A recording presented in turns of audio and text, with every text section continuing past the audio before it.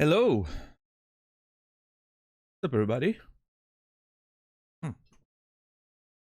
Incorrectly there. Hold on. No, something's wrong.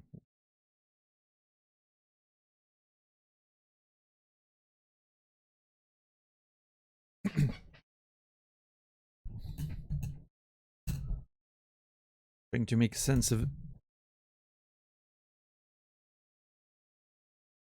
Better? I don't know.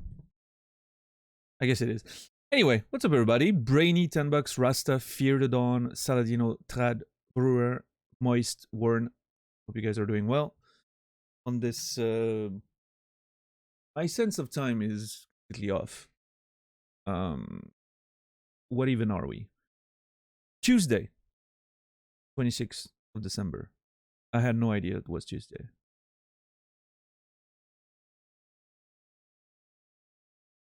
I don't know. It's because of the days off in a weird position and, you know.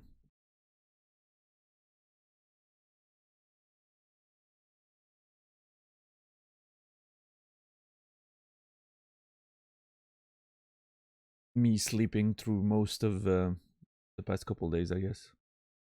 Although that's actually not true. I stayed up for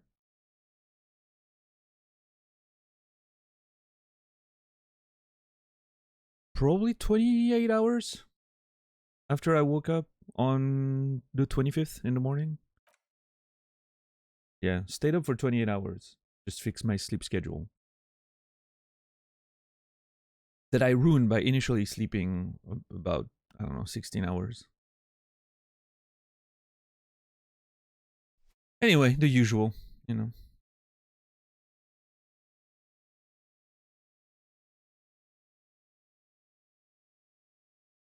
How was my Christmas? Just a regular couple days, not doing much. Outside of the sleeping situation that I just mentioned. I didn't do much gaming, honestly.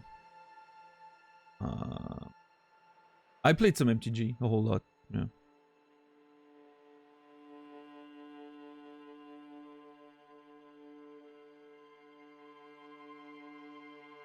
That's about all I've done.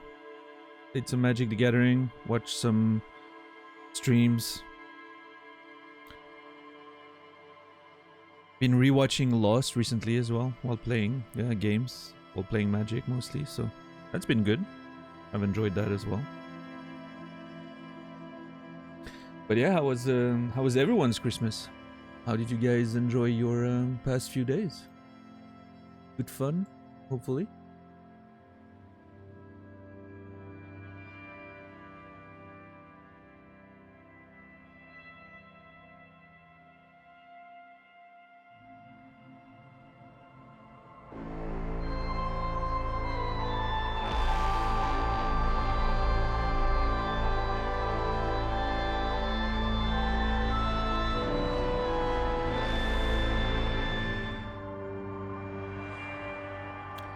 Why would you do that? Word. Thank you so much for... Hold on, I'm just sorting out stuff around. Yeah, there we go. Warren, thank you so much for the 5 gifted subs to the community. I appreciate it so very much. 110 total. That's an insane amount of support. Thank you. Thank you, thank you. And those go to Elfplanator, Inksanity. I haven't seen Inksanity in a while. HB is back. Felon and Eastern Light. You all will be remembered. I need to find the proper rhythm for that whole sequence there.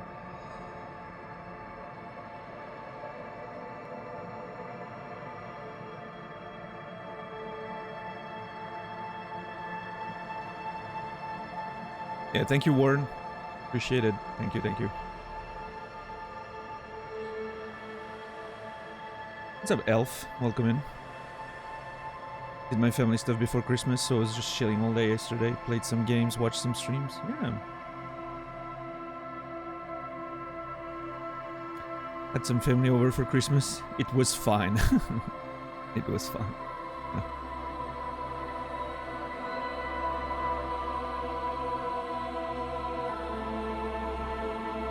Naz may be able to give you some tips.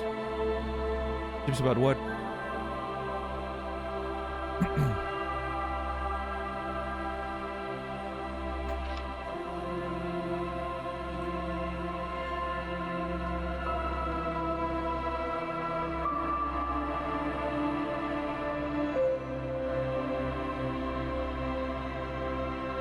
Oh, the pacing of my subphrase.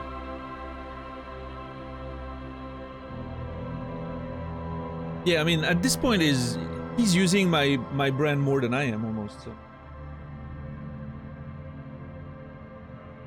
I wouldn't be surprised if he had some actual solid tips for me.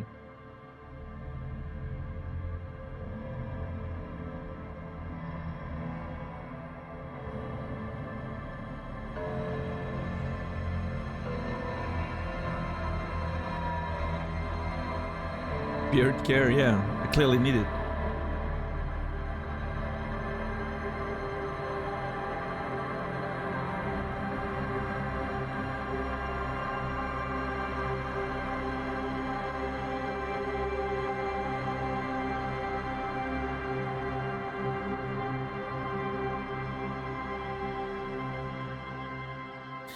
Oh yeah, I remember when I was thinking when I was playing last time that I wanted to check on this title screen if we could see those man, how did they call them again? Aerostatics, I think. Which I thought maybe could be like blimps, but I don't see any blimp on that menu, which doesn't mean, you know, there isn't, but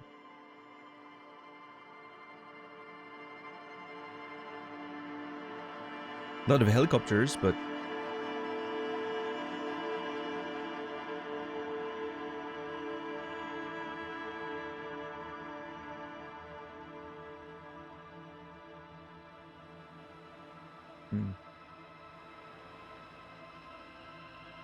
What's up, dads?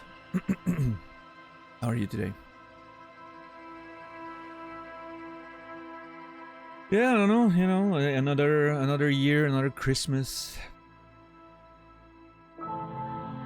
gone. I'm not too mad about this Christmas just being gone. Like I said, I wasn't very excited to celebrate Christmas. No family thing this year for some reason. Mostly because my mom's away for the holidays, so I don't know, we didn't plan anything with my cousins, which we usually do. We usually see each other at around Christmas, but for some reason this year we didn't really do anything. I usually go there with, you know, well, we used to go with my mom and my grandmother. Every time we used to take the trip to my cousins, which are, you know, a couple hours away from here, but this year just, I don't know, nothing scheduled, which is, you know, I mean, I don't care about Christmas that much, but hanging out with my cousins and playing video games is usually pretty good, because that's mostly what we do. We play video games during, you know, or board games or card games or whatever during Christmas Day. It's usually pretty fun, right? It's the one time a year we see each other. So yeah, this year I haven't seen them at all.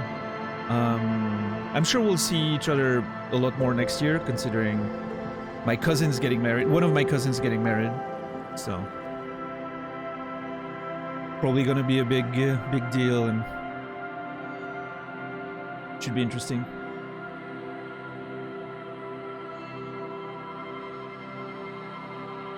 But yeah, so this year, you know, nothing really special. So I was just ready for the holidays to be behind.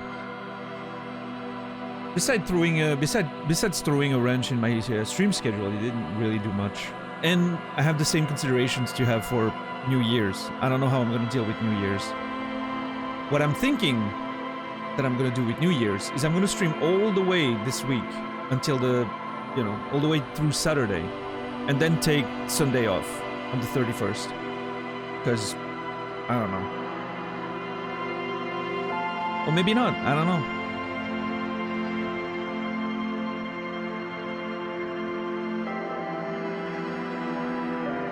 maybe I could do a special different stream on Sunday for like New Year's. Maybe do a bit more of a like just chatting hangout like we did a couple times this year.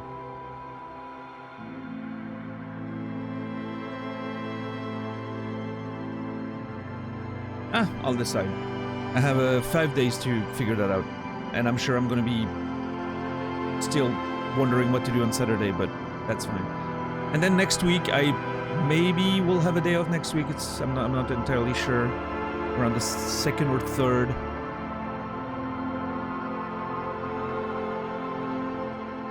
I'm maybe supposed to go see a friend, but I'm not sure. 2nd or 3rd next week, but we'll see. We'll see. I'll let you guys know when this gets clearer. Timmy, what's up? Nasrallah, thank you for the tier 1 resub. 19 months. Appreciate it, Naz. Support means a lot. And Nasrallah, you will be remembered.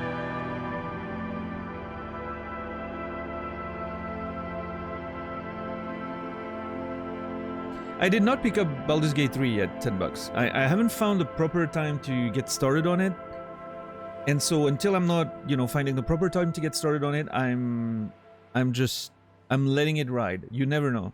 Maybe I'll find myself suddenly in a situation where I'm like, oh, you know what? Now I'm just gonna play the game on stream or whatever. I mean, I'm gonna grab it while it's on sale, I think.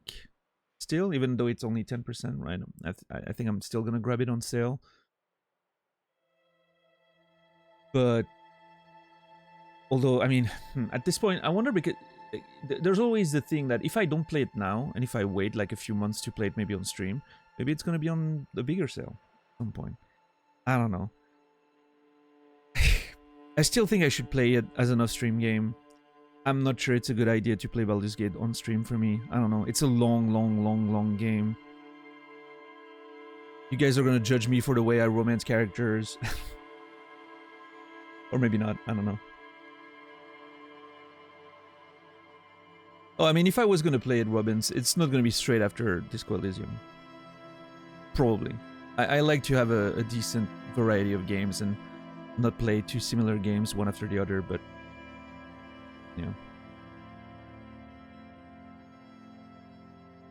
that's why I'm not sure if I'm gonna play Baldur's Gate off stream or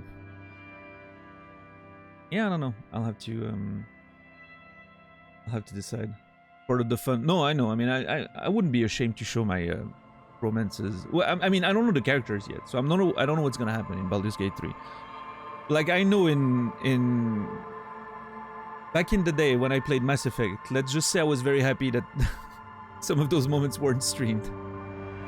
But I want to play Mass Effect Legendary at some point in 2024 on stream. That should be fun. But the real question for Baldur's Gate 3, will you go vanilla or modded? Clearly you haven't been around long enough, Robbins. Otherwise you would have an answer to that question. I am very vocal when it comes to mods, about not using mods. I'm very vocal about the fact that I do not play video games with mods. Almost ever. There are an extremely small amount of exceptions.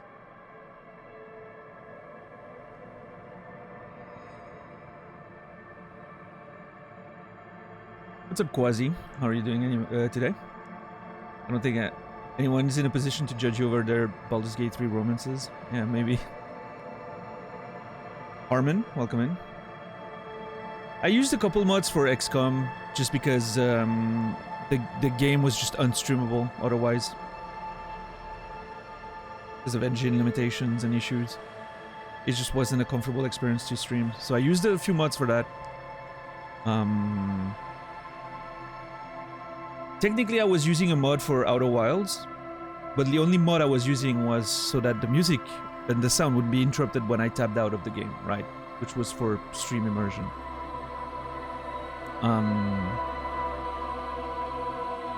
But yeah, no, the only mod I would ever recommend anyone, and that's the only one that I've been talking about and that I'm recommending people using if they're ever gonna play this game again or for the first time, is the Moguri mod for Final Fantasy IX.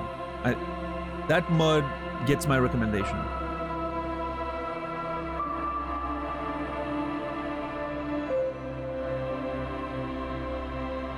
It doesn't change anything in the actual like gameplay or anything. It's a pure visual upgrade. It basically makes the game look like what you remembered when you played it when you were younger. But yeah, no, that mod is like extremely interesting. And then again, I mean, if you're playing Final Fantasy IX for the first time, maybe you want the original experience, and that's probably what, if I was to play the game for the first time now, I would play it without the mod, for sure. But playing it again, you know, 20 plus years later, I think it's a good experience to play with that mod.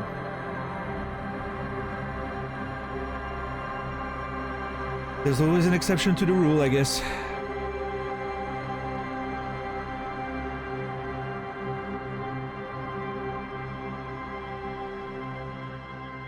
But yeah, no, if I play Baldur's Gate 3, for sure, vanilla. I have no intention of modding anything, ever.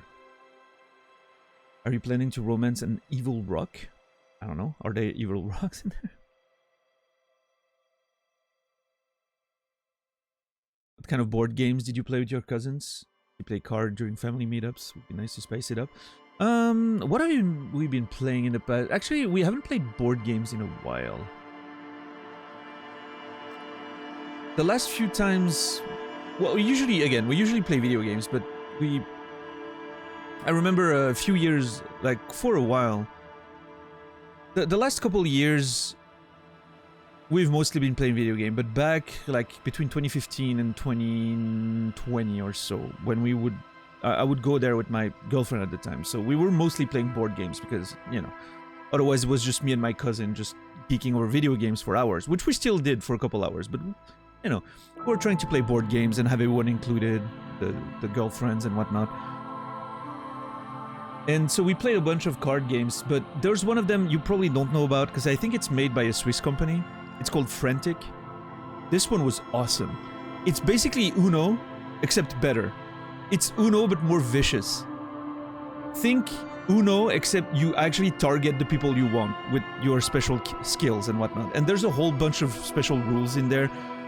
Like you can, I don't know, you can exchange your hands with people, like, I want your hand. And you can exchange with them. You can, like, it's not just, you know, get the next player to pick up 5 cards. No, you're like, oh, I want you to pick up 5 cards, specifically. It's like, it's pretty much the same base rules as Uno, except with a bunch of crazy rules on top. Crazy modifiers, like you can, like, suddenly draw cards where everyone for, I don't know, for 5 turns draws 2 more cards or whatever. Like, it's a whole... Or, I don't know, there's suddenly a card that nobody can win for 5 turns. Or, you know, like, really crazy rules that completely change the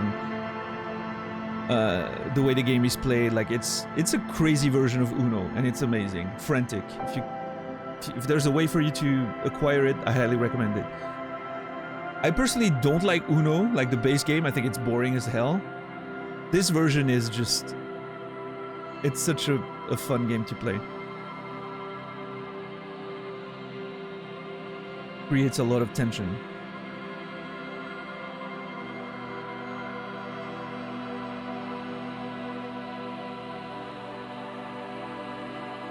It's almost as if it was a mix between Uno and an actual, you know, card game. Because you're like thinking about the cards you have in hand and have like special power cards, and yeah, it's really cool. I love how they did the remaster for Monkey Island, where you can switch from new graphics to old ones as you play by the hit of a key. Yeah, Diablo 2 remake does the same thing. Well, Diablo 2 Resurrected, I should say. I don't know. It's somewhere in between a remaster and a remake. It's one of those games, like the base game is exactly the same, but they've rebuilt the graphics. So is it a remaster? Is it a remake? I don't know.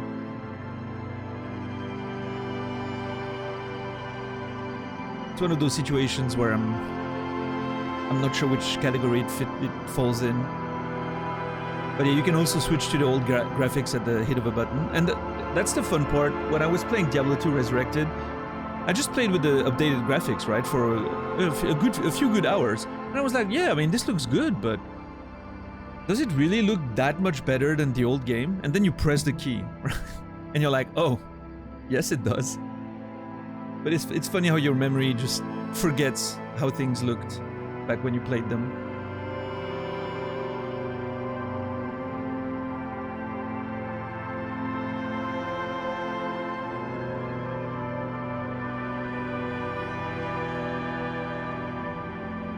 Frantic seems to be available on Amazon for $15. Nice. Hell yeah. There are expansion packs that they did for it, with like new cards and new abilities and whatnot. I don't know if there's like a pack on Amazon that comes with the whole package. If there is and it's not too much more expensive, I highly recommend it. I remember the expansions being really good. I wouldn't start with the expansions, right? I would start like playing with the base game, and then, you know, maybe after a while when you're used to the rules and stuff, you add like an expansion and then the other one. But it's good to have them. Yes. I don't know, do they still expand this game?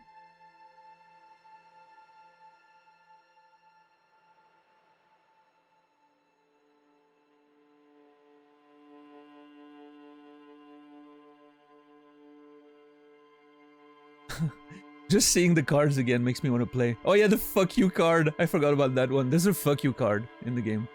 It's literally just a middle finger. I do not remember what it does. I actually do not remember what the fuck you card does.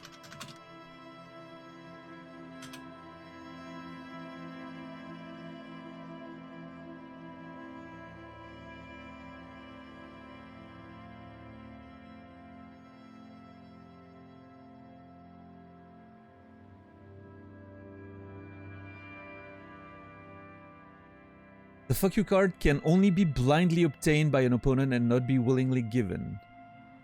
Oh, yeah.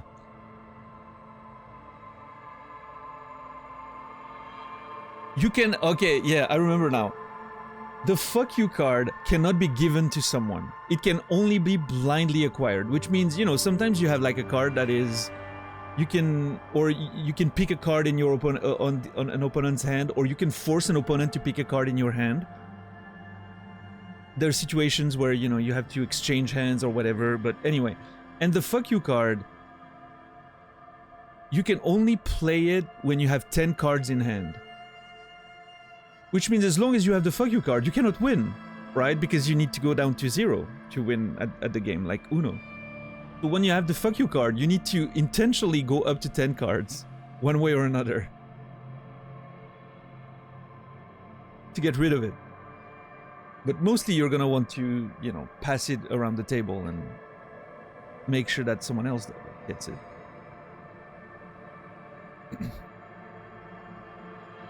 Such an interesting concept.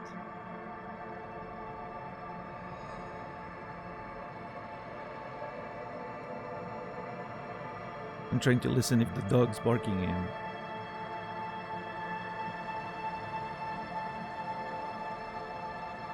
But the game's being loud right now. What the hell?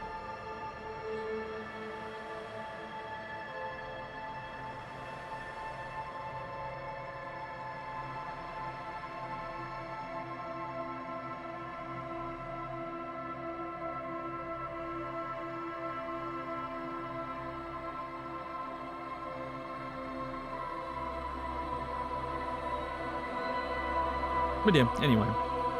Frantic, good game. Recommend it.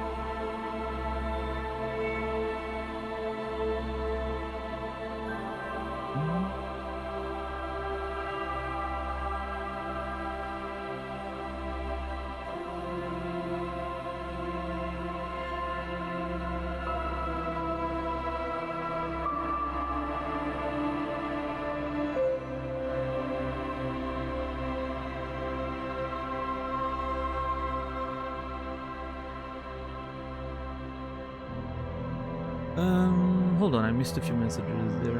Had some preconceptions, ended up changing my romance option on the first play. Oh yeah, Timmy? Interesting. Talking about Baldur's Gate, right? Yeah, I don't know. I haven't seen, honestly, I haven't seen very much of the characters Baldur's Gate. Like, I've seen a few pictures of a few characters, I think.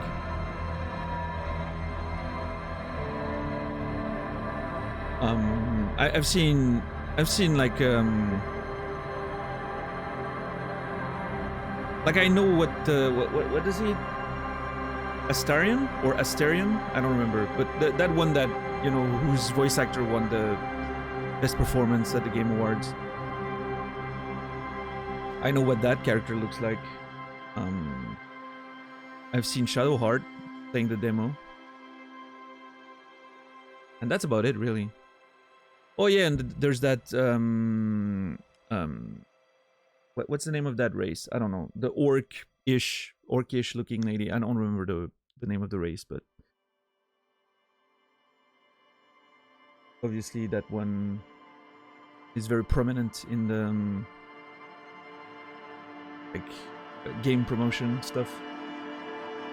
In fact, I believe she's the main character on the cover of the game, like the splash screen on PlayStation.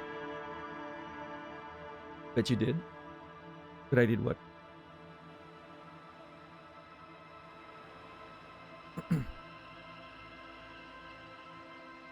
You know, I don't actually. I said a lot of things in the past 5 minutes.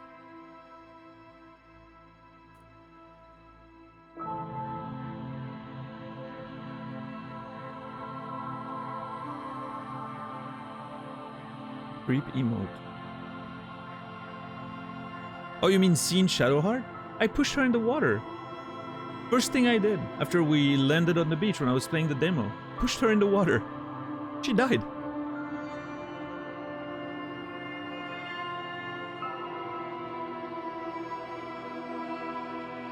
I was just trying to see if we could. Yes, you can. Okay. I was just experimenting. And you know what? That's what sold me on the game, actually. I was like, okay, if you have that kind of freedom, I'm probably playing this game. Should be a shame. I'm not. I mean, maybe I should, yeah, but I'm not. It's Absolute.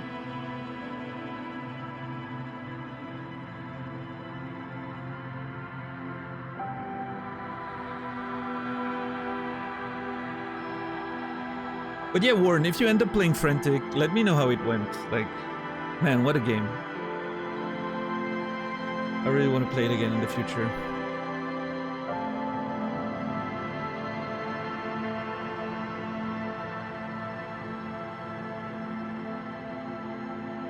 So, I didn't even see her, Jimmy. Because I think I started the demo with her. As a character, because I didn't want to do character creation. I just like went through the menus as fast as possible because I didn't want to waste time during the time-limited demo, right, on PlayStation. So I just slammed the buttons to get in the game as fast as possible, and I think I started with that character.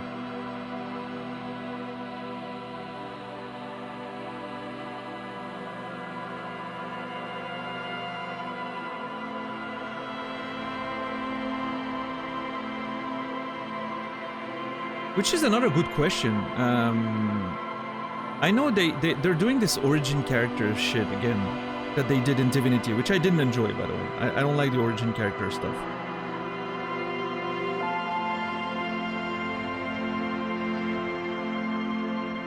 Because it makes, like in Divinity, it made me feel like I should play with an origin character for the added storyline, right?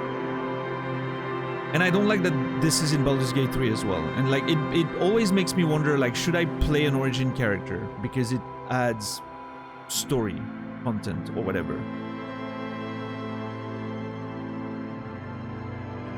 But like if I'm playing Baldur's Gate 3, I'm gonna want to make my own character. I don't want to play with a pre-made character. Pretty much no one plays with origin characters in Baldur's Gate 3. Well, that's good. If they manage to make that a bit a bit different, that's probably better.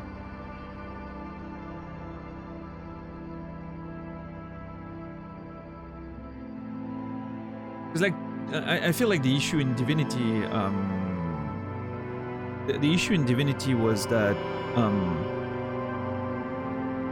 playing an origin character made it feel like you were more part of the world and the story, sort of.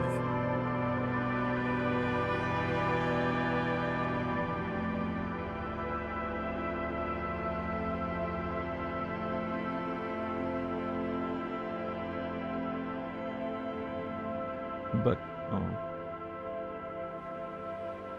Dark Urge is your amnesia trope. Yeah, I remember while I was like quickly scrolling through the characters, I remember reading that the Dark Urge was customizable, except it's still an origin character.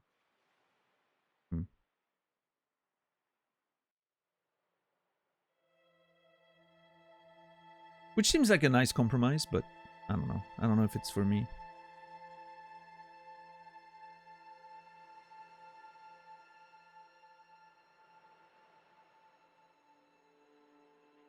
But to be fair, I have nothing... I mean, I don't think I have much against amnesia tropes. They can be fun, as seen in this video game we're currently playing.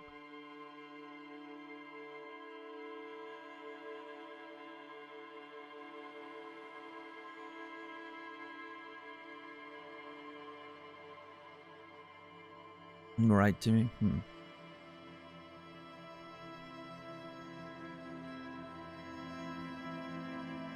Yeah, I don't know, maybe they managed to find a way to do it well for Baldur's Gate, but it definitely, like in Divinity, it definitely felt like a problem to me. I don't know. Or maybe I just thought it was, but...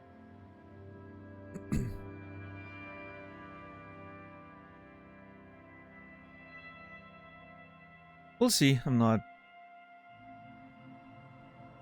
sure exactly when I'll get into Baldur's Gate 3 and how. Again, it's that annoying situation of not knowing if you want to stream the game or not. But oh well.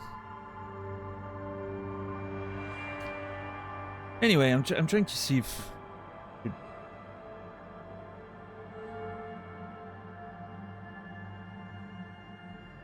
okay, I think I'll do that. I'm gonna go quickly make sure everything's alright with the dog. Caring for my mom's dog while she's away on holidays, so, you know. I'm gonna quickly make sure everything's fine with the dog, and then we'll get into the game. So, I'll be back for... I'll be back in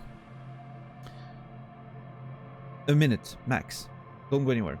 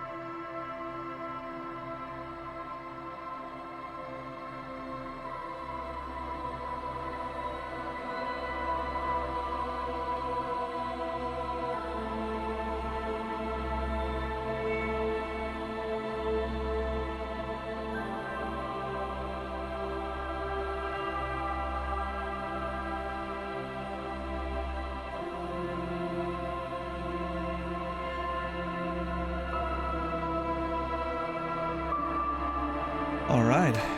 Thank you everyone for your patience.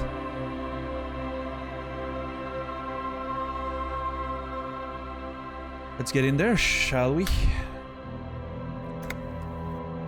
Been 2 days. I don't know how to play this game anymore. I was very excited to get back into it.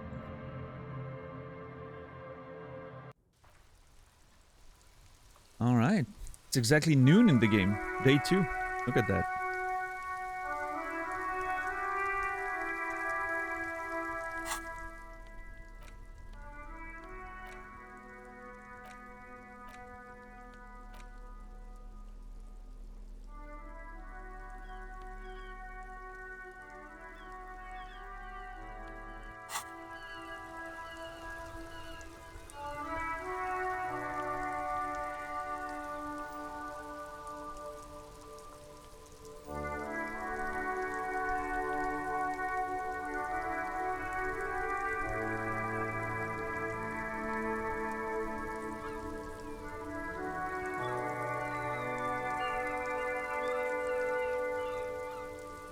So, I think I have a to-do list. Talk to Tommy again, because I have a check that I can try to accomplish. And then after that, we have to either find a way inside the harbor. Oh, we need to go... I want to go back with Kim on the back side of things. But we also have to find Kuno's dad.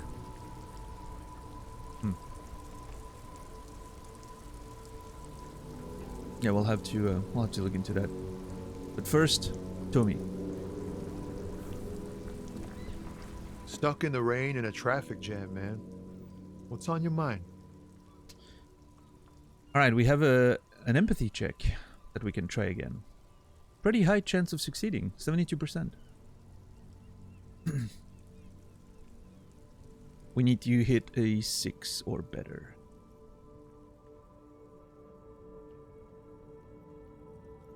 Alright, let's go. In his eyes, an unfamiliar longing, flecks of brown and gold. Familiar how? Empathy. It's hard to say. His gaze wanders southwest, down the street that goes beyond the horizon. I wonder if those are tattoos on his chest. I think they may be.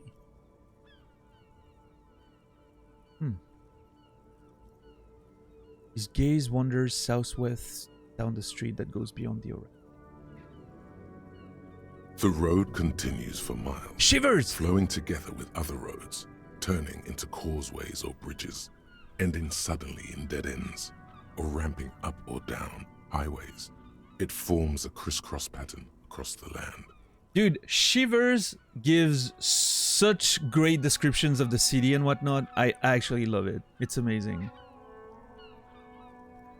It makes me almost regret that I haven't had Shivers since the beginning.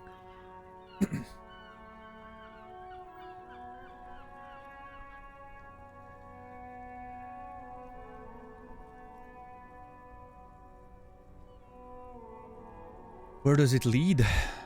Above the Jamrock Quarter, in the form of a raised motorway, and then the never-ending sprawl of Forburg, high above buildings, new and old, the air filled with the rumble of motor engines. Further. To the old south, to the farthest outskirts of Revachol, through the checkered fields of farmland, upstream to the river Esperance, past Montmartin, the border approaches. Interesting. Love it. What's beyond the border?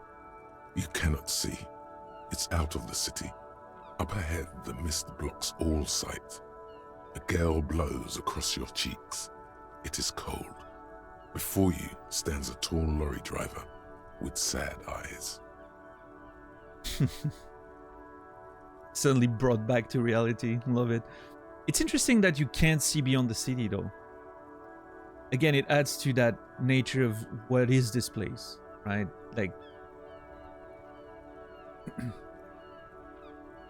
it's as if the world doesn't really exist outside of it, which I think is fascinating.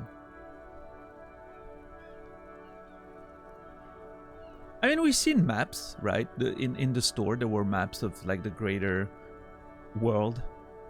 So we know there's more than Revachol, but... What's in the southwest?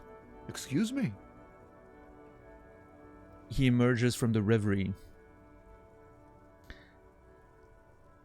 I'm a cop, I can fix anything. Really, you can tell me? Hell, I get longing. I felt something similar since I woke up.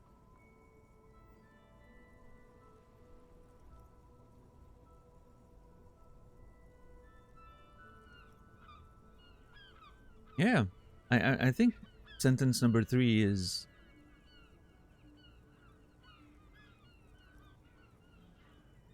It's sort of, you know, like, this just doesn't say anything. This is alright, but I mean, it could mean anything. The guy's probably going to be like, what are you talking about? This one's a bit more like, I understand what you're going through. Man, I don't know what to say. Not much anyone can do. There's no helping in absence, you know? Mm-hmm. I miss my family. They're all I have. My wife, second kid on the way, waiting all the way in Diora. And here I am stuck in this shit, So far from home. Diora. What's it like to miss someone? I think Harry knows. Oh man, I'm gonna sneeze again. Hold on.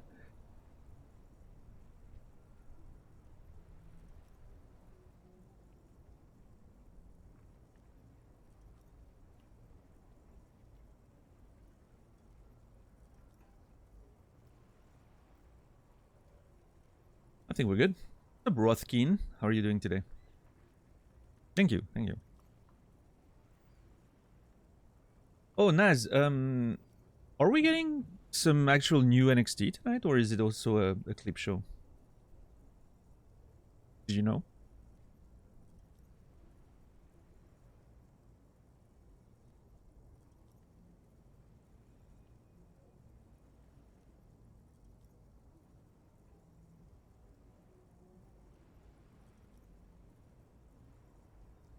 Pretty sure it's a real show. We'll check.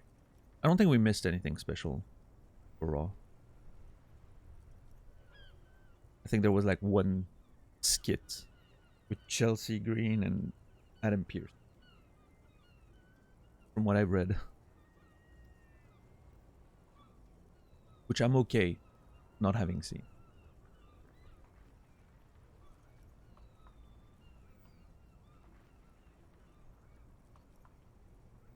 Diora? Question mark? Diora of the Seven Seas. It's on the other end of Le Caillou, pretty much. On another island called Laurentide, off mainland. We've got a little place there. Can almost hear my kid laugh when it snows. Can almost hear my kid laugh when it snows. Oh, well, I have to ask that question. Interesting. What's it like to miss someone? What's it like? Good. And bad. An ache that brings you joy. I think of them a lot. I dream up these silly scenarios in great detail of living with them. It comforts me. There. What about you, Cop Man? You missing someone? Hey, Cassie. What's up? Welcome in. How are you doing today?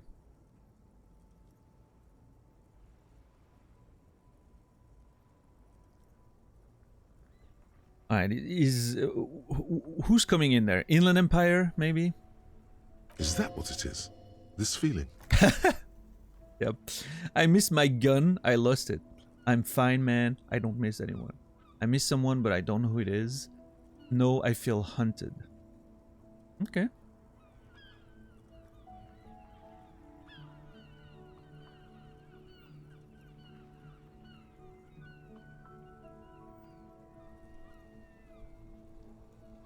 So, I don't miss my gun.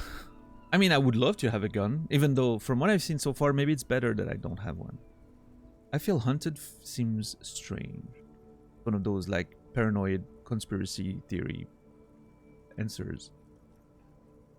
This is denial, and this is the truth, pretty much. There's this presence in our character's life, right? The ex-wife or whatever, that we haven't really figured out who she is yet. But she is missing. That's true. I think I'm going to be honest with him. He's been honest with me. I'm going to be honest with him. I miss someone, but I don't know who it is. I feel for you, my friend. It's bad enough to know who you miss. Missing like that doesn't feel like it has much of an upside. But, thanks for this. It's nice to talk to someone. And I know it wasn't easy to ask. I hope you find your way through your own troubles. And Tommy's great. Tommy's a very friendly character. Love Tommy. Tommy is maybe my second favorite character after Annette so far that we've met. Is there anything in that bag? No. Do I need to go to Fritz for some reason? I don't think so. We're good. Alright, so now I have two options. Talking to Tommy, that's done. We can go find Kuno's dad. Go to the harbor. Or actually, we have three options. Yeah, go to the harbor, find Kuno's dad, or we can... Okay, I really want to quickly do... I really wonder how to get up there. I still have no idea how to get up there. I'm very annoyed. I would like to talk to her.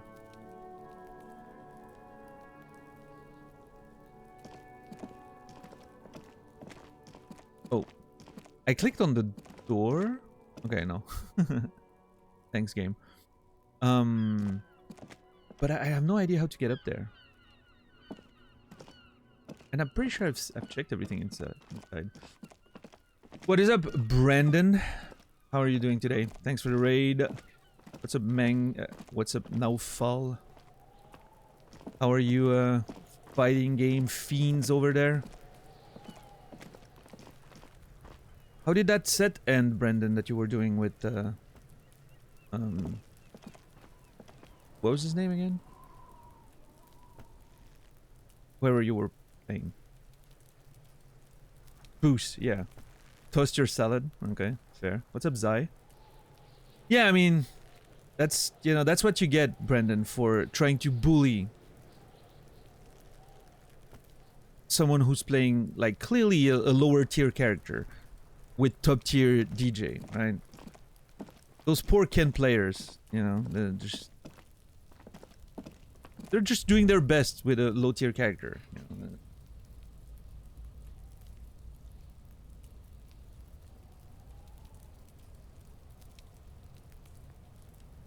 God damn it. Hold on, I'll be right back.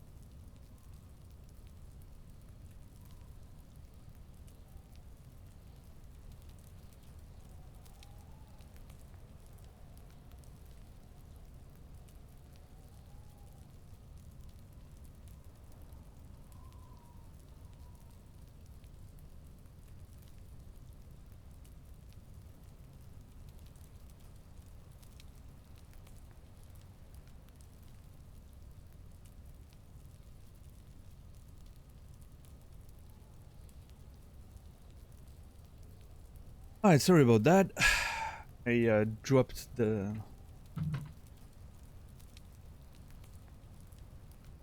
lid of my water bottle.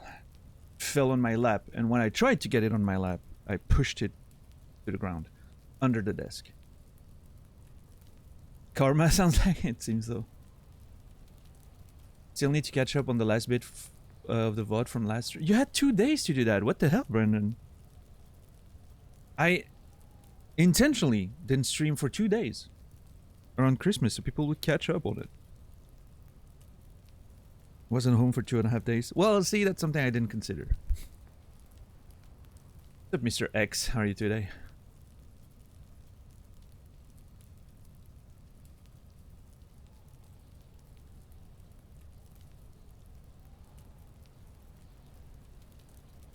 Poor Ken and JPs have to deal with their low tier characters. Hey, I mean, you know, it is what it is, right?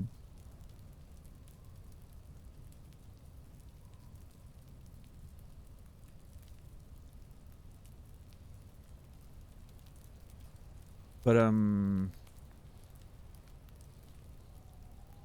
no, yeah, Brandon. Obviously, I saw your like retweet. You're one of the only people I haven't muted on Twitter at this point, Brendan. So, like, my timeline is mostly your retweets these days. And it's pretty funny. Yeah, people complaining that, you know, like, saying that Ken isn't a top tier character is pretty funny, I will say.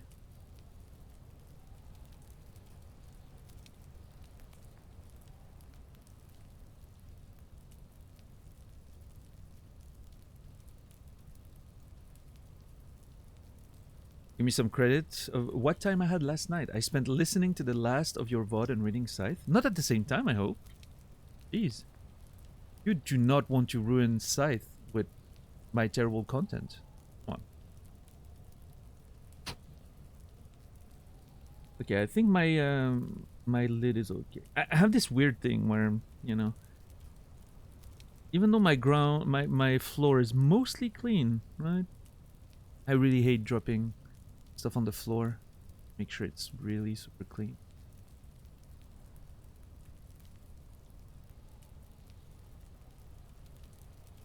Wow. I see how it is, Brendan.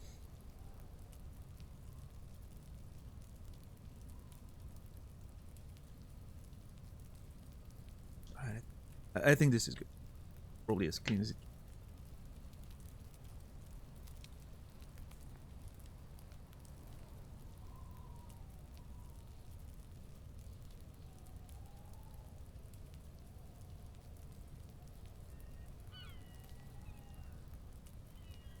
You pull the trigger on the Sundaras. Nice, nice. Hopefully you will enjoy them.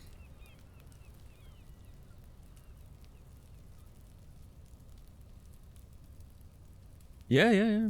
Look into like I don't know. I mean, it all depends. Maybe with the Sundaras, you want to look for like specific recommendations for these cans, but as far as amps, DACs, I've been very happy with Fio's.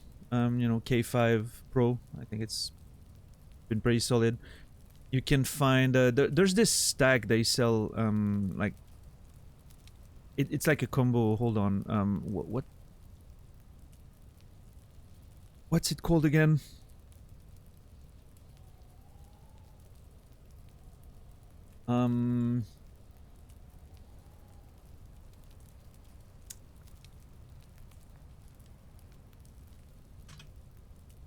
Don't go anywhere. There's one that I almost wanted to get at some point.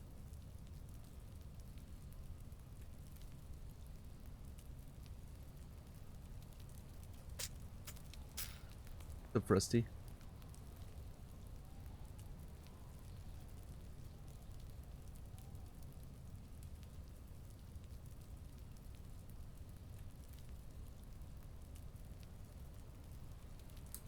God damn it, I can't find it. But it was too expensive to import from the US, so for you, could be perfect. They only sell it on their website, I think.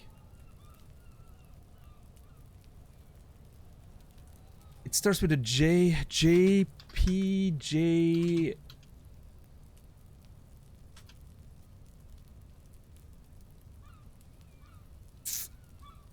Can't find it again. Or sheet? No, sheet's good, but it's not the one I'm. JDM maybe? No, JDM.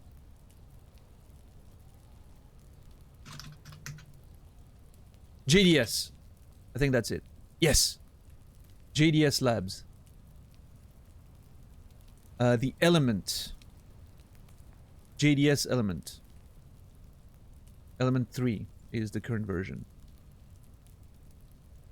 It's not the cheapest, but it's a very good combo. Very nice, you know, small, practical, pretty good. But yeah, again, I haven't, you know, tested it myself or anything, but I would look into again like the Fio K5 Pro. In my opinion, is very good. Really, I've been very happy with it. But obviously, do your own research, you know. Plus, I got mine cheap. It was refurbished. I got it like at half price, so that was obviously very good.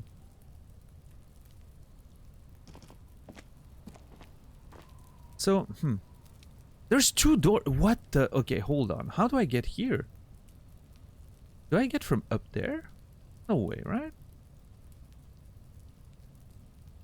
Okay, let's explore with Kim. Maybe Kim knows some shit.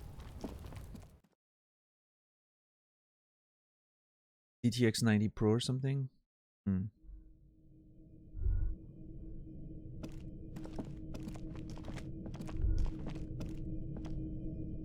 almost regret not being here with Kim the first time. Maybe he had some opinions.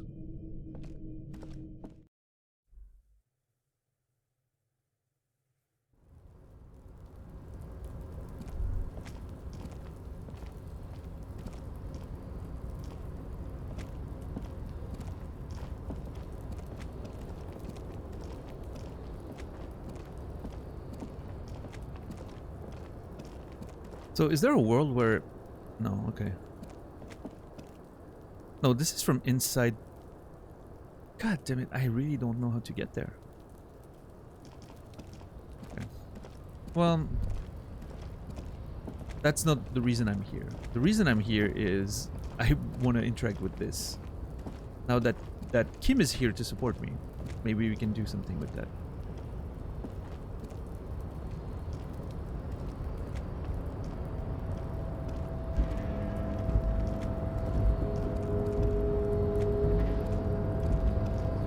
So I'm fairly sure this is the harbor. I'm fairly sure. That's where we need to go. Because that's those are the gates, right? Down there? Yeah. Yeah. There seems to be a staircase here, which I believe I've seen the bottom of. The tarpaulin cloak with possible RCM markings is still caught on the railing.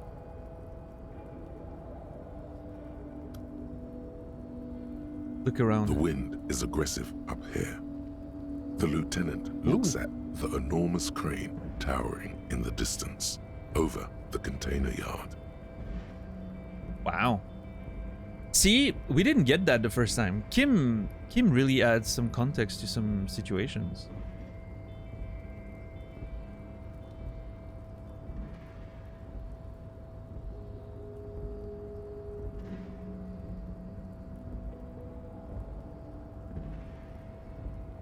The look in his eyes is a mix of the engineer-like interest and the wonder of a 6-year-old seeing a horse for the first time. Motherfucker let out a whistle. Now that's a huge crane. It's just a machine, Lieutenant. Like a giant hammer or a pair of pliers. Nothing to see here. Let him have this moment of wonder. Yeah, I'll just let him have it.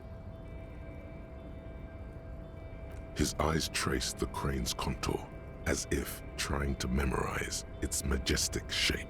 Then he notices your gaze. Yes. We were in the middle of something. Your cloak.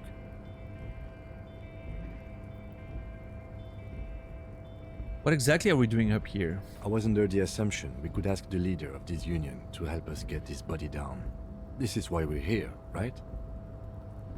In the harbor, yes, but we're not really in the harbor right now. We don't have access to down there, I don't think. Or it could be that we are just exploring. He looks around, wind rustling in his hair. He's thinking you've forgotten where you are again.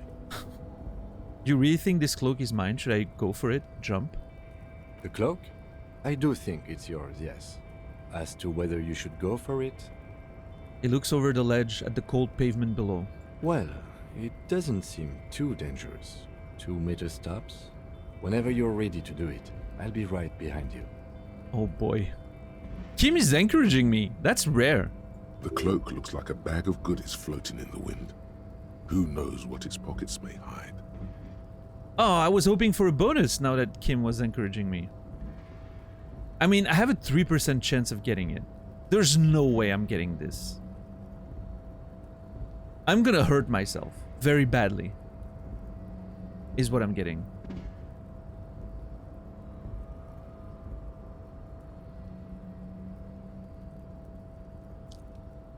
But Kim has been encouraging me, so...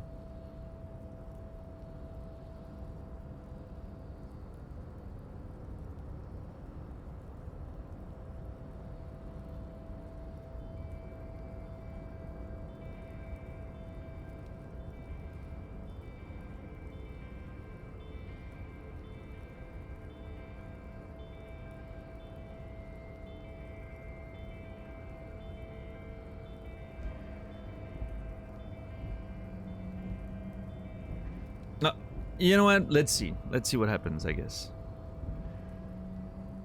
I'm on -1? Hold on, why? Items -2. Okay, hold on. Not right now. I need to... You know what? Let me remove my shoes. I know it's the middle of winter. I don't care. Let me remove my pants. Alright. We got this, Kim. We got this. I removed my pants, I removed my shoes for some reason, even though it's snowing. Tarpaulin cloak with What's up, possible Gra? RCM How are you today? markings is still caught on the railing. Say 8%. Easy. Easy. We got this. We absolutely got this. All right. Here goes nothing, I guess. What's up, JR? Statistically relevant odds? I mean, hey, it's an extra 5%, which, you know, is I more than doubled my chances. I only need an 11 now. Before that, I needed to get a double 6, basically. Now I can afford an 11. 11's fine.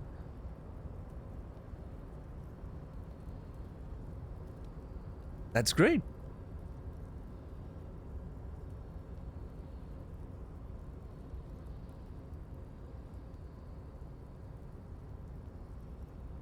I mean... Oh, interfacing doesn't change. It's not. It's savoir-faire. Yeah.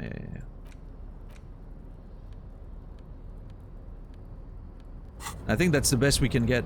All right, here goes nothing, I guess. is still caught on the railing. Hey, you know, Kim encouraged me. He said he was gonna be right there. So, what's the worst that can happen, right? If Kim encourages me to do something, it probably means it's a good decision. He's been less than supportive to my shenanigans, usually, so...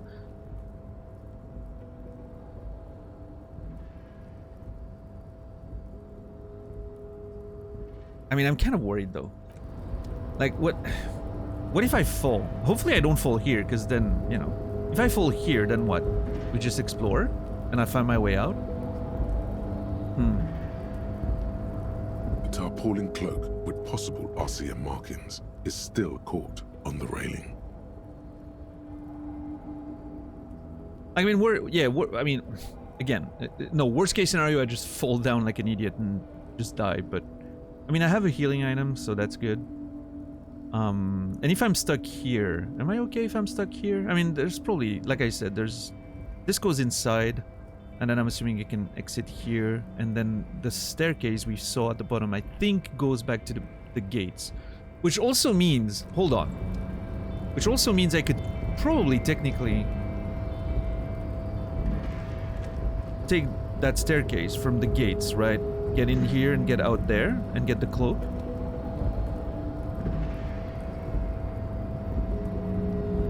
Provided I can open this door, which, you know, is a big if.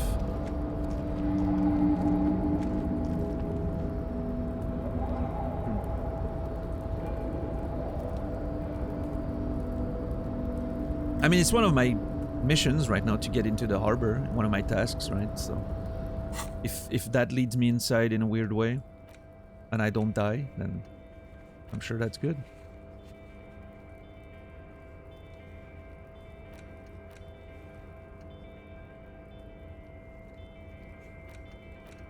And we have so many things to do, Jesus.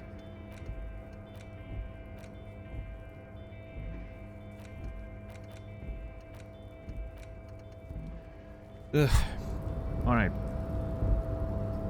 A tarpaulin cloak with possible RCM markings is still caught on the railing. My balls are fine. I have very warm underwear, I think.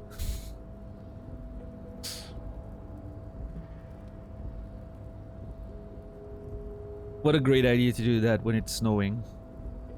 Like, what would actually happen if this was real was that I would probably like run, put my feet in on there to get like a jumping point, and I would slip and break my neck. Now, why am I jumping though? Like, why don't I just go? Oh, maybe that's what I'm doing actually. It says jump over the ledge. It doesn't say like jump like a crazy person. Maybe I'm just jumping over and grabbing the coat.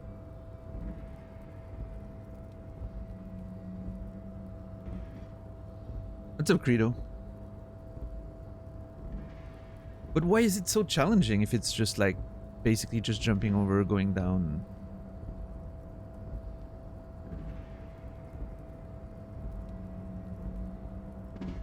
Because for some reason, I was in my mind, considering the distance, I was like, I'm gonna like do a crazy jump to catch the thing, right?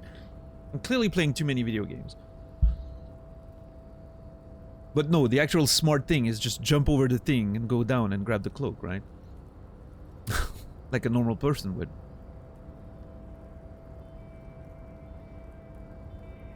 Alright, you know what? It's a white check. I'll try. Let's see what happens. Oh shit. Why are you... Okay, no, he's doing... Oh my god.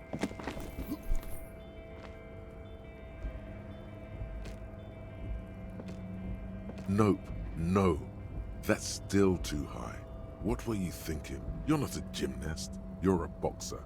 And you've climbed way too high up here.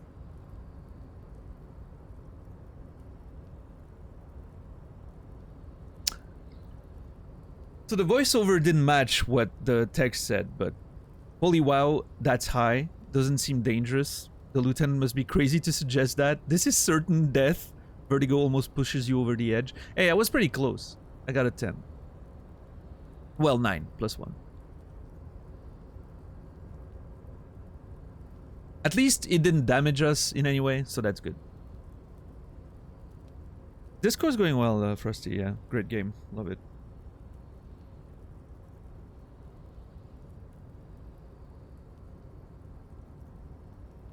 I can't do it right now. I'll make the jump next time. Oh, you asshole. Sure. Just be careful, okay? Looks like you almost strained a muscle there. Why is my health getting damaged? If anything, my morale should be damaged. I wasn't brave enough to make the jump. Looks like I almost strained a muscle there. Kim, you're the one that encouraged me, okay? God fucking damn it. Let me put my pants back on and my shoes. Oh, let's go back down, I guess. I don't think we'll get anything else of value up here.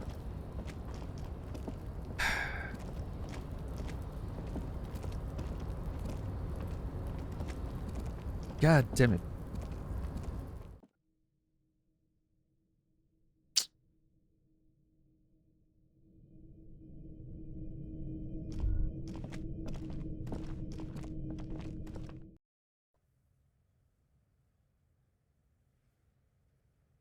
Got too scared, heart almost gave out. I don't know.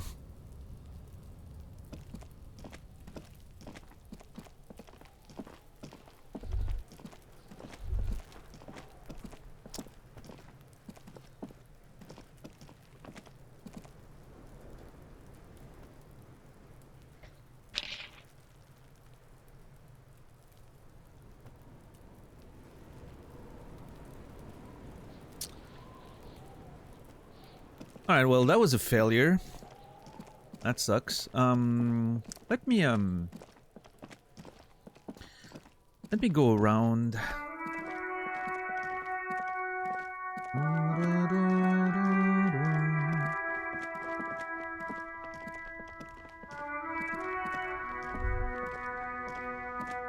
I think I'm gonna buy... Should I buy some more Nosafed? Probably, right? I just want to make sure I have at least 2 of them.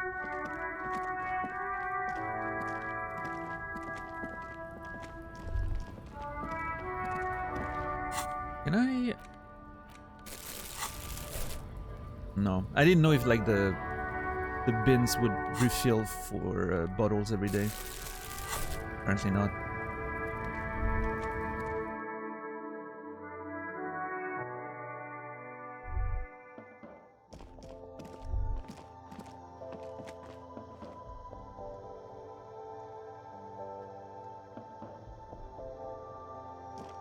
A small cabinet on the wall is filled with various medicine bottles, nasal sprays, and blister packs.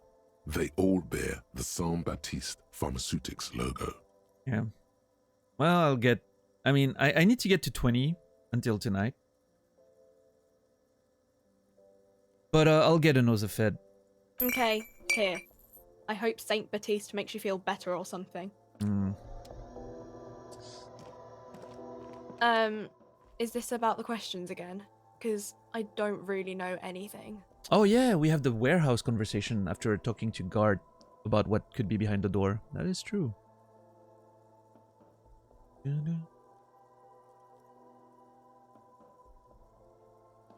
Whoops. My microphone being crazy.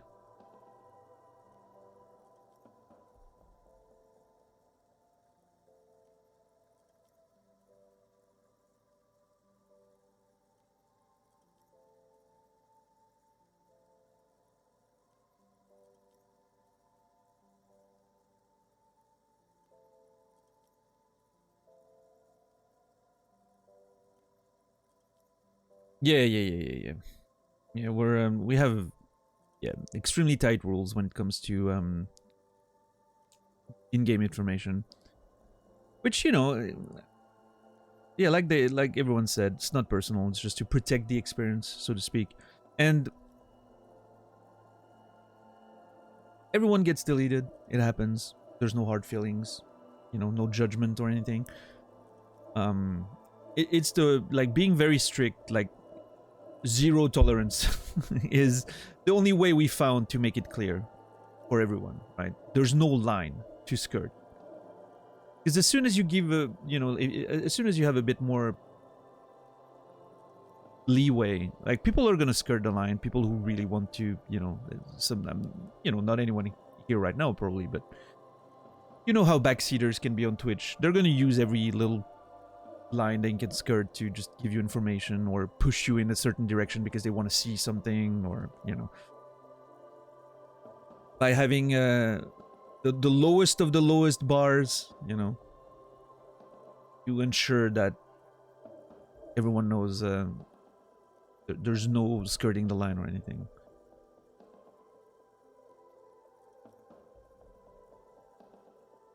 Naz says it only happens if you're a bad person. Well, that's Naz's opinion. So a guy earlier asking some leading questions on the stream. Yeah, I mean that, you know, people who want to backseat, they'll find ways to do so. And at least with strict rules, you make sure that that never happens. Oh well.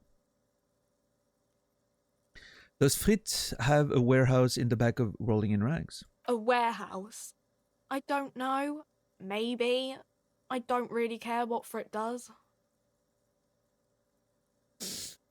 Come on, give me something to work with here, or this is important. And I don't think she cares about what's important. Give me something to work with here. She looks up from under her brow. Fine. Frit doesn't have a warehouse. Just a little back room here. Okay? Okay. She turns back to her magazine without waiting for you to respond.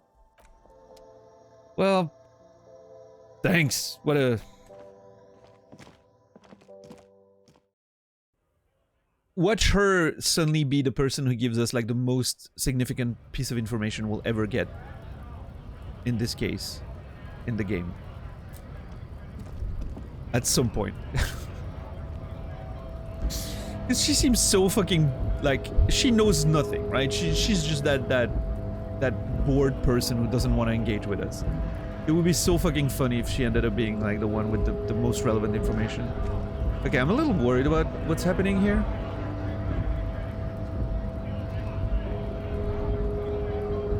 This dude seems to be like sort of leading the strike right now.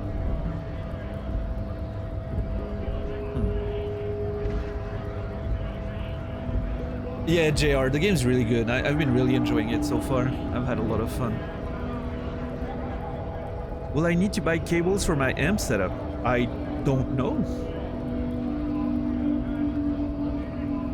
Depends what cables you have. Depends what comes with the Sundara. Depends what comes with the potential amp you're gonna buy. It's... If you get a DAC amp combo, it's mostly gonna be linked to your devices through USB, right? Like, if you're putting it on the PC, if it's a DAC M combo, you're gonna have a USB cable or a optical cable, right? Depending on your setup or what comes with the amp. Usually the amps come with their own cables, right? For the DAC portion of it, at least.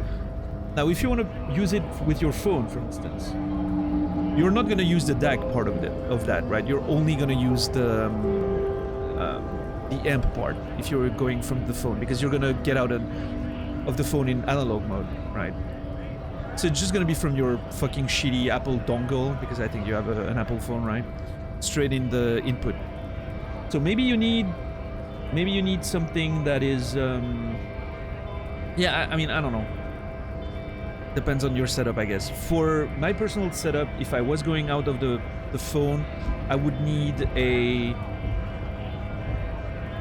mini jack to red and white, you know, the what do you even call these cables in English? I don't know. But yeah, like the red and white stereo cables.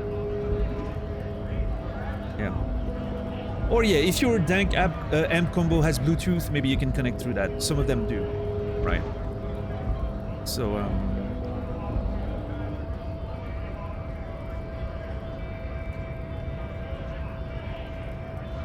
Reki, thank you so much for the 9 months. Tier 1, appreciate it, Reki. Hope you're doing well. Thank you so much for the resub. And Reki, you will be remembered. RCA, yeah, I think that's it. Thank you.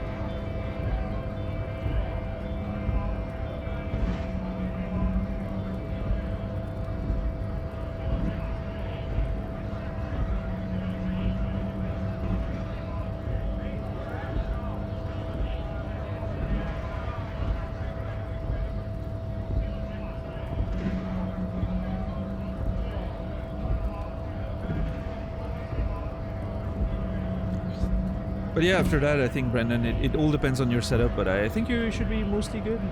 Like, I don't know.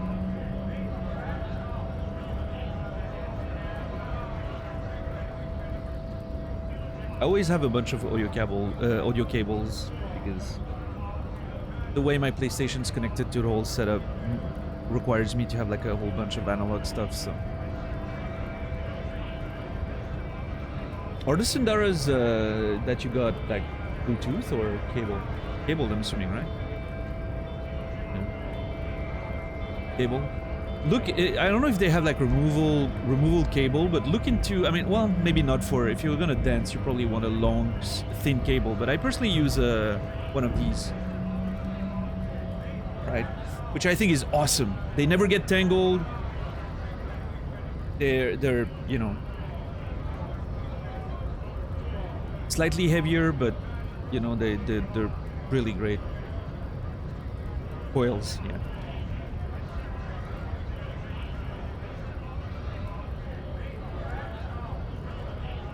Yeah.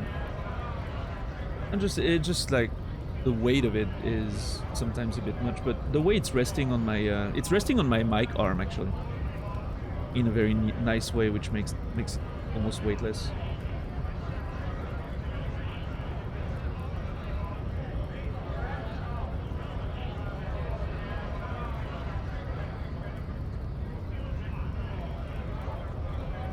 Yeah, Timmy.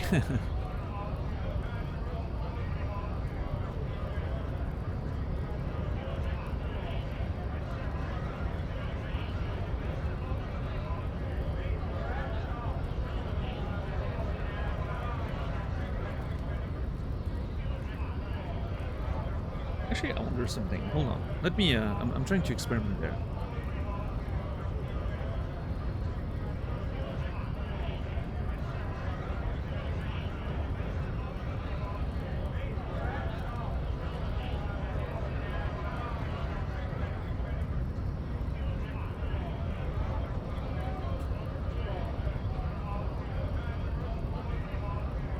Yeah, I was trying to unplug to see if the weight of the cable was significant, and I just like got used to it, but I don't think it is.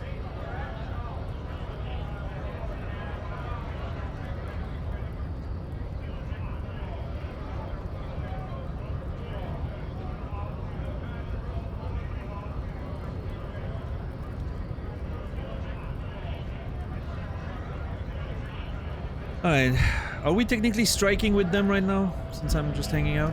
What is this, though? Can I get in there? I have bioaerodynamics, yeah. DT990 Pro? I know there's a 990 Pro X, but I think those are just 990. Yeah. DT 1990 Pro. 1990 Pro.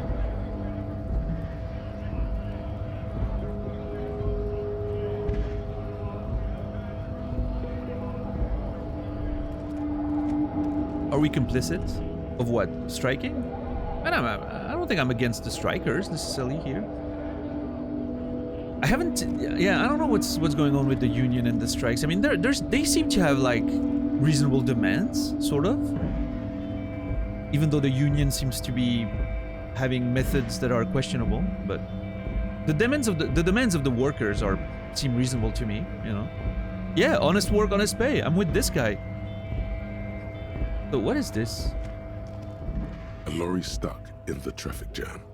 This big, heavy Grad-made machine is well kept for such an old machine. That is a weird sentence.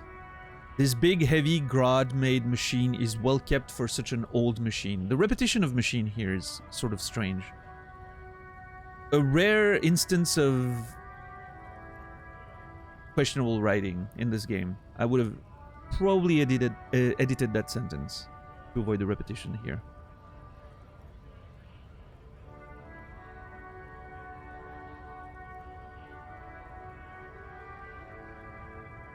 Look in the window. The windows are clear. They've been recently washed. You can see a lorryman's cabin with personal belongings, stickers, insignia. Yeah, it doesn't flow very well. Yeah, repetitions in general, you know, unless they're for a specific effect, they're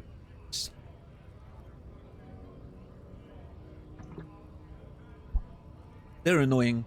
Both in like if you're obviously if you're reading out loud, it becomes very apparent.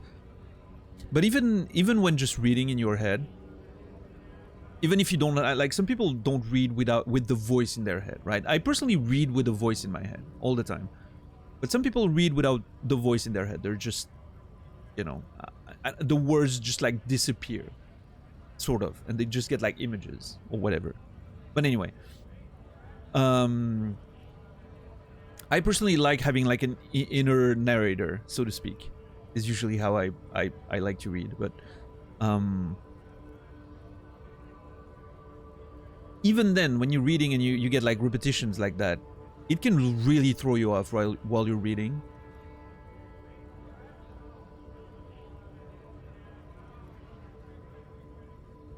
Yeah.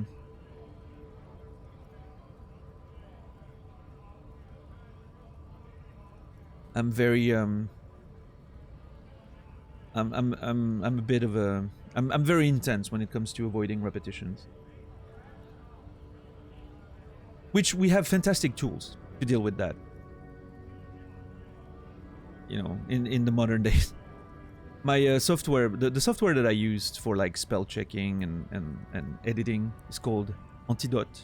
There's a, you know, I think it's from Quebec, the company that makes it. There's an English version, I think. Like they do like an English, they have an English setup for it, but it's mostly used in the French industry, I think.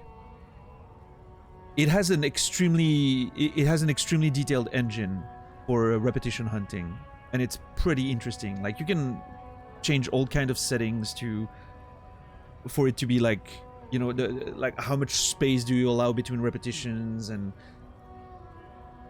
words, like not just like the same words, but words of the same family, you know, that have like the same root, for instance, but aren't the same words. Like it can still highlight them for you, and yeah, it's a really useful tool. But yeah, I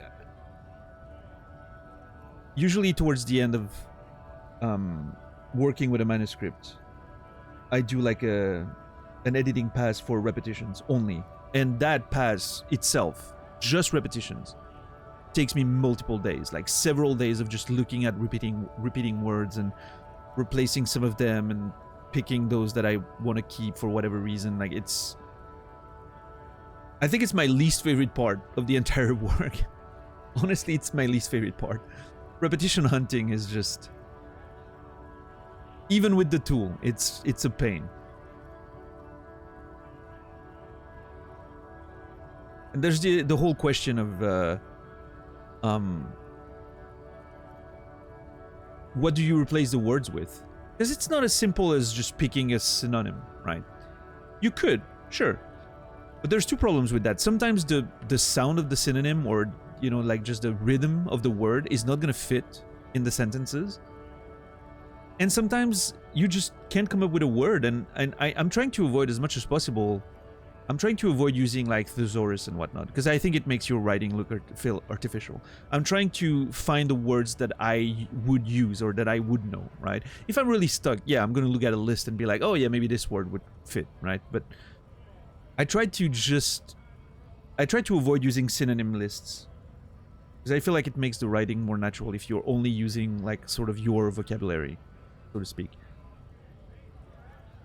And sometimes you just can't find just a word that fits, right? You have to like rewrite the whole sentence or whatever. And man, it's such a huge amount of work. And then rewriting sentences, you sometimes unintentionally create new repetition, because you're focused on like those 2-3 sentences that you're working on, and you're not noticing that by changing a sentence, you're creating another repetition with one that's like 3 sentences further, right?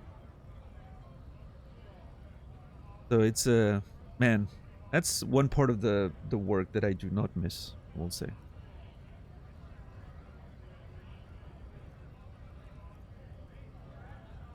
But yeah, I haven't been writing a lot in the past couple of years, and I'm starting to miss it. I'm starting to get that drive of I really want to write another novel. In addition of hopefully one day being able to write something in a different industry, but yeah, writing another novel right now is something I should probably do.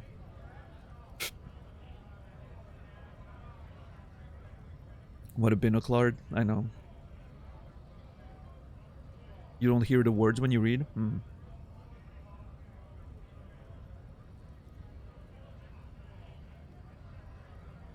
Yeah, I don't know, for me it's just, I like having that inside narrator that's just voicing everything, and every character has a different voice. And the narrator himself, like if it's a first person novel, he's gonna have the voice of the protagonist, right? But if it's like a third person novel, it's usually gonna be a narrator voice that happens somehow. Like, I don't know. If I know the writer, I tend to read them in their voice, which is, I know is very weird, but yeah. If I know the writer's voice, or if I know them personally, like, it's gonna be their voice telling me the story. But yeah, I know a lot of people just don't really have the words or anything. They just go through those pages, and like the film plays in their head, so to speak. Which I do have the film, right? I get the movie thing. It does happen in my head. Like the imagination, like the whole fantasia stuff of it's all happening, but I do have the narrator on top of it. In fact, I mean, I was gonna say, reading a book for me is a lot like playing this. You get the images and you get the narration. Just not in isometric view, I guess. You can see the Lorryman's cabin with personal belongings, stickers, insignia. What kind of stickers and insignia? The driver has adorned his space with a substantial collection of peculiar paraphernalia. Proclamations about honor, strength, and purity are glued to various panels. Honor, strength, and purity glued to various panels. What about the backseat? The back end of the cabin has a small perch to sleep, large ashtrays. There are several suns and wheels sewn into the curtains.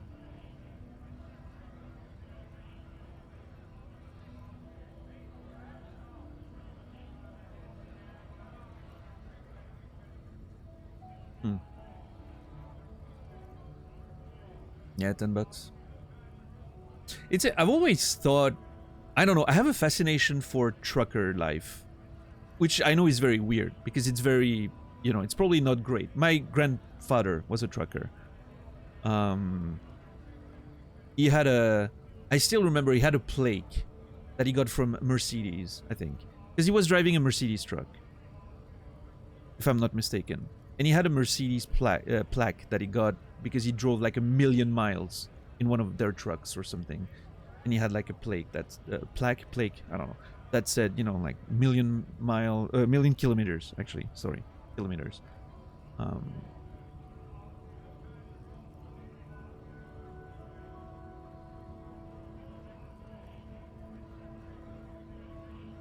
But that, like, I always had that weird fascination of, you know, that trucker life when you're like doing long haul stuff and you're stopping here and there to sleep, and you have your little sleeping space in your truck and your little entertainment space and whatnot. I don't know. I know it's very romanticized, like in movies and whatever, but I always thought that life was probably pretty fascinating. It's probably boring most of the time, right? I mean, hearing my grandfather talk about it was like not the most super exciting life possible, but I don't know. I've always been fascinated with driving and stopping on like highway little rest areas and whatnot. I don't know. I like that atmosphere.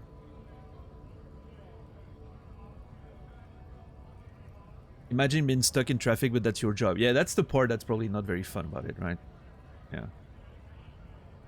Well, hey, I mean, if you're gonna be stuck in traffic, I would rather get paid for it, right? Right? That's another way to look at it. $10, right? If we're gonna be stuck in traffic, I'd rather get paid for it, because a lot of people get stuck in traffic every day, except they're not getting paid for that. They're getting paid for the annoying part that comes after, right? The being stuck in traffic is just so they can get to another annoying place that they will get paid for. So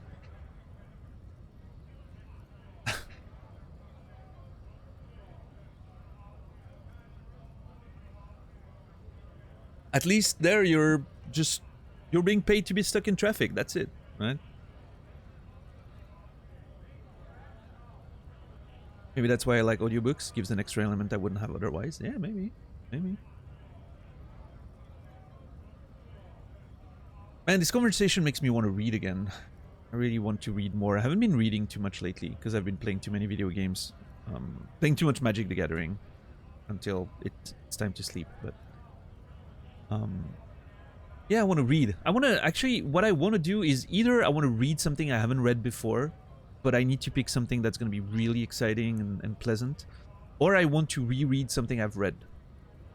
I've been thinking of rereading Scythe, because I've been recommending it to a few people lately, and I've been thinking about it again, and I think I want to read it again.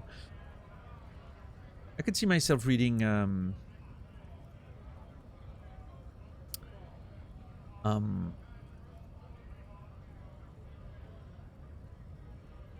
Sleeping Giants again, like the Themis Files. That'd be nice. I think at some point I will have to read Harry Potter again. I've been wanting to dive into this world again. But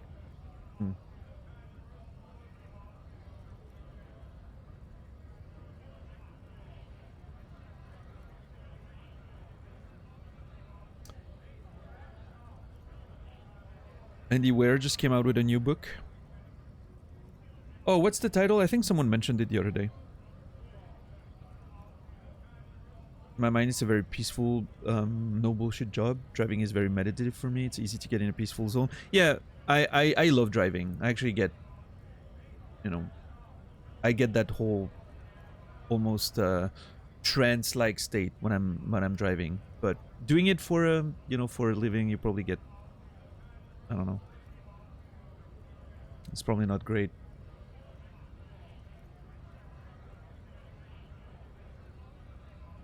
Depends what you do with it. My friend used to use the time to listen to a ton of audiobooks. Yeah, listening to audiobooks, driving around. Project Hail Mary. Yeah, that's the one that was mentioned. That someone mentioned. Is that the new one that he recently came out with? I could read that. Yeah, that sounds nice. I mean, I thought The Martian was pretty okay. I think the one he wrote after The Martian wasn't that great. I don't remember the name, but Yeah, The Martian was alright. It was a pleasant read. Going through Scythe, more than halfway through already, reading multiple chapters a day. Nice, Brendan. First book? Or are you in a different one?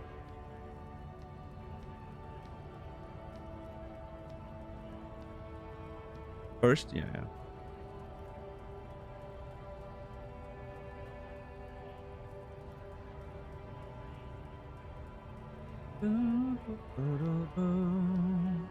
You read it before you watched the movie? I haven't seen the Martian movie. I don't think. Have I seen the Martian movie? So I can see Matt Damon's fucking face as an astronaut. So I think I must have, but then again, he was in Interstellars. maybe I'm confused.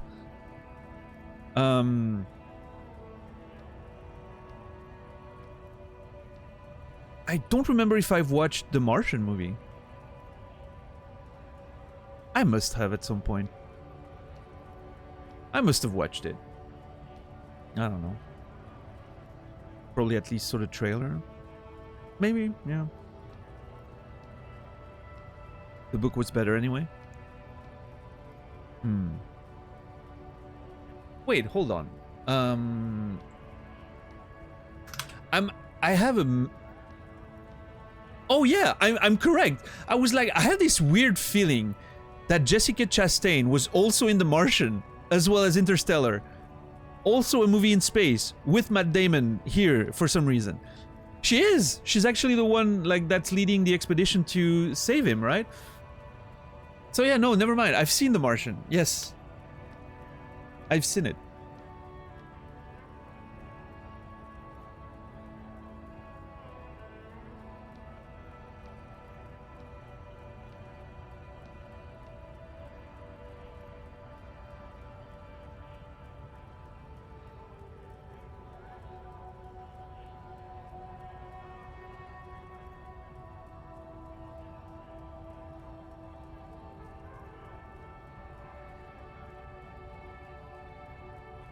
Yeah. Yeah, I don't remember what I thought about the movie. I don't... it wasn't very memorable, clearly. But yeah, the book was a good read.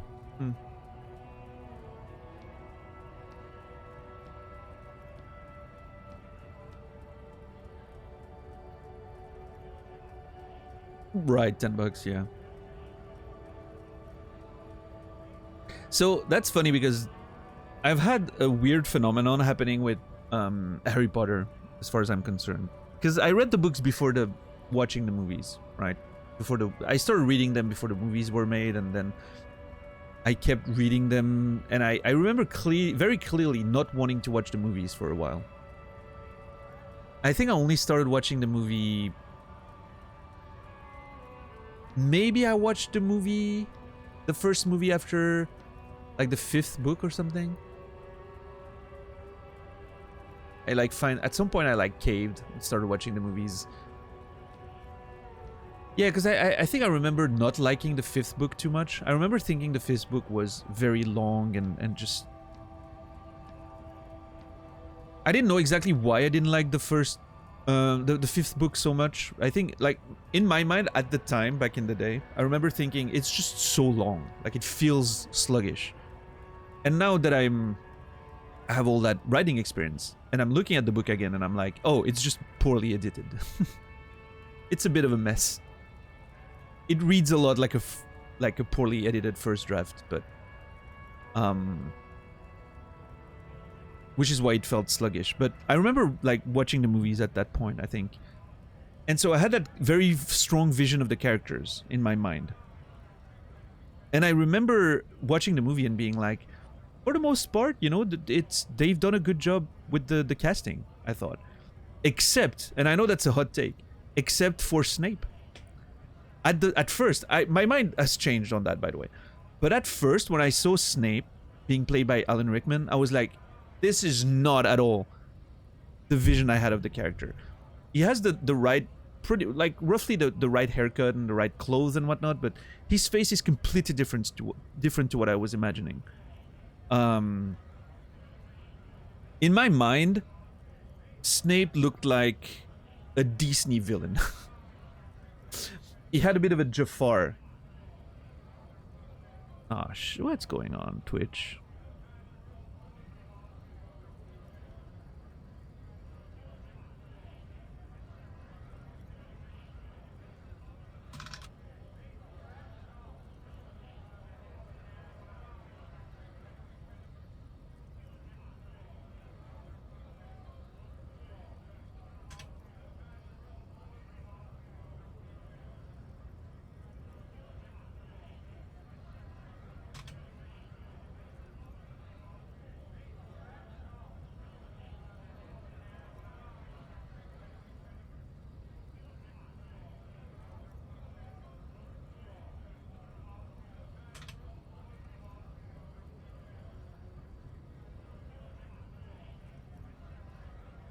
Okay, we're good.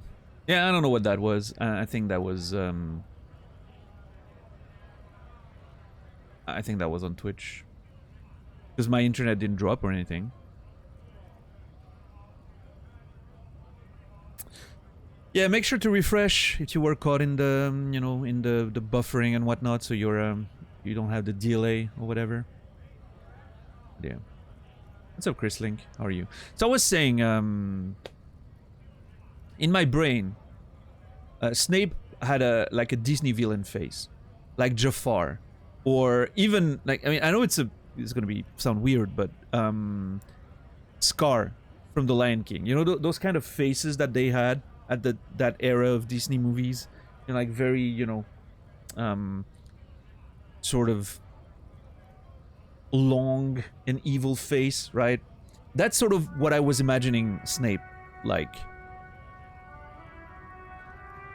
And so Alan Rickman with his more like roundish features didn't really fit the vision I had. So I remember at the time being like, you know, except from Snape, I'm pretty okay with the casting of Harry Potter. Just, I didn't like Snape. Obviously, over time, you know, I learned to appreciate Alan Rickman's performance, which I love Alan Rickman, by the way. I love his general work before Harry Potter. I thought he was great in Dogma. I thought he was great in a lot of, you know, other movies I've seen him here and there. Die Hard, obviously. But the voice of God for Snape was a weird choice. Agreed. But I mean, he was a great actor, so I think he pulled it off eventually. But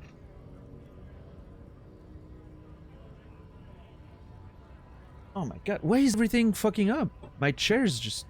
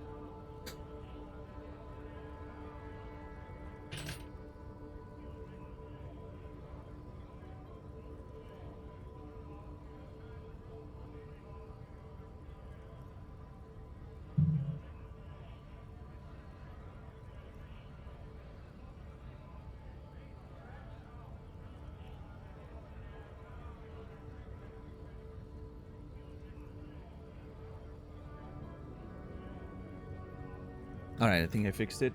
Hold on.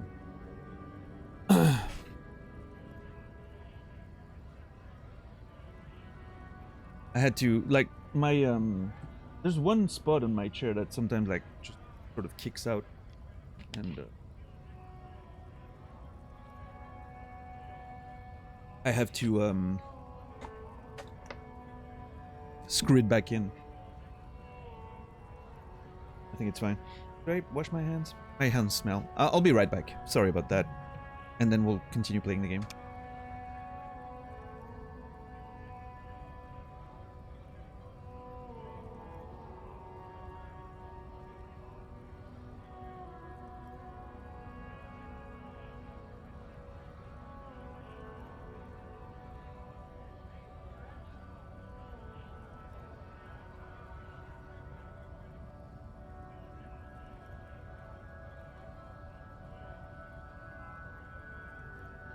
All right.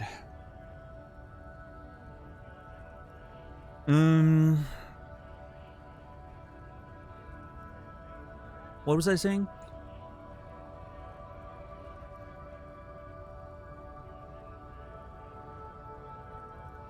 Oh yeah, Alan Rickman.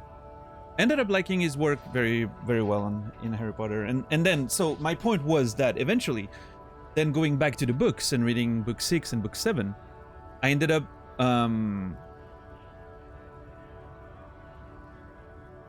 looking at seeing the characters as they were in the movie, even though I had my vision of them at first, for the first like 5 books or something, which was very strange. Suddenly, like, my vision of the characters were replaced by the ones in the movies, but yeah.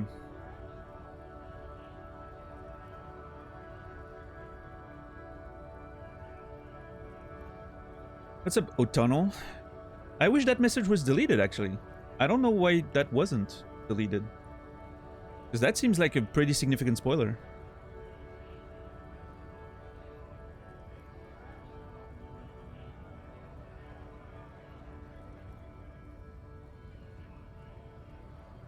Like, the person even said that it was a spoiler.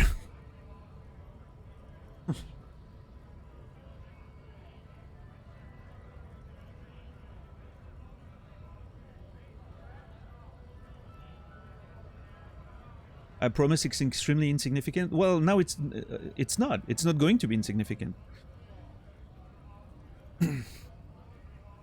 But it's all right, you know. It's too late. But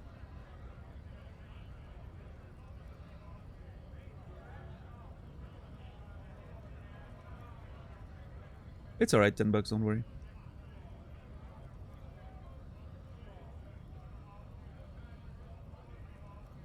We'll, you know.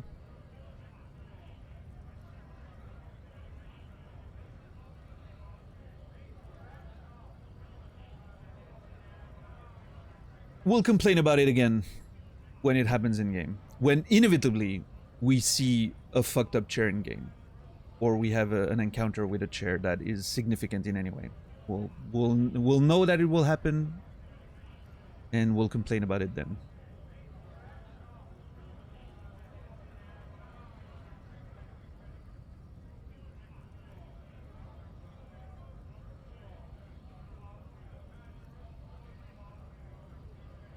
All right, let's continue with our inspection of the Lori's cabin.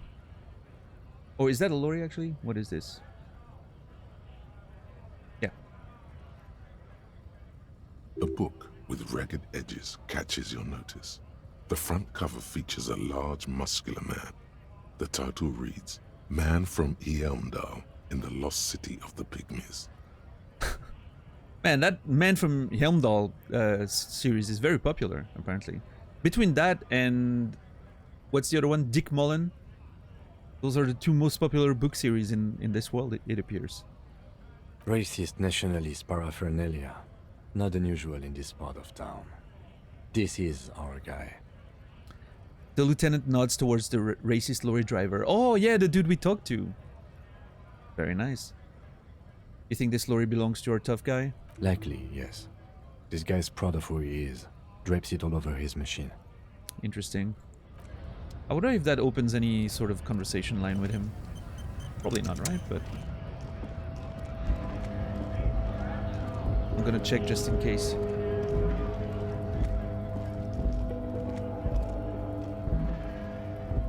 Just started playing this game again last night thanks to Dan. If you guys have any questions, just ask me and I will tell you absolutely nothing. Appreciate that, Grizzly. Looking for something, Rod? Come to tell me to fuck off again? Well, actually, now that you mention it, we could, but what are you hauling? Oh, not much anymore. I'm here to pick up some cargo, but the dock workers are on strike, so it's a sit and wait on your ass situation. How long has this been going on? That's a good question, actually. The strike? Oh, they've been at it for a while. A month, 2 months maybe. Ooh. But this here is just the last week or so. Hmm.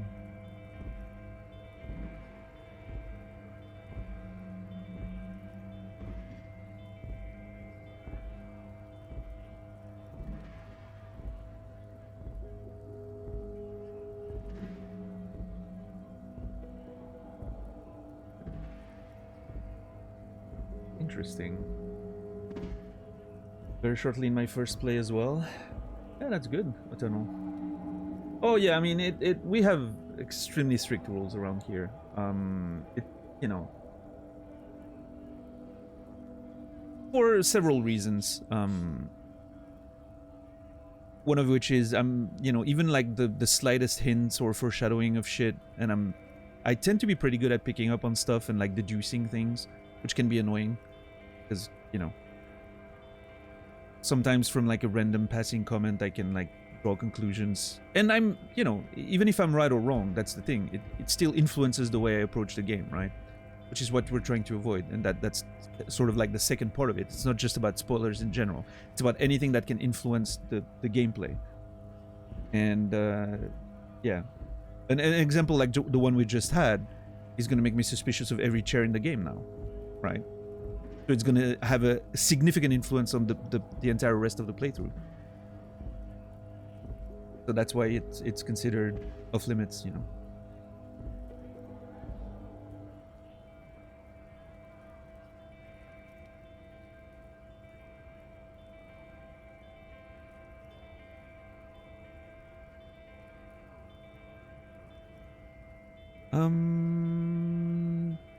Okay, what kind of cargo are you supposed to pick up?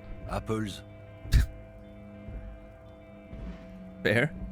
Apples is exactly the kind of thing you'd say if you had something to hide. That's a good point, Rhetoric. Sounds like a cover story to me. Look, as detective, I come from a long line of lorrymen. We got ancient rights and privileges. He loses his patience for explaining it. A long line of lorrymen, we got ancient rights and privileges. Oh, I'm here to pick up a load of fucking apples, man. Just regular, Koiko picked apples. Koiko may be another derogative for a person from Grad, you think. So they grow apples in Grad? Yep, it's one of their main exports. They grow them down South Yekokata. A beautiful place. Got great scenic vistas.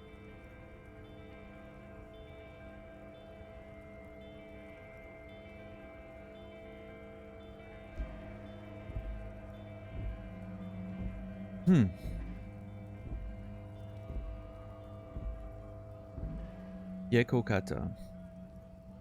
Great scenic vistas. In fact, Yekokata is a desolate wasteland whose name literally translates to Zone of Ecological Catastrophe. It features no scenic vistas and supports virtually no plant or animal life. Thank you, Encyclopedia. I appreciate that. Yekokata is not in the south, and they definitely do not grow apples here. You keep saying koikos? What does that actually mean? Actually, I'm not interested in your cargo. Okay, so I'm going to confront him about the Yekokata discrepancies. That's interesting. Yeah? Says who? It's literally in the name. Zone of Ecological Catastrophe. Then, I guess they grow apples somewhere else. You can never really tell with those koikos. They're everywhere, except their own homes. Oh my god, dude. Where's the option to punch that man? I mean, I know I wouldn't, you know, with my limited physical skills, I would probably not want to do it, but...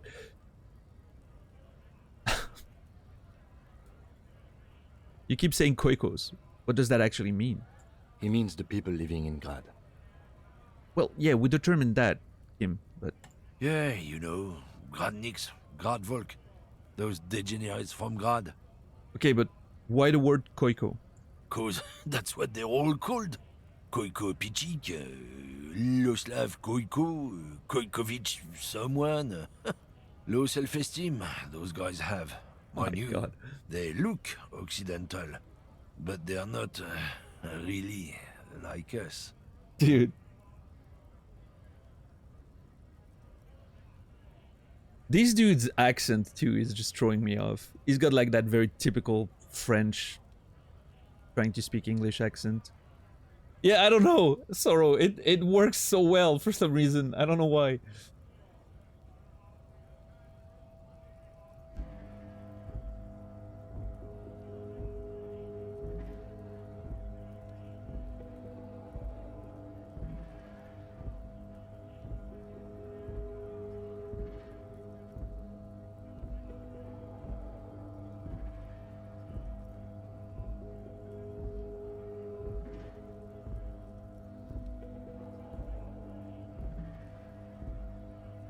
And that soundtrack is so intense. That sort of like regular deep beat works so well with it. Okay, so it's an ethnic slur. Hey, if the name and description fit by the very grace of nature, who am I to say otherwise? So can I see the apples? Apples then from Grad? Right, sure. So can I see the apples? Did you miss the part where I said they aren't here yet? Besides, even if I did have some, I wouldn't go putting my nose in them, huh? Looks at you with a strange glint in his eyes. Relax. You've got all you can get here. He probably doesn't even know what he's hauling, even if it is something unsavory. So he'd remain unaccountable. Good point, Rhetoric. Appreciate that. You said something about the rights and privileges of lorrymen. Oh yeah, they're a big deal. My great-grandfather was a carter, had a royal license and everything. We've tried to hold on to our privileges. Hold on, what's a carter? Someone with a cart. What did you think it was? That's how deep into history our thing reaches.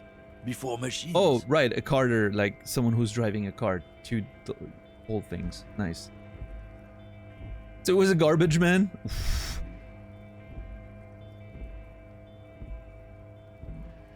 And that's a privilege? Question? Or so he was a garbage man? Question mark.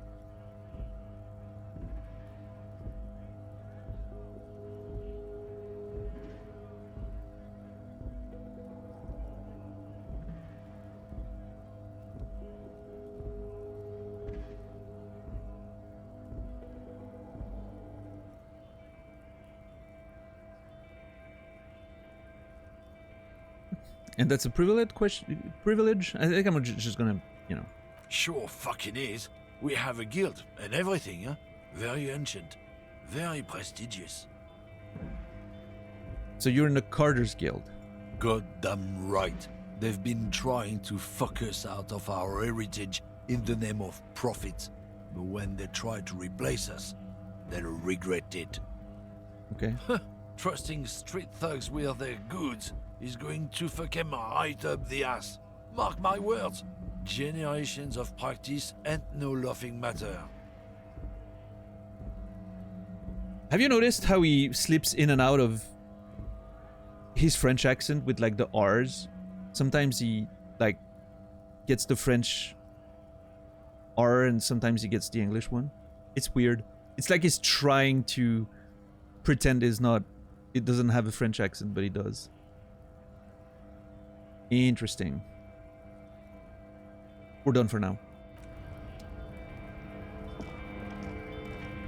Okay. I wonder... Now I'm having questions about what he might have been hauling and whatnot.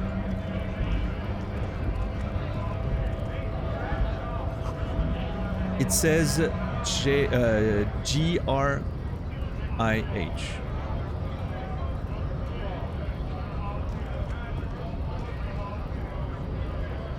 G-R-I-H. R could be Revachol.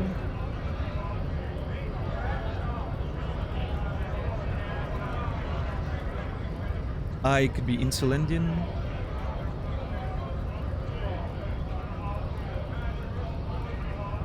H could be Holding. I don't know.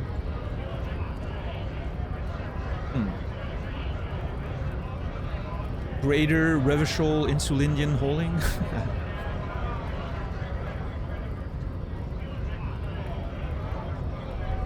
Do I want to talk to this guy? I don't know.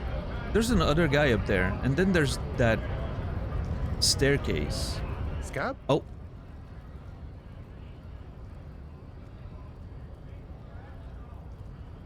Did I click on that guy by mistake? I may have. Whoops. Just wanted to get up there. This man looks like a painter. Looks like a French painter. Doesn't look like a... He doesn't look like a worker, I don't think. What's up, Carsini? How are you doing, man? Missed the last 2 hours. How far we progressed from the last stream? We went back... we went back up, you know, like Kuno's throne room, like his shack.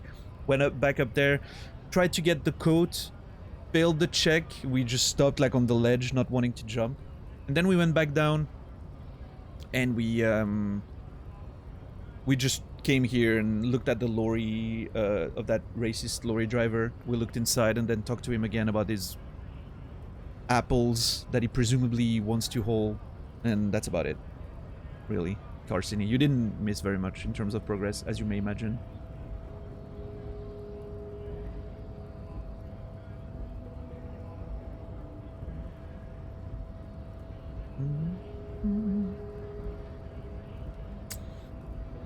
Scab, question mark? Asks a man with jolly eyes tilting his head. What do you mean, scab? Call me mañana. Mañana means morning in Spanish, right?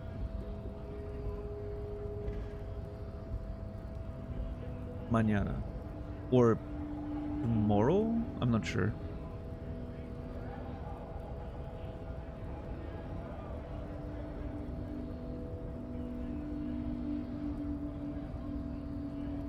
I took Spanish for 4 years, but that was almost 2 decades ago now. Oof, over 2 decades ago. Holy shit, it was over 2 decades ago. Holy crap.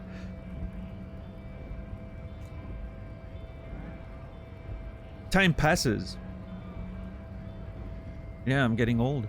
Yeah, it was between 97 and 2001. When I was in high school. What's up, Zindern?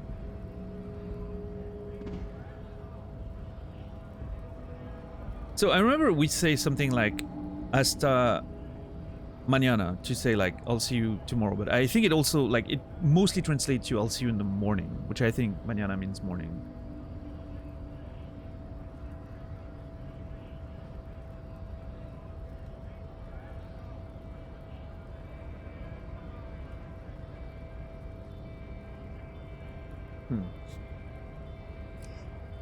Yeah, I think that's it. I'm not sure. Last time you've wondered whether you'll manage to finish the game through next January. It might be time to wonder whether you'll finish it by New Year's next year. We'll be fine, Carsini. We're fine. Don't worry. Don't worry. You're hazy on the notion of a scab. Smells like politics, though. Maybe it's got something to do with the flask he reaches for from time to time. Thank you, Rhetoric. What exactly is a scab? Yeah, I'm a scab. Poor and downtrodden. Wave your fist, right to work. Not a scab, I'm a cop. Ooh. I don't know if that's the play here. What exactly is a scab? Let's question. A kind of a worm, content with mere survival. They come, they want to do our job for shittier pay, screwing over both themselves and us. Everybody loses. Okay, so he clearly has a Spanish accent, which fits the name, right?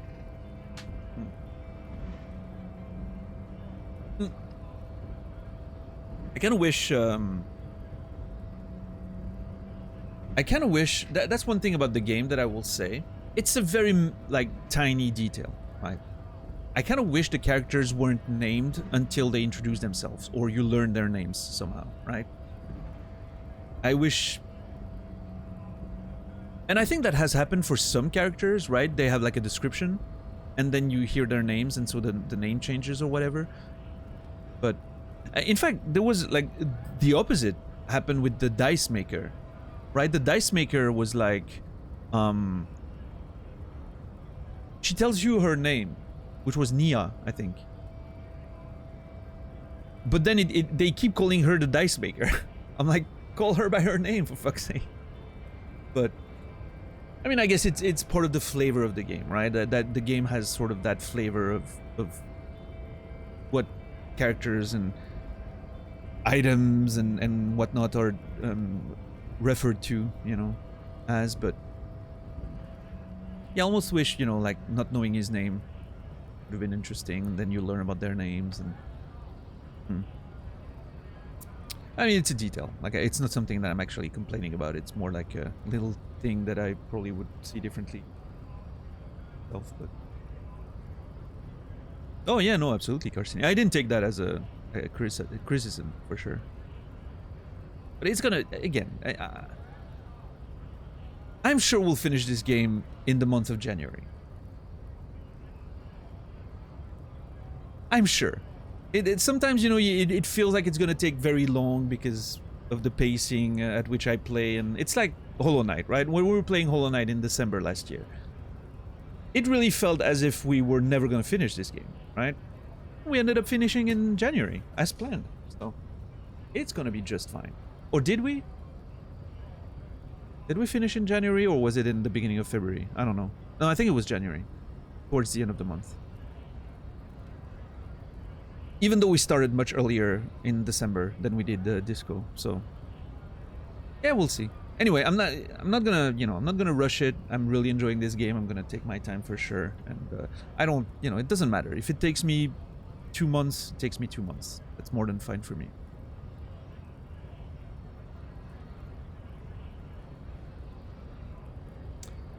So what is a scab? A kind of worm content with mere survival. They come, they want to do our job for shittier pay, screwing over both themselves and us. Everybody loses. Hold on, where did all of that come from? You don't seem to like them much. You don't seem to like them much. Gotta be bloody stupid or freaking evil to scab. Or I guess scared maybe. But scared of what? Of who? He looks at the mass, squinting his eyes, as if trying to ascertain what they're scared of.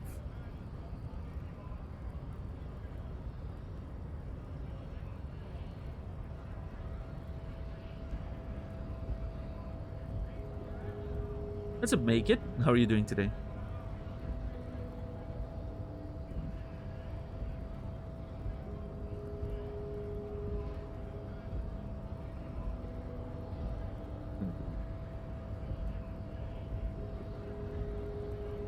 So, I get the idea. I get the whole scab thing here, right? It's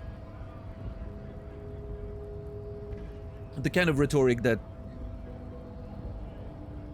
I hear actually quite a bit in Switzerland, right? We hear a lot of that. I'm sure Soro, who's also from Switzerland around here, has probably heard of that as well. You know, like people like coming from countries with weaker economies and whatnot, and they're coming in and they're doing the same jobs for like lesser pay. Like even in Geneva, yeah, you're from Geneva, so you have like all the French people coming in to work in Geneva, right? They'll work for cheaper because for them it's still better salaries than they would get in France, but it's cheaper for employers here, right? Because it's, you know, by Swiss standards, they're just getting paid less. Hard to imagine people who haven't heard of it. Yeah, the 2-hour job spiel. Yeah, I'm sure it's very relevant everywhere. I was just mentioning Switzerland because we have, you know, obviously we have Switzerland has a very strong economy, right? Like we have like a very high standard of living around here, which means our salaries are pretty high compared to other countries. If not taking the cost of life into account, right? Because the cost of living in Switzerland is also very high. But then, by having such high salaries, in general, what it means is you get a lot of people coming from impoverished countries, or even like countries like France right next to us, or Italy, or even Germany, because they want those fucking higher salaries, which are, again, like it's that whole system, and then go back to like spend that money in their own country, right?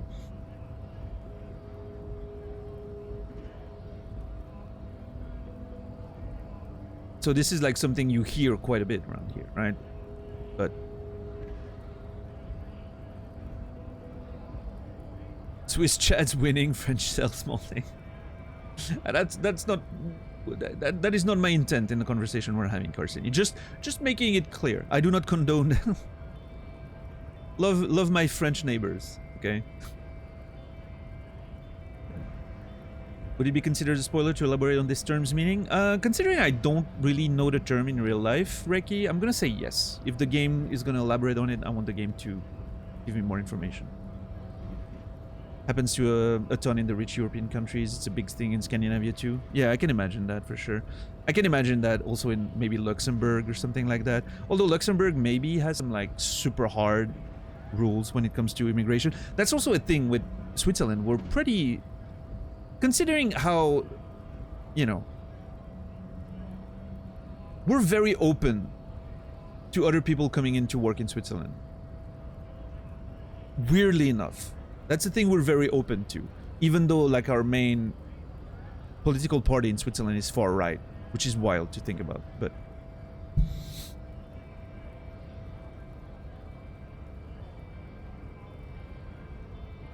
Geneva has a 40% foreign population.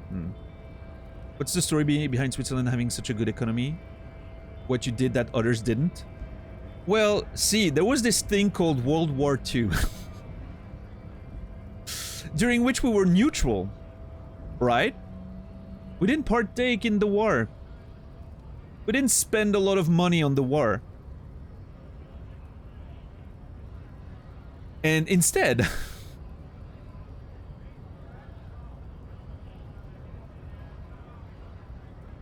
Instead, we took everyone else's money. And a lot of... Yeah, exactly. A lot of people didn't come back to get their money back after the war. Believe it or not. Yeah. Yeah, apparently, you know, I'm not an expert. I did a few years, like I studied, you know, contemporary history in university and all that. But...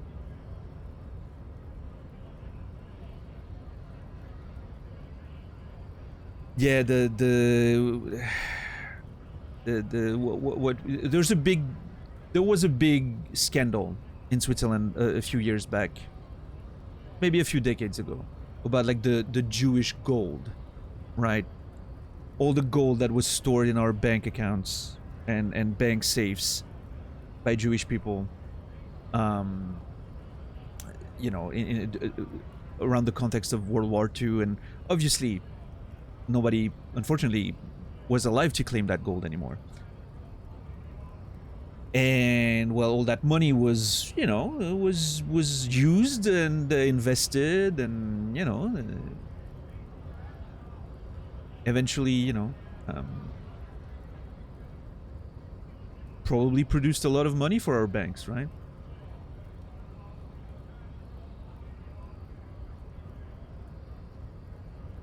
So yeah, it's I mean, again, I'm not an expert on the topic, but I'm pretty sure that played a pretty big role in the strength of our economy and banks, and I mean, it's one of those things, right? We're very good at investing other people's money.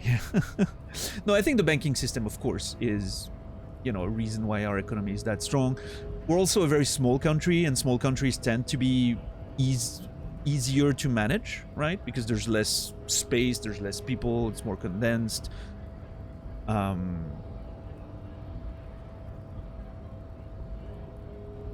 But obviously, you know, having all those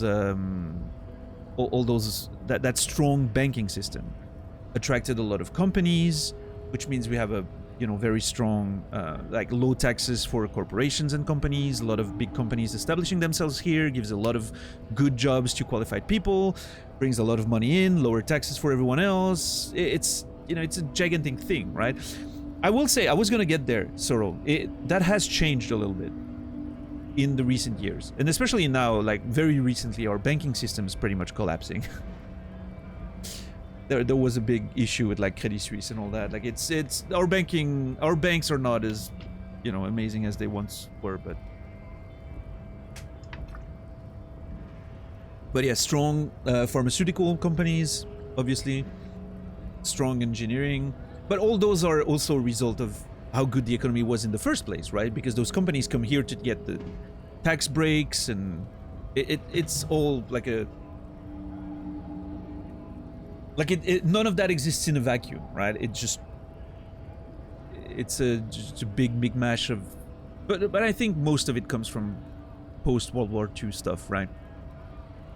By being neutral in the war, we were extremely unaffected, sort of, by the effects of the war, right?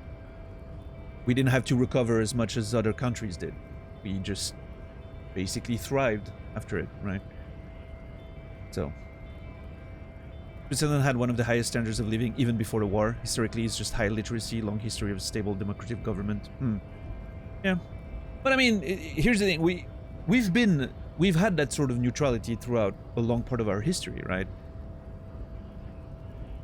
Like World War II, I think, was a big element that sort of led into the modern version of Switzerland and its economy and all that, but even back then, like we didn't take part in a lot of those. After the medieval times were over, we didn't take part in a lot of conflicts and whatnot. Like we're just obviously in the medieval time we were a bit more involved. There were a lot of wars, like medieval wars in Switzerland, but we also had our like mercenary forces just going pretty much all over the place to help people, which brought a lot of money in and all that. I don't know. I mean, again, I'm not an expert. I'm sure it's a more complex situation than what I'm painting, but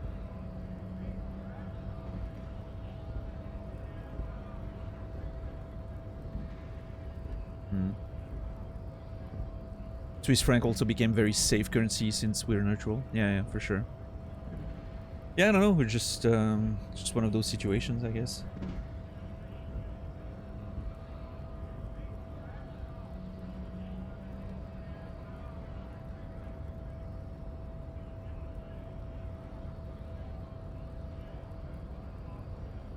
We were also neutral in the World War II, and look where we are now.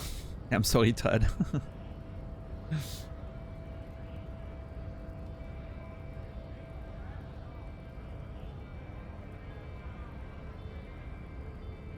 You didn't have the banking system.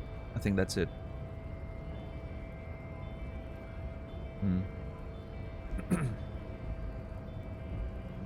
And still not NATO. Quite impressive.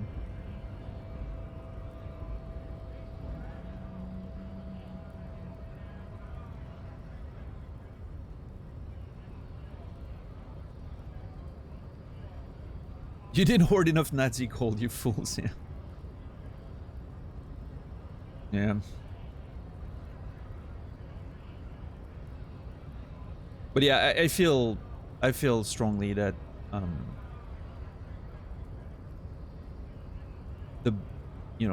our banks have a lot to do with a lot of things. Also, that whole I don't think that's a thing that really exists in the same way anymore, but for a long time we had that banking secrecy as a fundamental part of our banking system, which means it was very comfortable for other wealthy people to come hide their funds in Switzerland, right? Because with the secrecy, the banking secrecy stuff, there was no way of them getting audited for corruption, fraud, and money laundering and all of that, right? Which has changed a little in the recent years. Like, our banks had to sort of collaborate a bit more, like cooperate a bit more with international investigations and whatnot. But initially that also played a role in why we had such strong investments in our banks, and obviously banks know what to do with that kind of money to make more money, right? So. And yeah, strong banks lead to a lot of money, you know, lending money more easily, and more industries taking off, and more people being able to just build on top of, you know, borrowing monies from banks and lower rates, and you know, it's all like a snowball effect, right? So, yeah. And again, you know, I wanted to make sure, not an expert. I've studied history a little bit, and that's about it, right? But I'm not an expert, so it's probably a lot more complex than what I'm approaching here.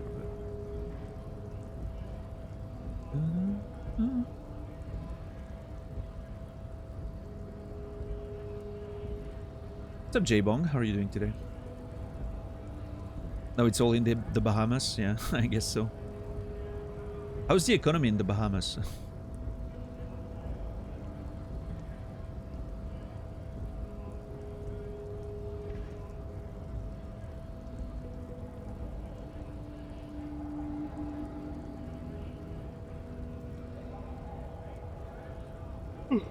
Apologize. I don't know why I'm yawning. I slept very well for a long time. Went to bed quite early this morning. Very tired after being up for like 28 hours. Well, maybe that's why I'm tired. I answered my own question there. What's up, Malachaz? How do the cuckoo clocks factor in? I don't know, actually. I don't think they're that big of a market. I could, you know, you never know. You could be surprised with that shit. But I don't think the cuckoo clocks actually represent that much money. I don't know. I think our watches are probably more significant.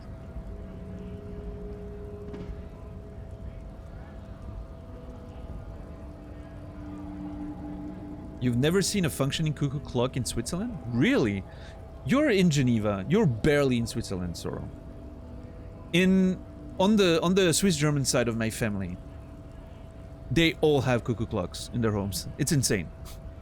Well, not the younger people, but the older folks, right? Our grandparents and you know, they all had cuckoo clocks. You know.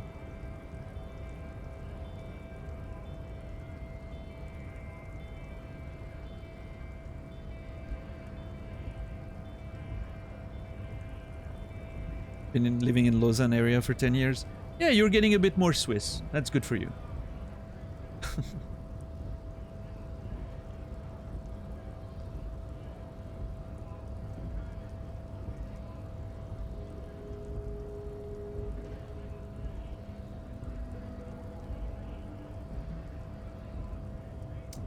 Mere survival, they come in, they want to do our jobs. Okay, so I'm thinking here, the scabs are gotta be bloody stupid or freaking evil to scab. I think the scabs are the people who are now, you know, there's a strike, there's a struggle happening between like workers and the companies, and I think the scabs are the people who are gonna be coming in, and they're gonna be like, you know what, we'll work, that's fine, you can pay us less than, you know, you paid them, we'll work, no problem.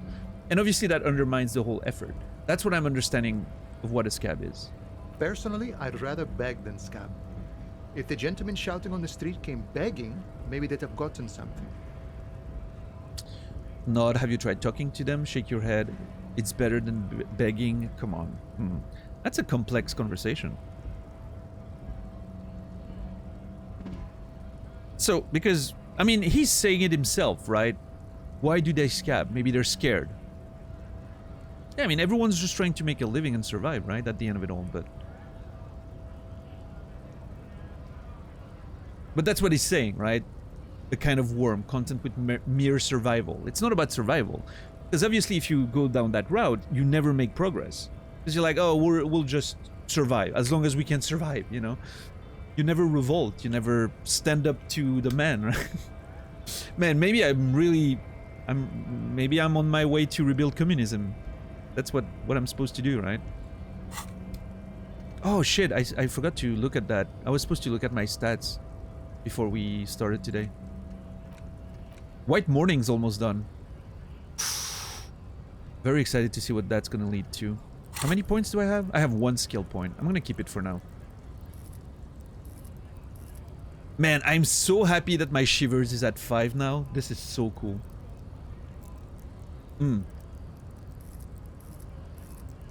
Yeah, as soon as White Morning Funny little slip there. I think I slipped because of the mama down there, like Manya. As soon as the White Morning's completed, I'll decide what to do with that point. Maybe open a new one. Whoops, cancel. Yeah, we'll see. Yeah, Shivers is great. You even got to used to say 80, which you're both proud and ashamed about. Oh yeah, you grew up saying 80, right? Which is nonsense. Sorrow. You should be proud that you're now part of the people who are saying things properly.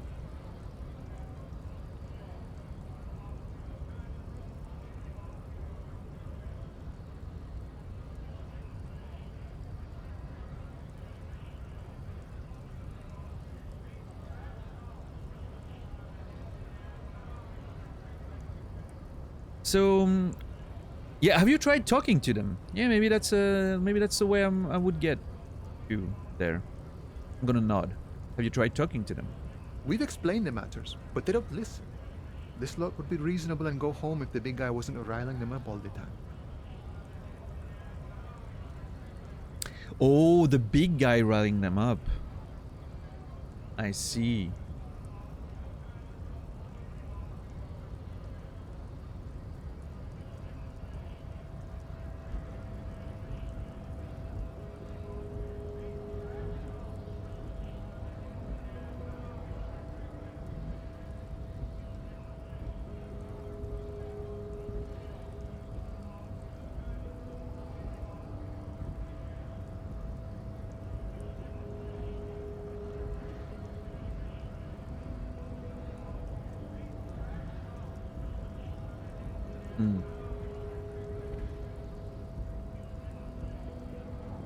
Okay, I'm gonna be honest with him. I'm not a scab, I'm a cop.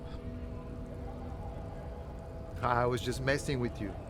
No one's ever seen a cop scab. His smile deepens with his wrinkles even more. His smile deepens his wrinkles even more. Imagine, you cops going on a strike, but then another cop comes in and says, "Let us cop for less money." Well, I mean, isn't that what the RCM basically did? They were like, hey, we'll be cops. I don't know. I would love if Twitch allowed us to delete or edit our own comments, maybe one day.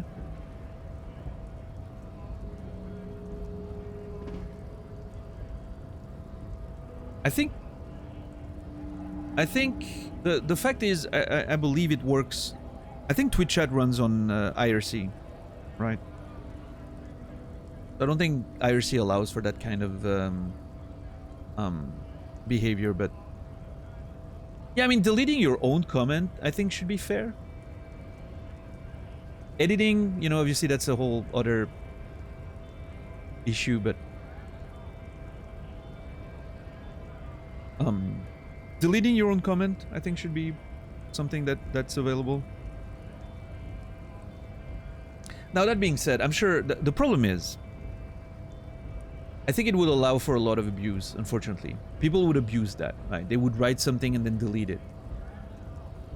Which makes it harder to moderate, which makes it harder to... I don't know. Yeah.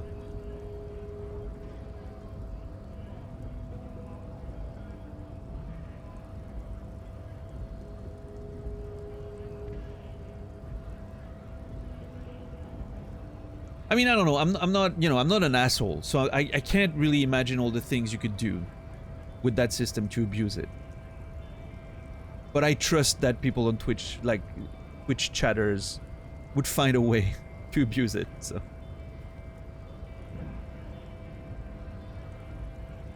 Yeah, I mean, if someone could, if you would self-delete, it should do the same thing as it does with a standard deleted message, right? It says message deleted, but you can click on it to see it, right? But yeah, I don't know, it's still extra work having people needing to click on it and whatnot. I don't know.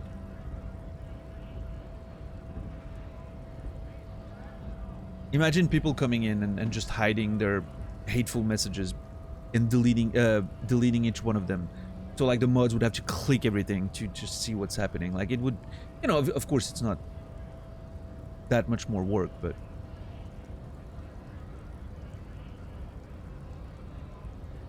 should only be available to subs or otherwise limited.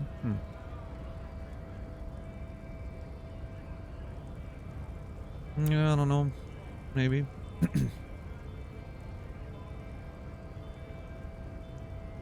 I will say, personally, I would love to be able to edit. I make a lot of typing mistakes when I'm typing fast. And I would really appreciate to be able to edit. Because what I do every time when I make mistakes is I put like an asterisk and I correct the words, right? But it just creates spam in chat, and every time I do it, I'm like, ugh.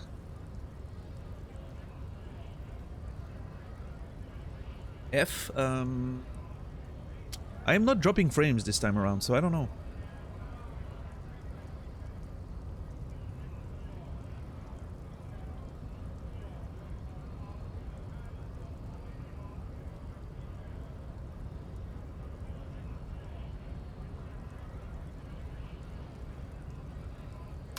Buffered for a second, but it's fine. Ah, oh, damn it. Twitch, get your shit together. I'm trying to work here.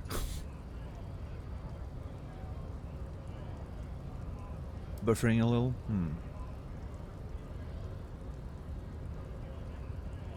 Well, I don't think I've dropped any more frames since the incident from earlier. 2679. That's my current dropped frames. 2679. Let's remember that just in case you know, I see it going up.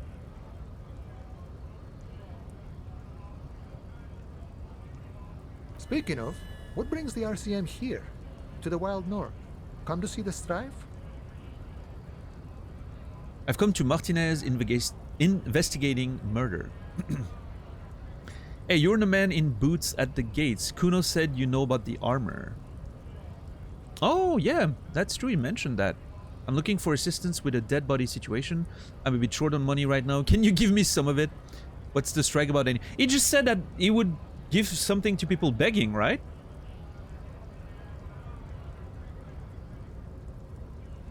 Should we verify that?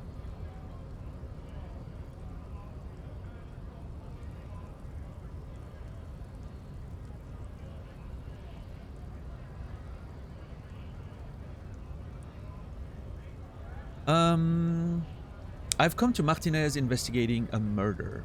Murder, huh? That sounds like a lot of hard work. You'd never see me investigating a murder. It's actually very fun and easy. Well, I mean, we know who killed him. So, yeah, it was actually not very hard to solve the murder.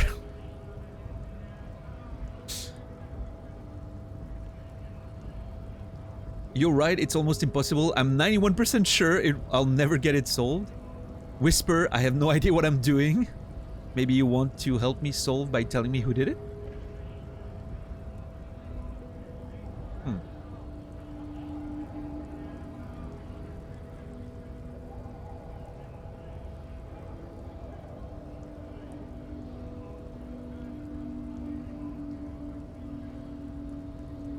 Man, so many interesting choices there.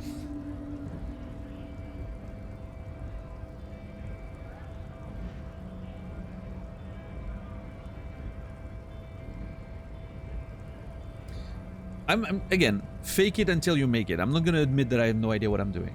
Maybe you want to help me solve it by telling me who did it? Of course, Policia. It wasn't me. You can rule me out. Easier that way. Nice. Should we? He's nice. I don't like nice. Okay, Volition has a bit of suspicion. He didn't do it. It's the truth. Drama confirms. Alright. Turn 1 Ashiok in Timeless is brutal. Wait, how do you get turn 1 Ashiok?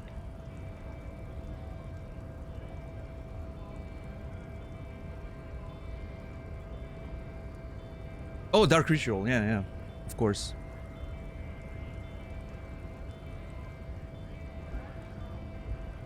Not the Ashiok in standard right now. Yeah, the 3 mana one.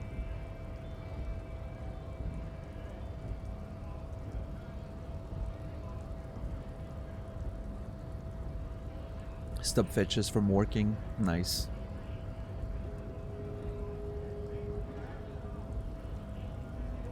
Sometimes the choices are all good, other times they're all levels of bad. Yeah, you know, I feel that. Man, oh man, that fucking conversation with Titus. That was a conversation where we went into like a whole, like, it's all levels of bad. Like, I didn't know how to get myself out of that situation anymore. It was so bad. I was digging deeper and deeper with every choice I made. Ended up with a gun in my mouth. And in my hand at the same time. It was a whole mess.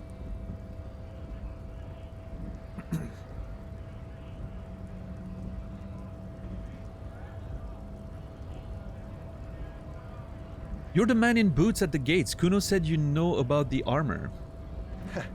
The little boy had a good on his promise. His promise? Question mark? To get me into trouble. To sick the pigs on me. Pardon the choice of words. Not mine. What happened? I was asked to look into that armor situation. Official Union probe, you know. Track it down, see who took it. Okay. Did you? At first I thought, why not? Maybe the pieces can feed the strike. Buy us a few more days under the sun, you know? Mm-hmm. So I went to this boy. He said he'll make me his prison bitch. He's got eyes everywhere, the cups in his pocket, and he's the king of Jamrock. Oh my god. That sounds like Kuno, right? Serves me right for doing menial footwork. I dropped that probe right then and there, and it still got me into trouble. One bad move is all it takes.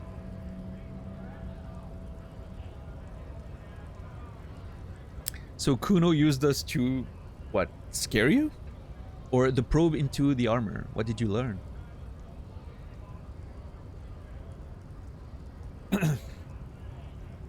That's an interesting idea that Kuno might have just, you know, wanted to exploit us to...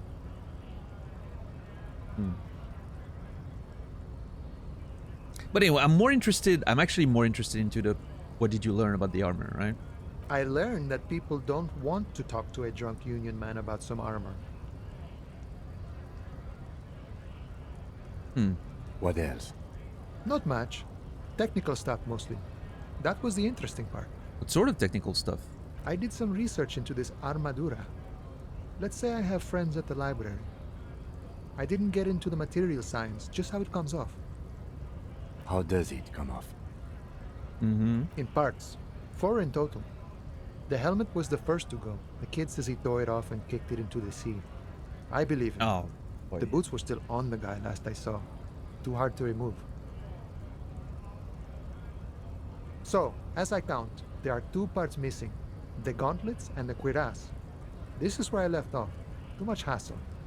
More like a job for some militia. 4 pieces. Helmet, cuirass, gauntlet, boots.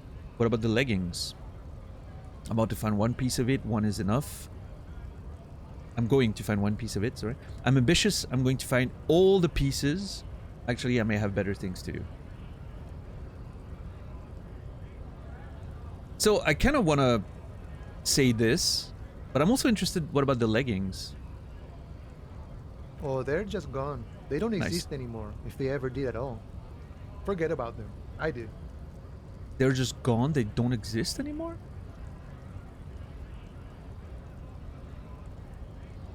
That is suspicious, right? Why would he say that? Gives you a jolly shrug. Forget about them? I did.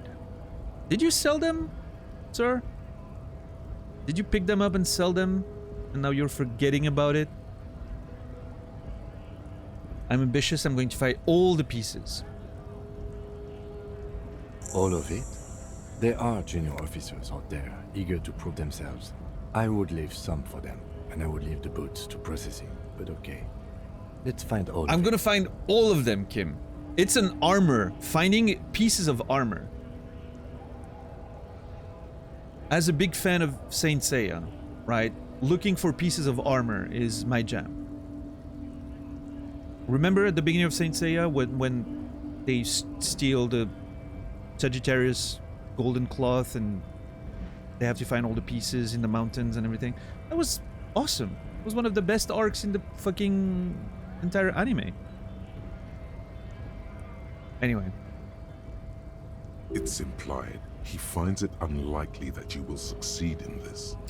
I'm gonna prove it wrong. Rhetoric. And Mesqui's epic then, all across Martinez. I hope it will be a real bonanza for you.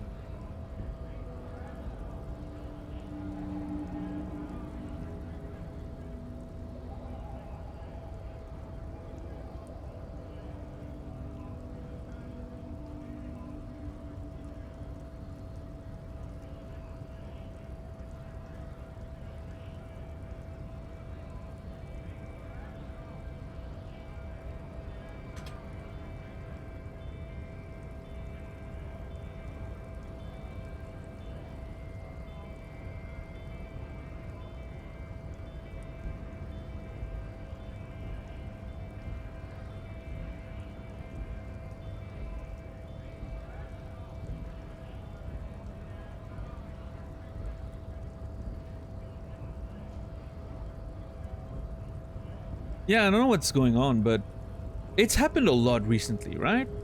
And I feel like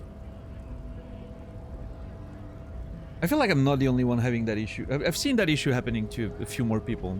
I don't know if it's like Europe-centric or whatever, but I know it's been happening to several people that I was watching.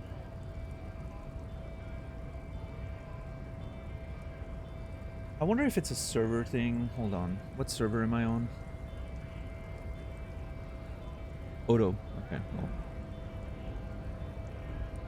What's up, Anxious?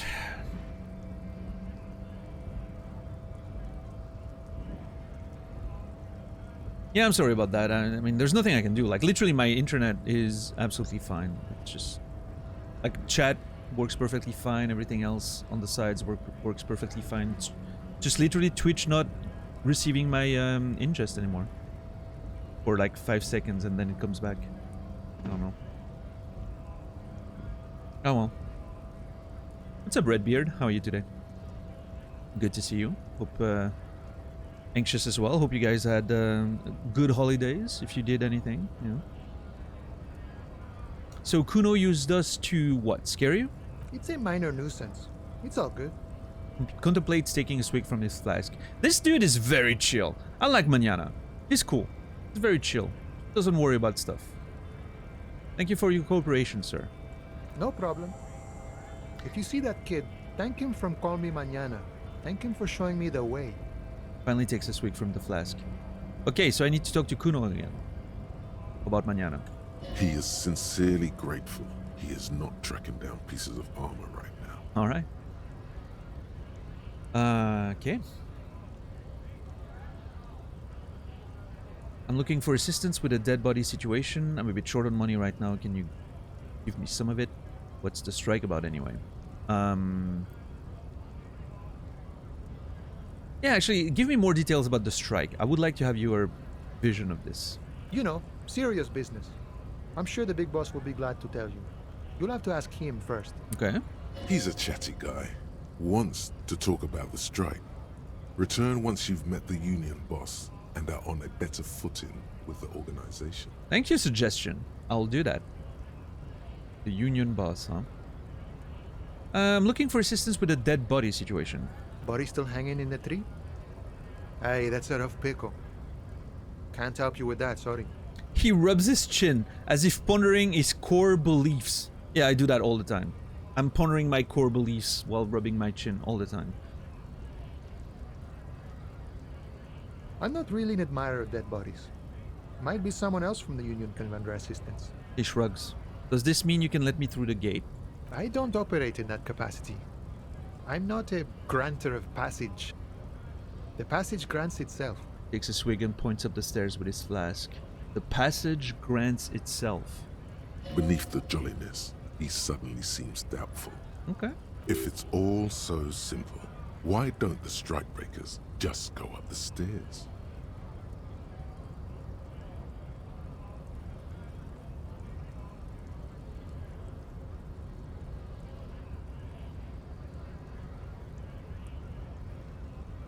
I just walk in? Aye. Walk right past Measurehead and go in. Past Measurehead? Yeah, the 2.5 meter tall Semini Supremacist there. Walk right past him.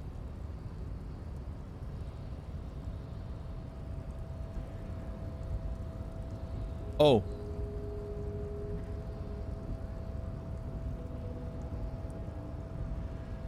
Measurehead.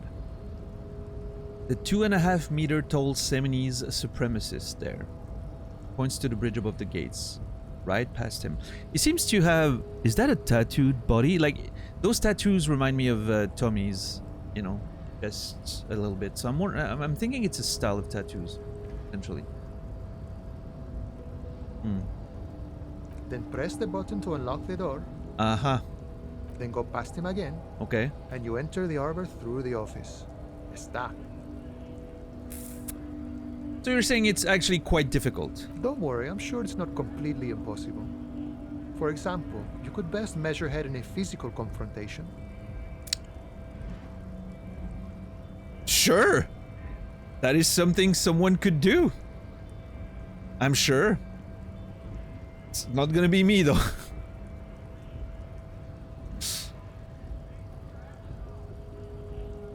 Started out Outer Wilds yesterday. I have a non-spoiler question. Is it okay that controls feel super clunky? Couldn't play on pad, switch to KBM. I would play on controller. Personally. Because I think it makes the flying a little more, a little easier. And especially with like the thrust controls, I found it better on controller. Now, if you prefer playing on KBM, that's totally fine, right? Like, I mean, to each their own. I personally thought pad was better.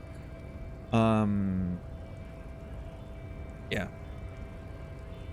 Just because the thrusting is so much smoother, and like the analog controls are, you know, just. But yeah, I mean, you'll get. I'm sure you'll get used to it.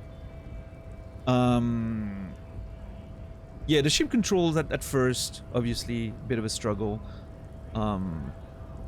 I personally was kind of like it sort of clicked really quickly for me, but I spent a lot of time playing with like space flight simulators, and you know, so it kind of clicked relatively quickly. But if you're not used to playing those sort of games, yeah, sure, it's gonna take a while, but I wouldn't worry about it, anxious. It's definitely more like the game's. Let's just say the control is not like the, you know, the main attraction, but yeah. But yeah, I'm sure you'll get used to it. What's up, Nibiru? Thanks for lurking.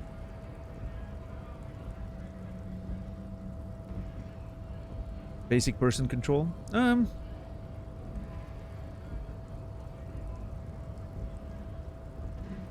Yeah, you'll see.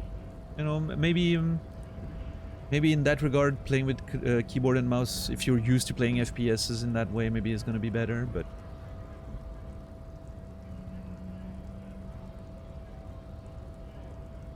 yeah, you'll see.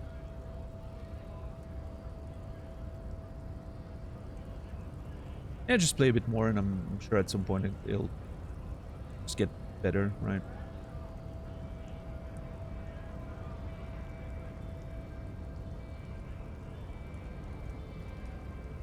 Alright, so besting Measurehead in a physical confrontation is not gonna happen. So we're gonna have to, I don't know, reason with him. Or you could convert to his Seminese supremacist worldview. Oh. Or maybe it actually is completely impossible. Right. Thank you, Mañana. That sounds great. Never played first-person games with controller. Yeah, that explains it.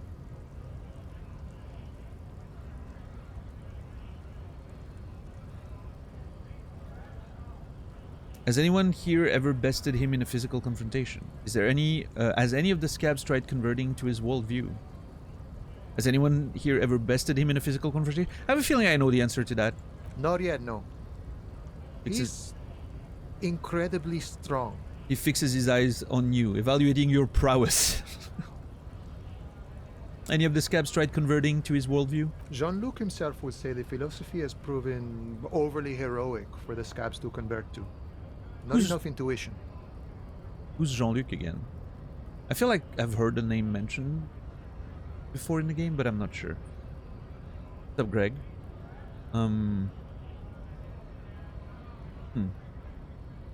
Got it. Another thing. Sure. The man whistles a jaunty tune, the wind rustling his whiskers. I'm a bit short on money right now. Can you give me some of it? Sure thing, my friend. I can help you out. Oh, God. He flips a coin towards you. Try to catch it. Why?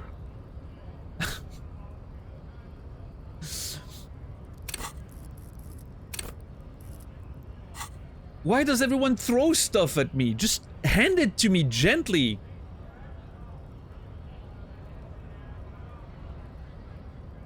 Oh my God.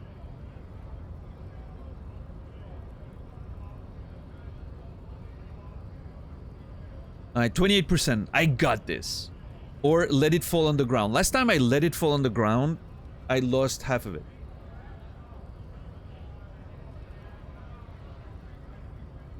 It was a dice, right? The dice that I was thrown, I only got one of them. 28%. It's pretty low, right? I need a 9.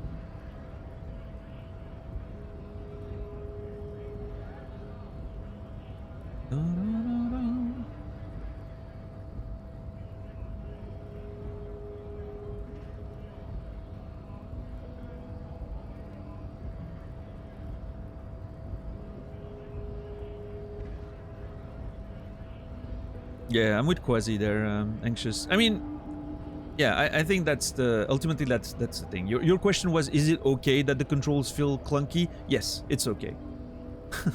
It's not you. The game, you know, doesn't have necessarily, like, the most accessible control scheme, but it'll be good. Can't lose half a coin. That's true, man. That's true. Yeah, maybe, you know, it's good to know your limits. I'm gonna let it fall on the ground. Oh, sorry, friend. Didn't mean to throw it like that.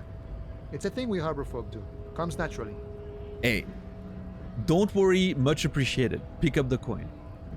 Right, always glad to help out. We're on the same branch, you and I. Not like these slithering scabs. Nice talk. Gotta get moving. Look at me! I got one coin. Nice. The White Morning. Morning, not morning.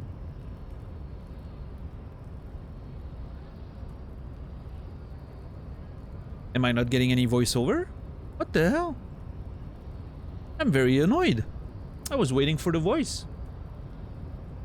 And the little guy gets smaller and smaller as you rise above the dollhouse world. You see him out in the snow, on the streets, in the shop on the corner, and, finally, in a matchbox house. Sitting by the window, white flowers on the windowsill. You can smell them from up here. It's awful. A white morning. A modern death. Divorce or something similar. All you can do is put more distance between you and him. Make him smaller. Make him less you.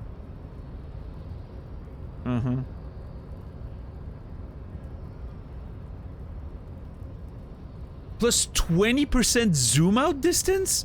What? How is that a mechanic? Okay, it blows my mind that this is actually a mechanic. Zoom out distance. I love it.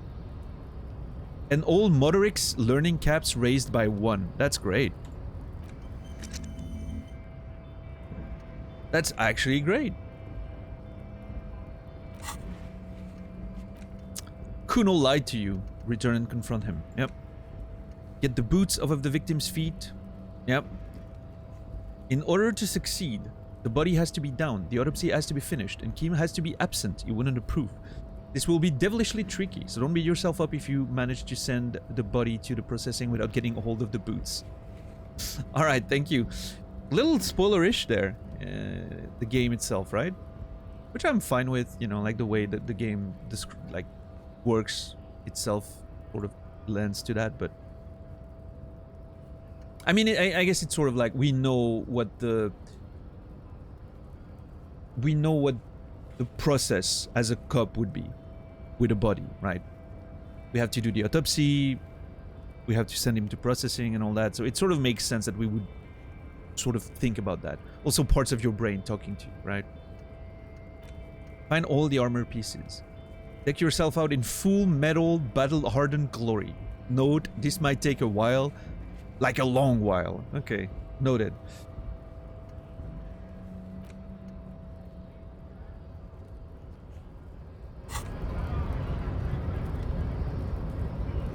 Yeah, Quasi, I get that. I mean, it's also like, it limits what you can see of the world, right? And what you can hear and explore, and so I guess, you know, I like it. So I'm almost tempted to go back. Those are the scabs, I think. You can't win this, just let us work. Okay, so those are like, they're against the strike. They're against the union strike. Those people want to work. That's why these ones are protesting. They want to work. This is very interesting. The Greater Revachol Industrial Harbor. Hey, I wasn't that far away. I got that this was Greater, and I got that this was Revachol. 2 out of 4. So do I want to open a new one? Like, thoughts honestly are so fucking amazing. I feel like I want to keep opening those. But at the same time, now I can put points in here. I can actually get perception up if I wanted to. Well, I mean, I could already, but... Now that Shivers is pretty much set at 5, I like that. There's a world where putting a few points in here could be useful. Especially perception. Perception can help. Now, getting points in empathy could be good too. Rhetoric could be good too.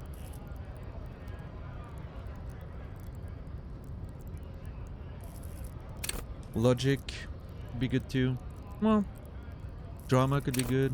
Visual calculus.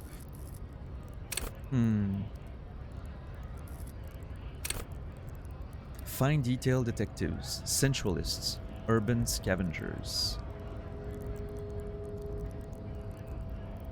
Yeah, you know what? I think perception, getting an extra point in perception seems actually pretty good to me right now. Although pain threshold and endurance.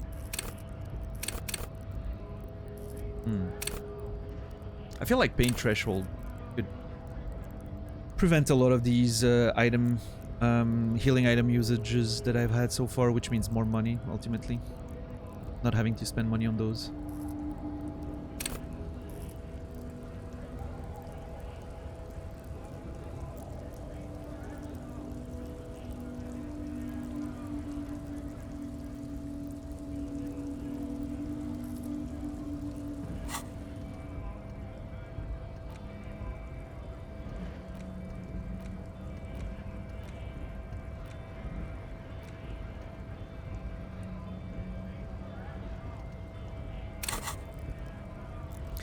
So, the problem I have with those two is the negative bonuses there, the -1, -2, are sort of annoying.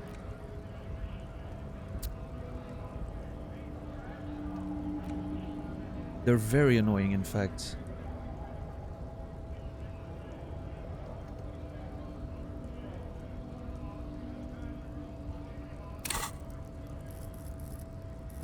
Pain threshold. It would be great if not everything killed me, I will say.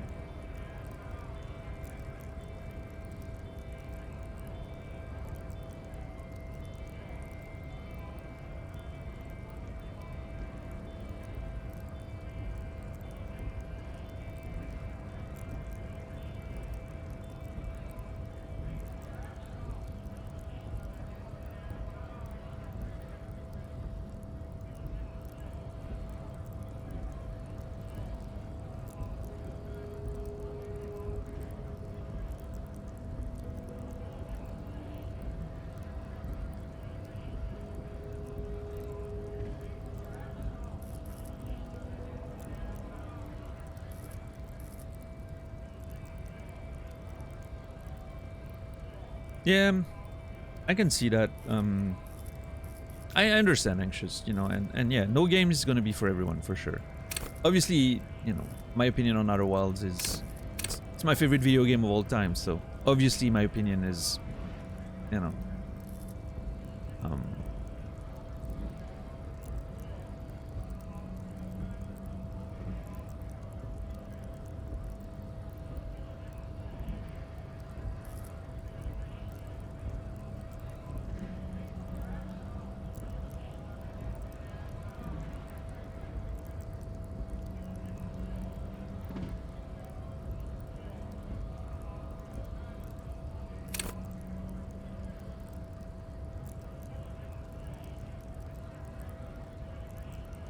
but yeah, I remember the beginning being a bit.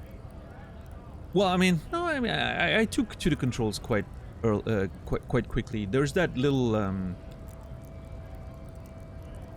Well, I'm trying to not spoil too many elements, but there's one little thing you control at the very beginning of the game to like experiment with the controls. That one was rough. Like I couldn't get my head around that one properly.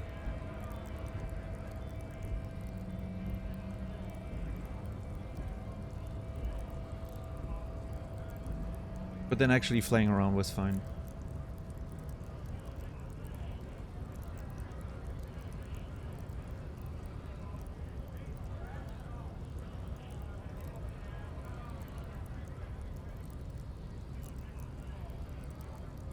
One mechanic really frustrated me? I'm trying to understand what it could be.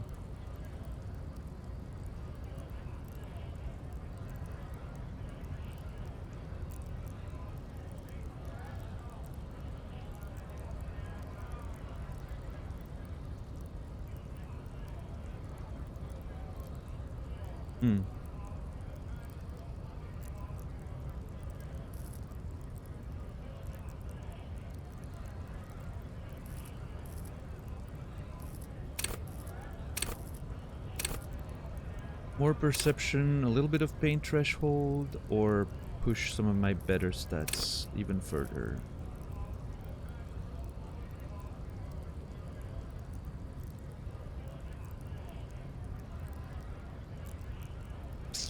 I should be leveling up pretty soon-ish. Game's somewhat generous with that.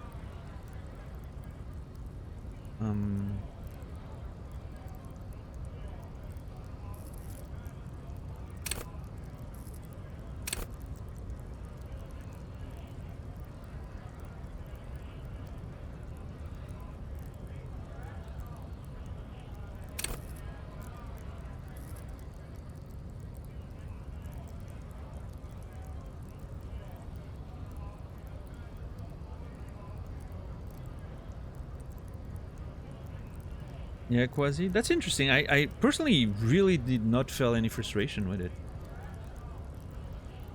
It's interesting that it seems to be a recurring thing for people. Like it didn't occur to me, right? Because I completely just, like nothing, I didn't hit any frustration myself, but it's related to your progress.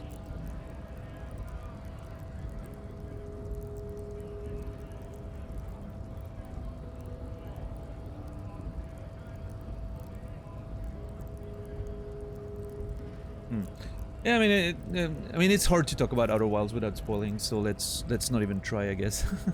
Out of respect for whoever in here may have not played the game yet, and should play it one day, by the way.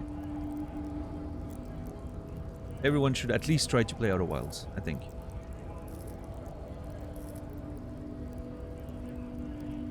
And make sure they don't mistake it with Outer Worlds. It's a very different game.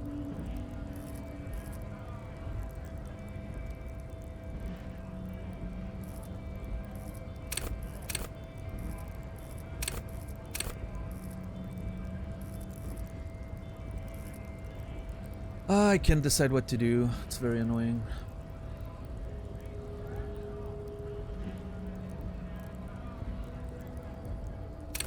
This could potentially prevent me from taking damage constantly every time I kick something or touch something or whatever. This could allow me to notice more things, which is nice if we're exploring. Yeah, you know what? Perception. I think we're good. Let's go.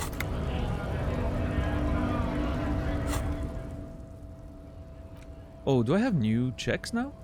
Ooh, the cafeteria window. Wait, which window?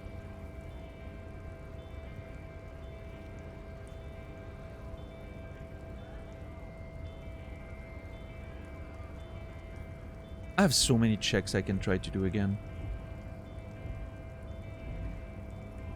I think that's stealing. That is for stealing shit. What's up, Santa? How are you doing today? How was how were the last few days, Santa? You had a lot of work, I imagine, huh?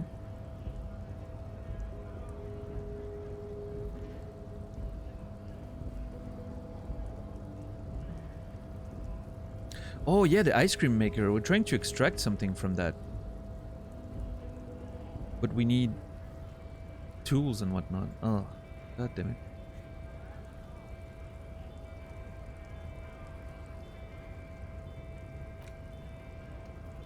Anyway, I'm sure we'll get back to it at some point. Do I want to talk to that guy? Sure, why not? Bastards! We have a right to work! The man yelled towards the harbor gates. His voice is the loudest of the lot, and oddly screechy for a man his size. Okay. I am the law. I really love that I can introduce myself to... I'm gonna mention it every time, but the fact that you can introduce yourself to literally almost everyone by saying, I am the law, is so funny to me.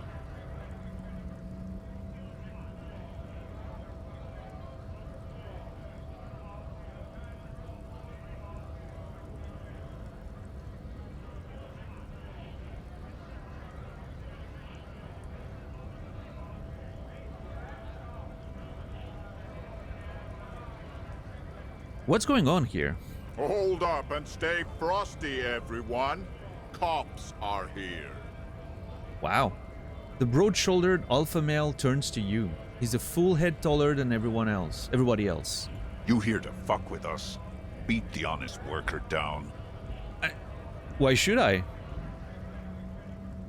We're here to fight for a cause.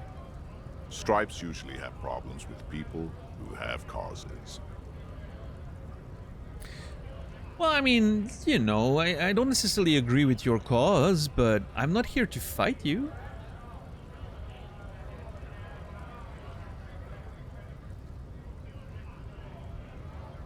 Oh, man.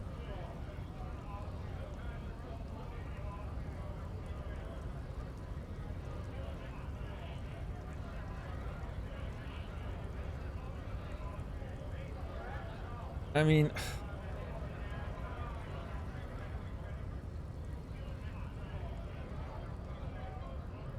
You know what? I'm thinking no.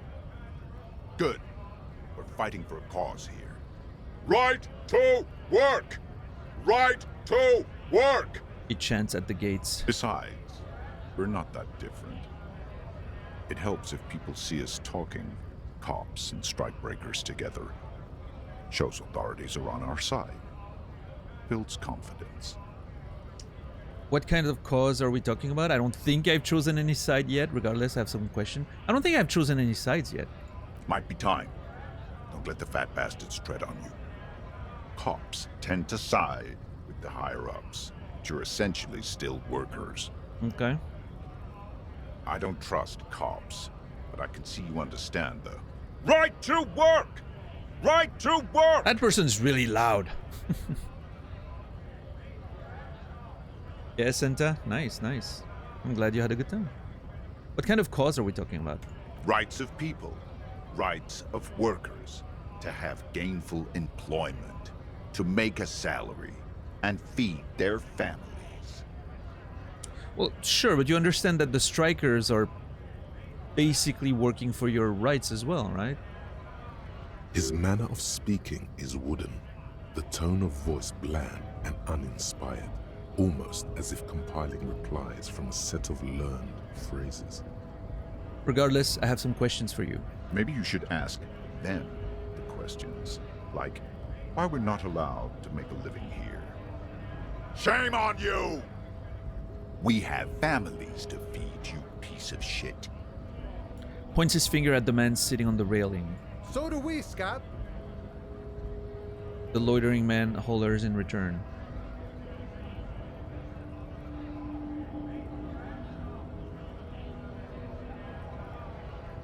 I want to get into the harbor too. What is a strike?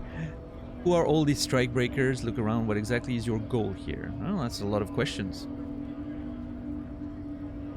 So what is a strike? Let's get that out of the way first. When a bunch of ungrateful, lazy cockroaches can't get their act together, decide to block honest work for other people. He shifts uncomfortably in his workers overall. What do the strikers want? Beats me. They mumble nonsense about boardrooms and workers' rights, while we have the right to work! It's interesting because it feels like they both have the same goal. They both want to make a living and be able to provide for their families and whatnot, right? They're just having differing opinions as to how to achieve that. Or all these strike breakers? Look around. Honest men and women with rights to work, to be useful, not toys for corporate interests. The man runs a hand through his steadily graying military haircut. We came here to help the harbor run smoothly in time of crisis. If union fucks don't want work, they ought to let in those who do want work. Mm-hmm. I have a question. Why do all these men follow your leadership? You think they follow because I'm big and loud? No. They follow the rules of the market, the rules of the economy, because they were given a job to do! What exactly is your goal here? We were promised work. We'd be in there, working, if the bastards hadn't shut the gates. And you're unable to breach the entrance? Main gate's locked. Would take heavy ordnance to bust it open. Could try to get in through the secretary's office. Door's locked. The guard's blocking the way to the access panel. Mm-hmm. And I don't mean the scrawny mess punk either. I mean head measurer. Or whatever he is. Measurehead. Head measurer? Have you considered storming in like all of you? Why don't you just talk to them? Wait, head measurer? Huge Seminese guy standing up there on the overhead passage. Won't let anyone by. The access panel is right behind him. How bad could one guy be? You seem capable. Oh, I'm trying... What if I turn him to... You know? Bad. Standing on a narrow bridge, he's got a strategically advantageous position. And he's trained. Oh. I don't know how the Union has a trained killer up there. But that one's no joke. And my men are tired and hungry. They're workers, not fighters. Have you considered storming in like all of you? Well, I haven't met him yet. I've seen him from a distance, Greg. Have you considered storming in like all of you? Why don't you just talk to them? Have you considered storming in like all of you? Why don't you go arrest them instead? I'm sure they've done plenty of criminal shit. They have that look. It would be better for the neighborhood if you went home, at least for now, if you can't get in anyway. Wow, Kim, trying to reason with... Yeah, I'm not sure that's gonna work out. No! They will give up eventually. Or get drunk. Leave the button unguarded. Then we charge. The man rubs his jaw, a perfect lightly bearded square wedge. I want to get into the harbor too. Have fun. Union shits are on full strike. Don't think they're going to let you through the gates. I'm trying to meet their fat boss.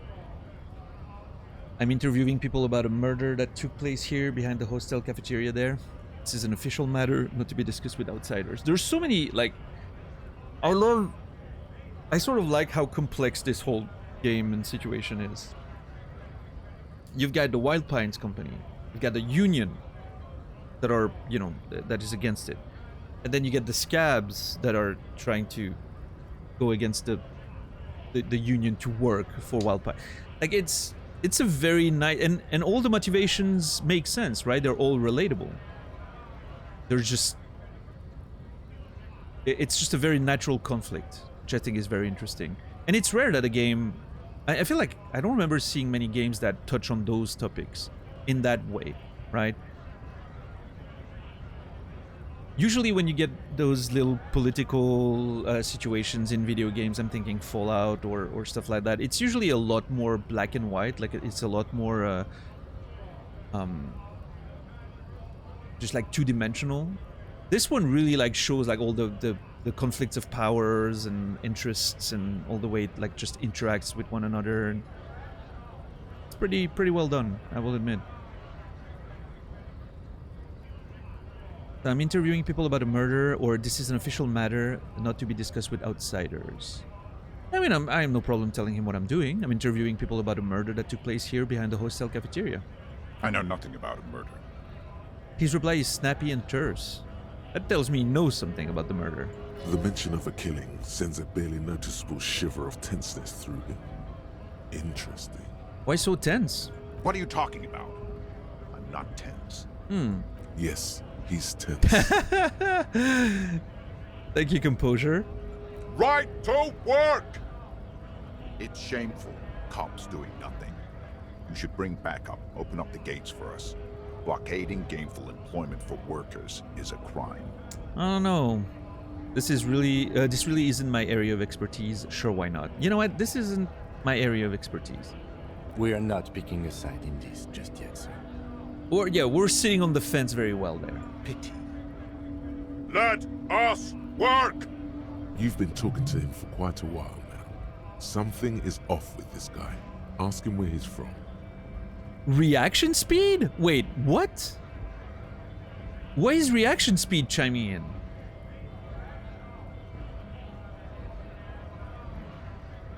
Why is that reaction speed and not... I don't know. Okay, I gotta ask. Where exactly are you from? What's it to you? Deep-set suspicion drips from every syllable. Curiosity, going to figure out this strike mess. Routine, part of the investigation. I thought you looked familiar for a second there.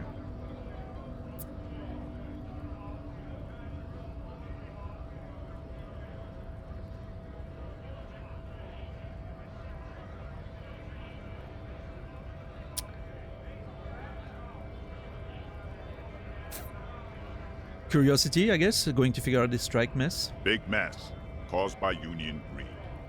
But I only fight for the rights of people. Shoots you a very distressful look. Every once in a while, it's like you can see glimpses of another guy under the guise of this fighter for jobs. He seems a more brutal, cunning, and suspicious person. Just a hunch. Or you just might be paranoid.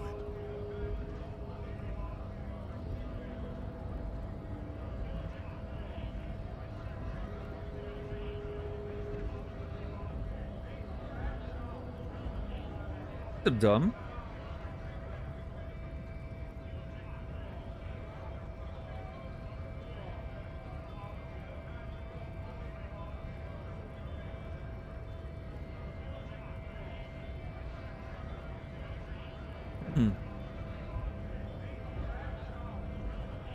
Already got that. I'm interested in your background. We're all workers, right? Workers stick together. Came from the eminent domain, in Jamrock. Backgrounds in odd jobs, heavy lifting, cargo hauling, bouncer work. I know the drill. A bouncer? Where? I frequent a lot of bars. Maybe it's one I know. Sweet, I know bars. Been thrown out from several. Maybe that's why you seem familiar. I don't really drink, but work has taken me to some. Which one was it?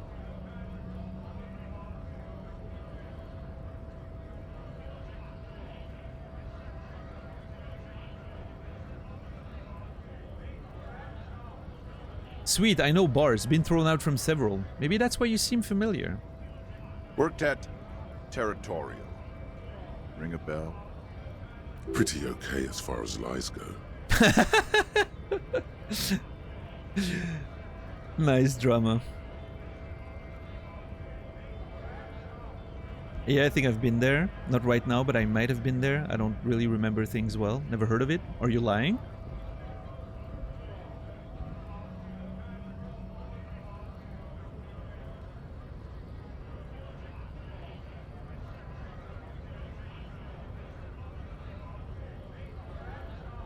I don't know, like, it's an interesting situation where do I want to confront him right away, or do I want to let him dig himself into, you know, deeper into the lie first?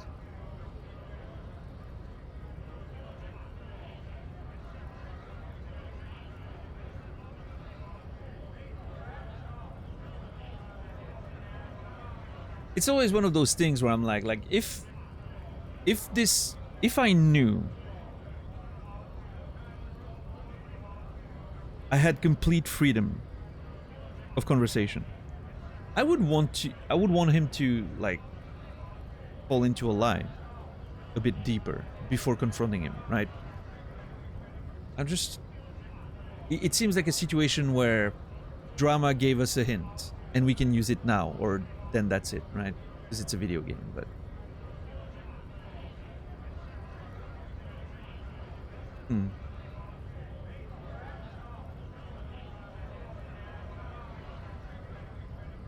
never heard of it. Are you lying? We're done here. I have a strike to break. He squints at you. A little spark of violence gutters in his eyes. Then he blinks and turns to his men. We're done here. I have a strike to break. Well, maybe that was a mistake. Maybe I should have been a bit more subtle about it. Right to work! Right to work! Shame on you! Hey, tough guy. I had more questions. I wasn't done asking questions. Excuse me, I had further inquiries. Things are busy enough. You're going to waste less of my time? Maybe? The hulking man oozes stark skepticism.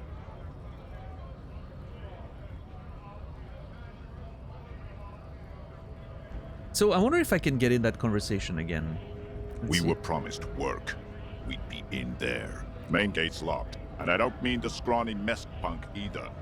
I mean head measurer.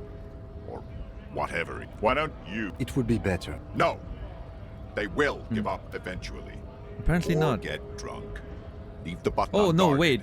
That was this Then, line of what's it questioning. to you?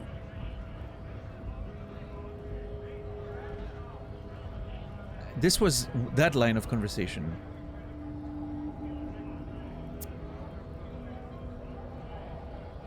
I thought you looked real familiar for a second there. No.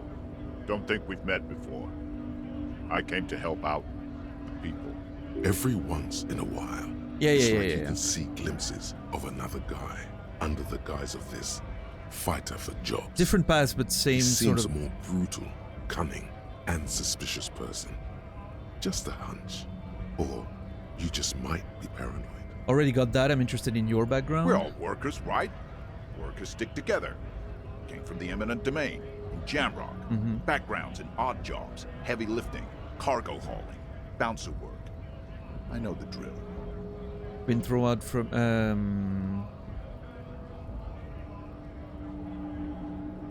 A bouncer where? I forget. I'm gonna try different... Like, since the game allows me to do that, I'm gonna try and see a different path. See how much it can change or affect the choices. Worked at Territory. Okay, same. Ring a bell? Pretty okay as far as lies go. Yeah, I think I've been there. Uh-huh. It was a long time ago. The man is quickly losing interest in talking with you. Okay, let's What's it to you? try the other... Big mess. Every once in a... We're all workers, right? Worked at... Pretty okay as far as lies go. Not right now, but I might have been there. I don't really remember things well. Uh-huh. It was a long time ago. Okay, well... There may be an invisible check that I'm not passing here, I'm not sure.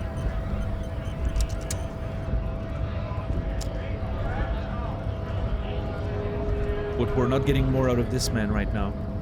We know he's lying though, so that's interesting.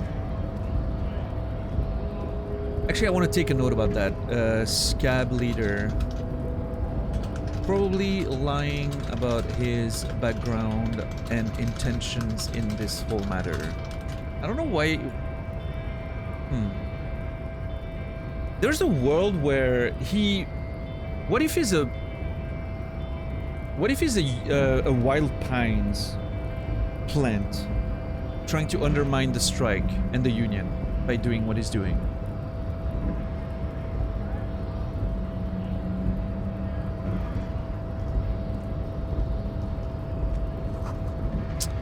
A notice. In case of a strike, press button behind guard. Wow. What is this then? Hermetically sealed door locked by electronic means. God damn it. Oh, brother. Okay, so I can't get in there.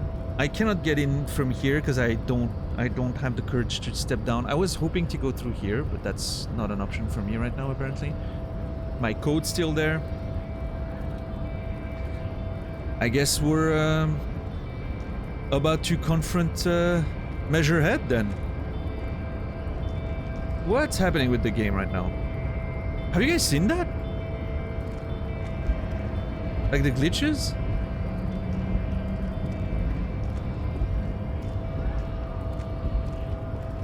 Yeah, all those glitches here. What the hell?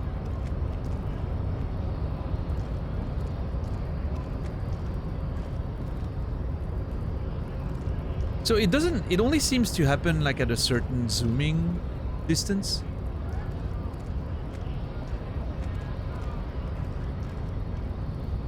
Yeah, that's strange. I'm assuming it's just a visual glitch, but...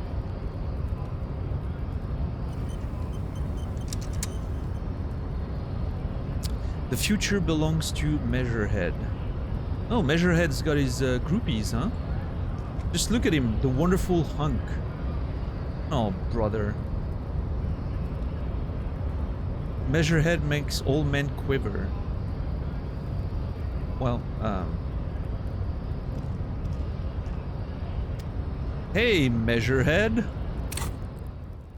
We might be getting into trouble here. Should I equip a pry bar? I'm gonna equip a pry bar, just in case.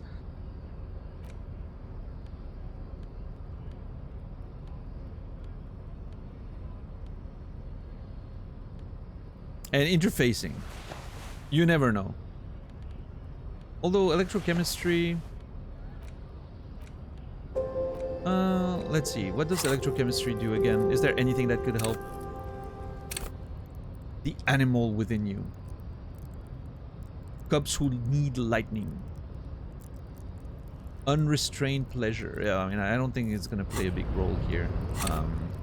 Interfacing. I doubt... Oh, hold on. I wonder... What if I use interfacing on the door there? Yo, lost my old one. Thank you for 13 months, man. Making my way through the VODs. Wanted to tell you how lovely it is to watch. Thank you for being amazing. Yo, thank you, man, for supporting the channel and making this possible. And thank you for watching the VODs. I appreciate it. I hope you can catch up with us and join us on the live show in the next few days, maybe. But yeah, it's been awesome to play, and I'm glad you're enjoying it. I'm glad you're enjoying it. And yeah, again, you know, thank you for supporting the channel and making this whole thing even possible. So, thank you, Lost My Old One. You will be remembered. Why is authority -2? Closed, I think. Hold on. Yeah.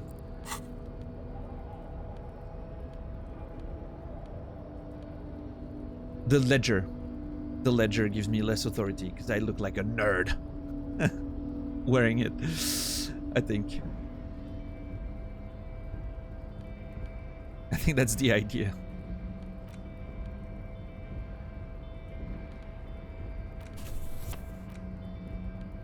It doesn't tell you exactly like close, like it doesn't tell you why it's, you know, lowering the... It's the ledger you found in the trash. A cabbage of papers hanging from the board, with the permeables drawer inside.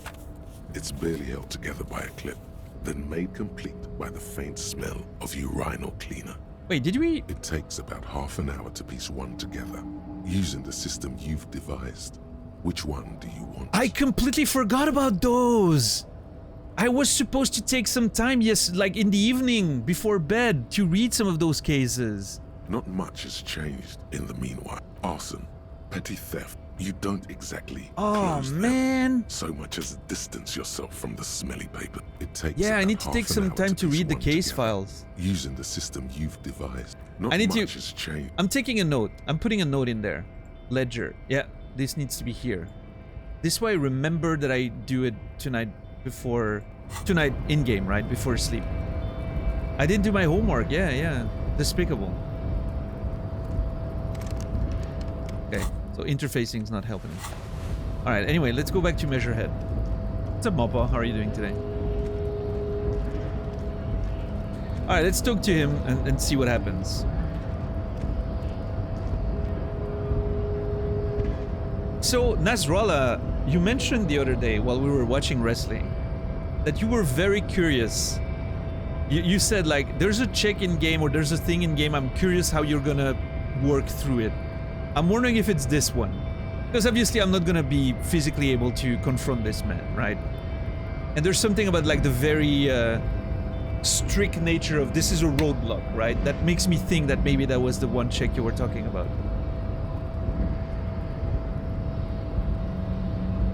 Of course, I may be completely wrong, but... Has Shivers delivered anything today? Yeah, a little bit, Moppa. While we were talking to Tommy, we sort of, like, drifted away in, like, dreaming about the city and what lies beyond, and... yeah.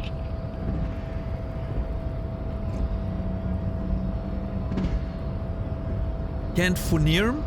Can't conform. Can't confirm. I get it.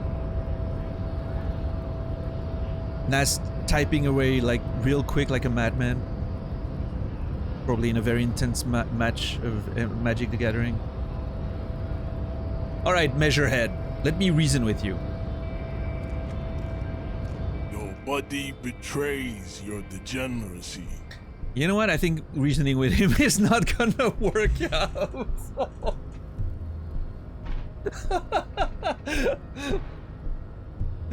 Dude, I'm like, yeah, let's just talk to the guy. It's gonna be fine. Your body betrays your degeneracy. Okay, hold on.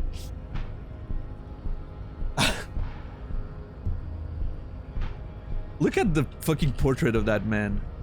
Also, the music changed. Oof.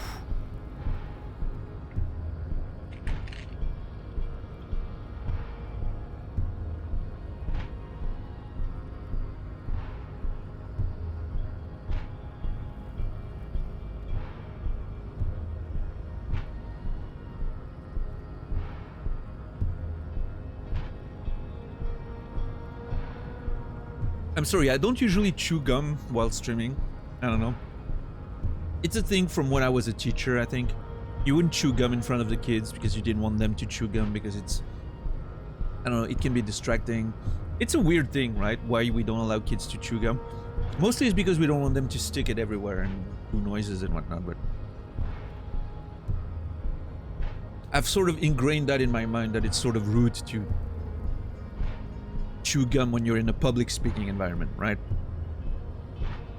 But my mouth feels so weird today, so...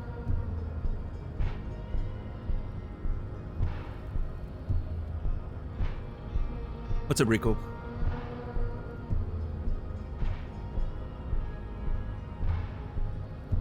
Can I go to your bathroom? You're not in prison? Of course you can. Just tell me you're going. That is what I was telling the kids, by the way. When they would ask me to go to the bathroom, I was like, just tell me you're going. You don't have to ask.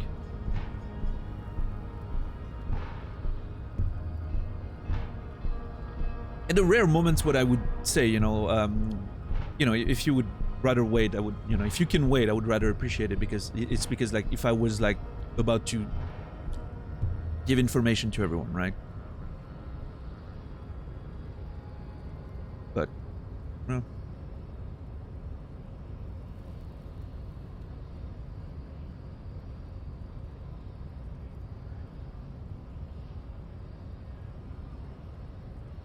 Like, I was always, when I was a teacher, those were always my rules. You don't have to ask me to go to the bathroom, just inform me so I know why you're leaving the classroom, right? Or if I'm like, if I'm in the middle of giving information to everyone or talking, you know, like saying, doing like a sort of a,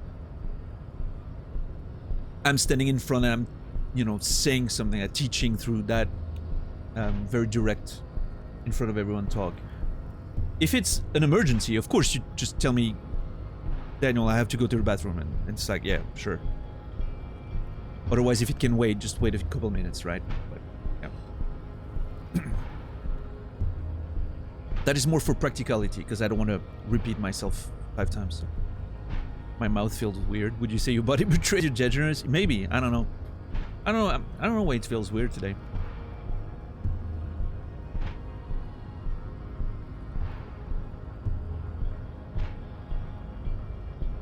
Yeah, Measurehead. His body totally betrays his degeneracy. The young woman at the giant's side agrees. I think it's this one. Say nothing. Size him up first. What do you mean my body betrays my degeneracy? My body does not betray my degeneracy. My body is unimportant. I'm with the police, and I need to get into the harbor. We don't have time to get into this now. Leave. Okay.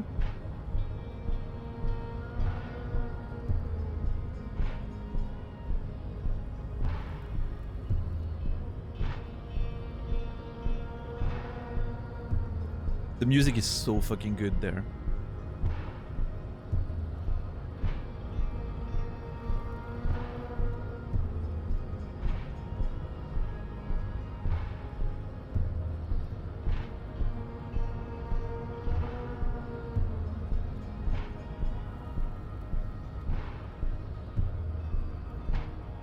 Okay, how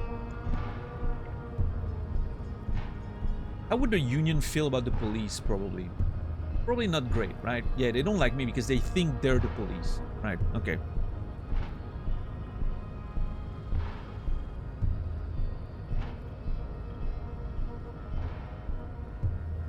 So this is not the way. Say nothing, size him up first. He might take that as a, you know, defiance, you know, me saying nothing and looking at him. Let's ask him to explain himself. What do you mean my body betrays my degeneracy? You have succumbed to Al Ghul.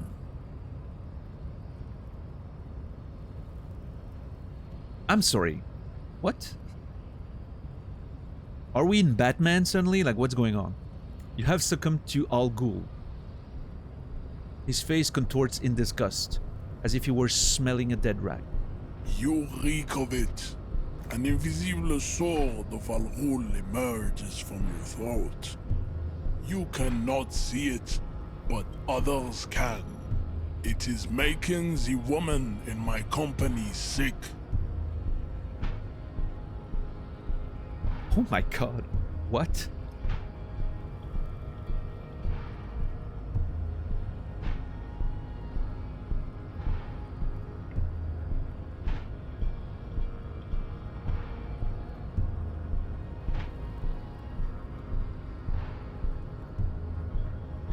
Man, the music is so good. What impression do you think the game designers are trying to give you of the Measurehead babes with their clothes and portraits? Didn't quite work them out. I don't know, Rico. I think it's way too early to tell, because I don't know what amount of information I'm gonna get on them, or how much I'm gonna be able to talk to them. Which I'm assuming, based on your question, not a lot.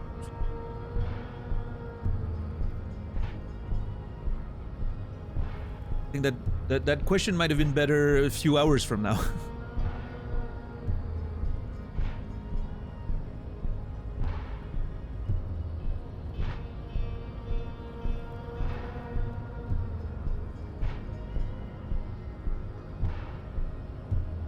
Holds the tension well. The music, yeah.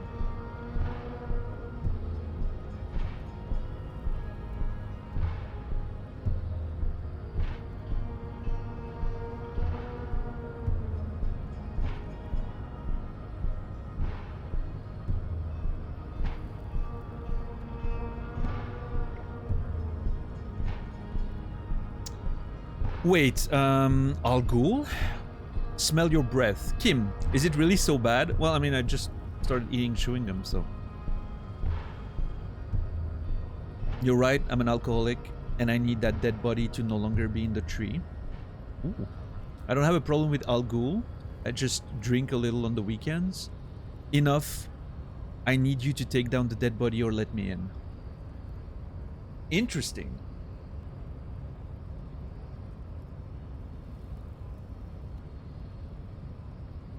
An invisible sword of Al Ghul. Oh, alcohol. Is that what he's saying?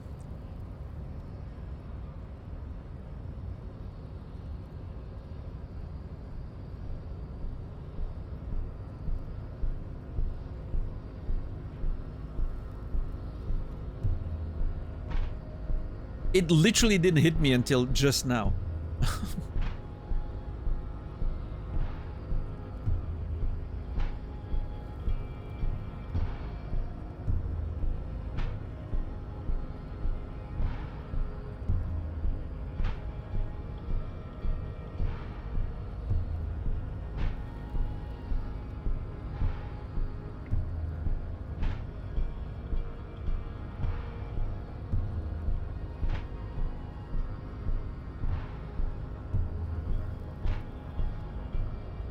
Ras Al Ghul seems more likely. Yeah, that's my brain went to sort of like, okay, are we talking like about a weird divinity in this world or some sort of mythological creature, or I don't know. I was going in a completely different line of thoughts there.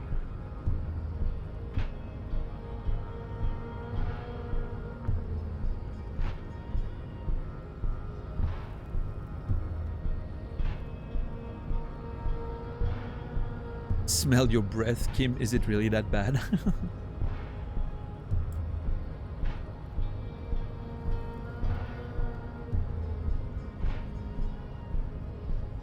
It's not good. Thank you, Kim. It's like a rat crawled into your stomach, got drunk, and Oh my god.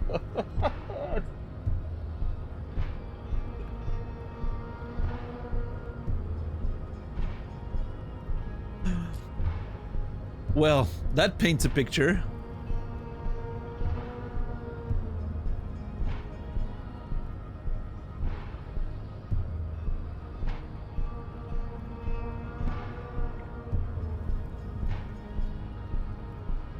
I'm not sure, Dom. I'm not sure.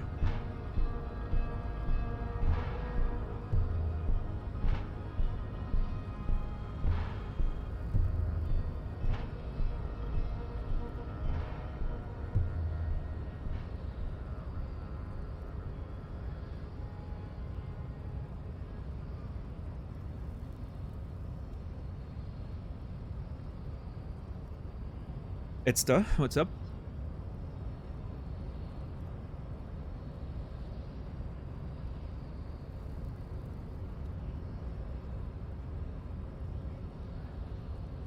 So, I just want to confirm. Are we talking about alcohol? Wait, Al Ghul? Yes, Al Ghul. he means alcohol. Thank you, Logic.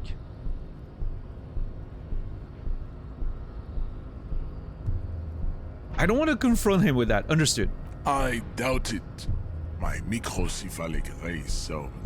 What the hell? That was... Okay, hold on. That was totally uncalled for. Measurehead.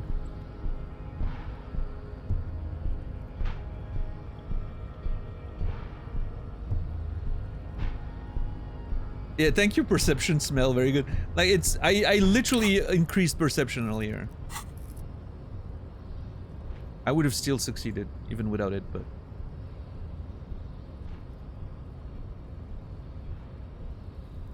I mean, he's a Seminese supremacist, right? We knew that before coming in, so... I was expecting the racism, but... him calling me a microcephalic race servant is strange. I don't take that lightly. He cannot even pronounce alcohol, right? You're right, I'm an alcoholic, and I need that dead body to no longer be in that tree. There you go. I'm gonna be honest with him, up front. He's not gonna expect that. No, you don't. Well. You need to get another drink. Occidental Haplogroup B4 is done giving orders around here. The influence of the ham sandwich race is waning. What the hell is he going on about? Does this remind you of someone? The guy down there? Yeah. The fat racist over there. Point to the racist lorryman. You're just him after pumping some iron.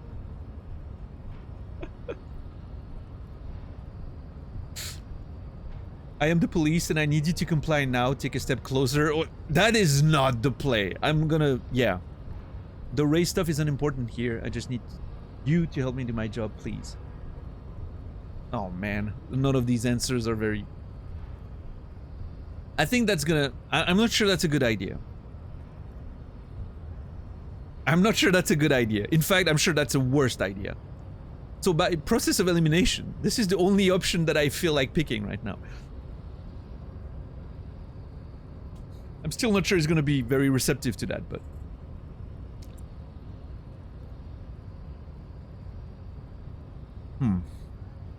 What's up, Mort?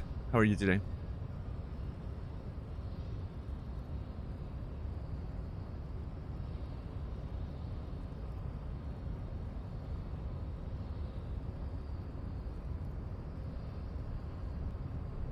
I mean, rhetoric gave me sort of that idea, right? Which, you know, but rhetoric has been great to me so far.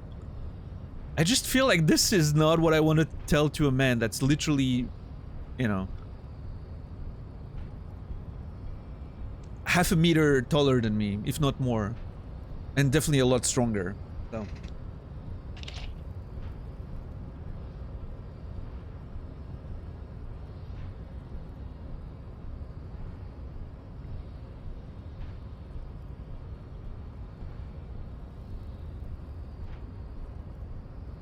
But hey, there's a world where this man respects a strong confrontation, right? You know what? I'm gonna follow rhetoric. I'm gonna follow rhetoric for a little bit. We like rhetoric. If we're gonna win this encounter, it's gonna be through conversation.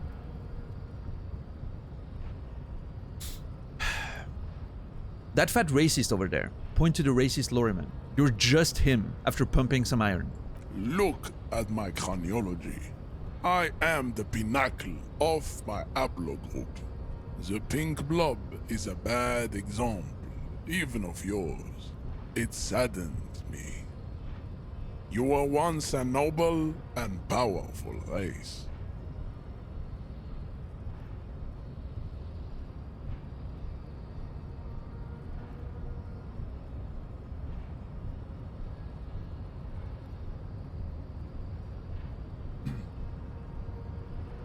The pink blob, yeah.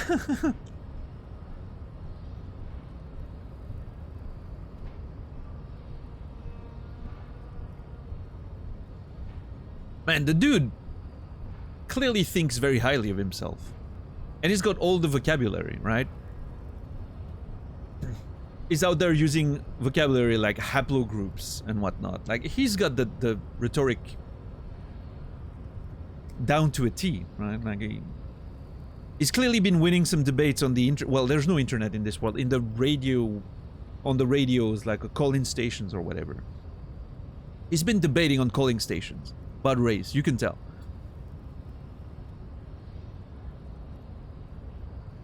You gave the world eugenics, electricity, and powerful weapons of war like missiles and aerostatic aircraft.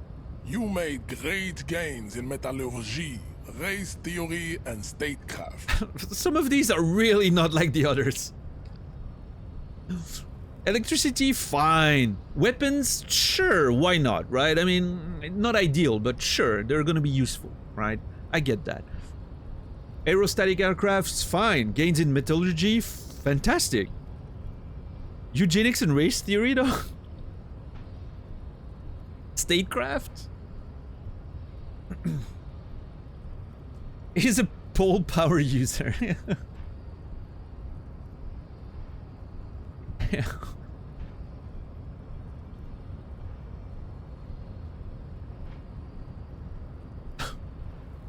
Yeah, that man's been, yeah.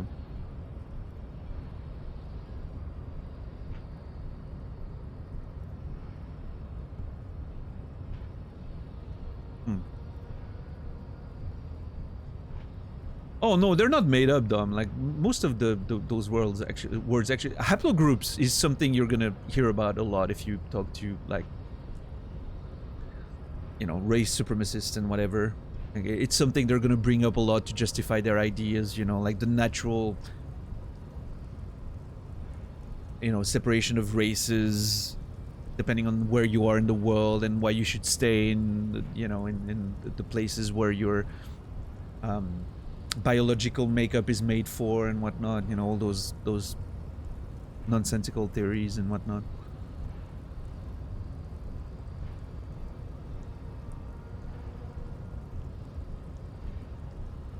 Basically locking out people out of your, you know, out of the more livable places in the world under the guise of a scientific theory, right? Yeah. What's up, Felon? How are you doing today?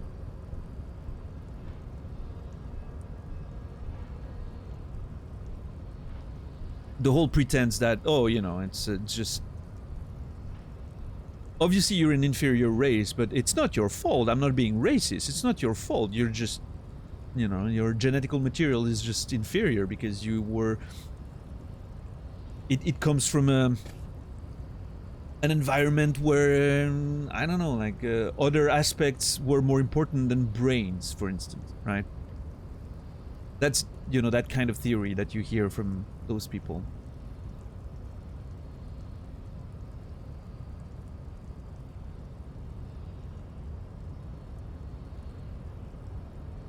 Don't clip this. Not out of context, at least, yeah.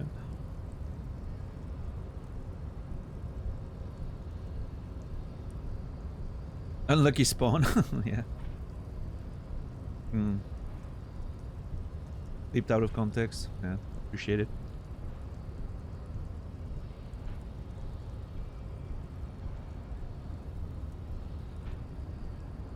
Getting me cancelled. Offering me like a 4 days vacation from Twitch.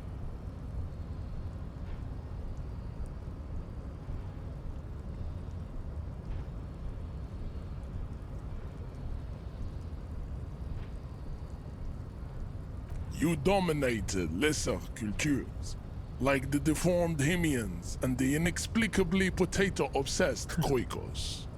But now your ascent to the genetic summit has halted. You are obsessed with sadness and with frivolous pop culture. You are obsessed with sadness and frivolous pop culture. I feel personally attacked right now by Measurehead. Obviously, I never, you know, had any interest in ascending the genetic summit or whatever, but you should.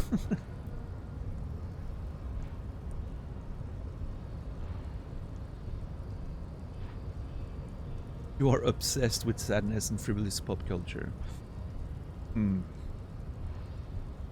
will be superseded. Isn't that right, babe? It is, baby, yeah. You know it. Alright, well, let's see. Push him out of the way. Sure! You're right about all this. Now I need you to help me get that corpse down from the tree. It was your people who put that dead body up there. Your people should help me get it down. This is going nowhere. Leave.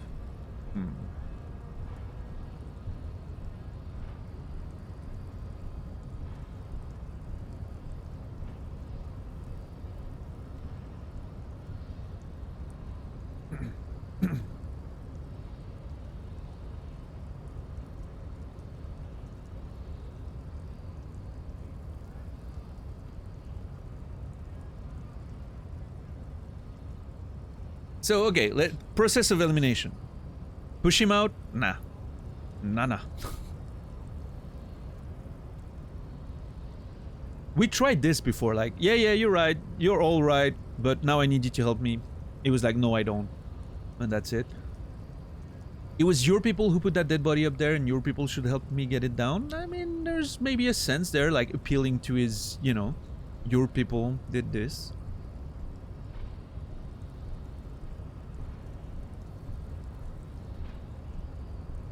Pushing you out of the way for sure is not gonna work.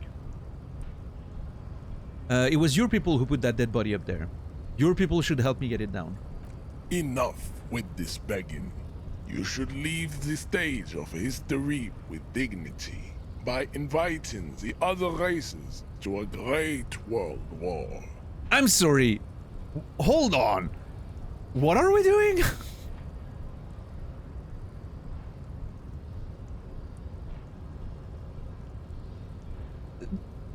My friend, I'm trying to rebuild communism already. I'm not gonna organize a great world war. Like, is that a Wayne's World type situation? Like, just build it and they will come? Field of Dreams? Yeah, just let's organize a great world war. Why not? Free invitation. Bring your friends. Bring your own beer.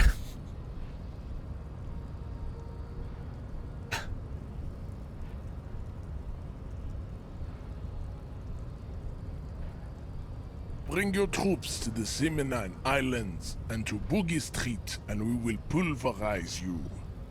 When you are gone, we will build a museum for you. God, dude, this guy.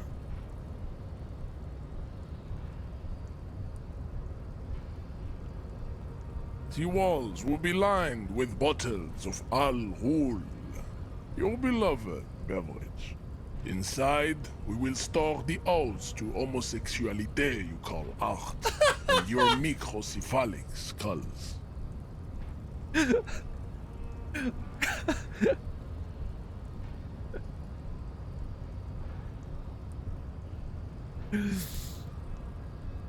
The odds to homosexuality you call art. Oh, dude. Incredible.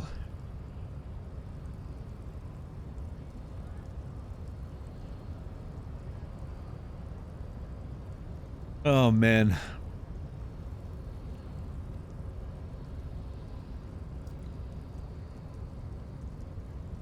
I mean, hey, I'm not going to, yeah, microcephalic skull. I mean, compared to the size of your frame, your head isn't that big, brother. I mean, I'm just saying. If nothing else, you can say this guy has some opinions. Yeah. Casual racism versus competitive racism. Yeah, this dude's playing ranked. This dude, like, is playing ranked. He's got his master rank in racism, for sure.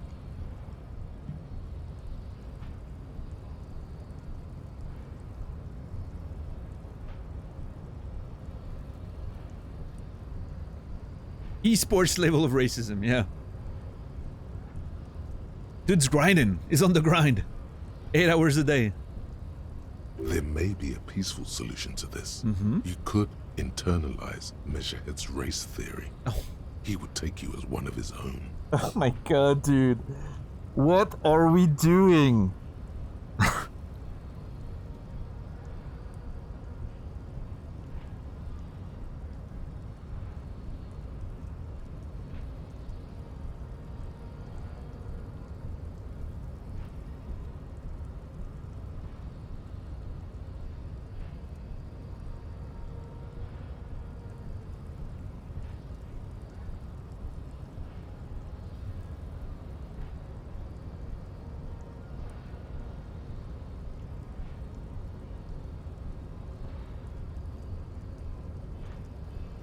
Wouldn't that mean I have to become a semi supremacist myself? Hopefully we can just internalize it and pretend, right?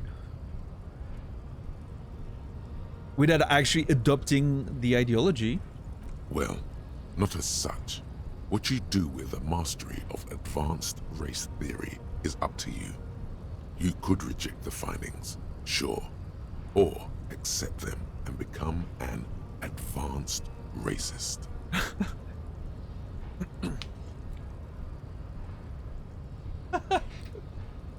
Oh, dude, this is insane. You serve the Union, don't you? Aren't they white? Question mark. That's a good point to bring up. Know anything about this mug? Show him the mug. Why are you not with the Hardy Boys?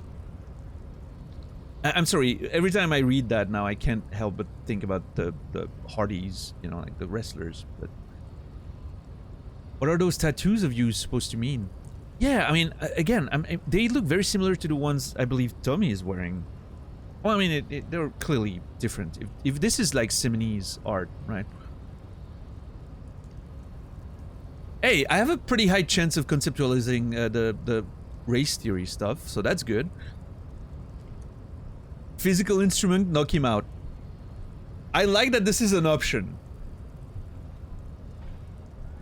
It's actually not the hardest check I've seen in the game yet. But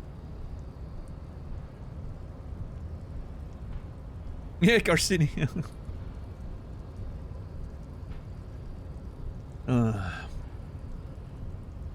Hey, there's a chance. You can always hit a 12. Yep.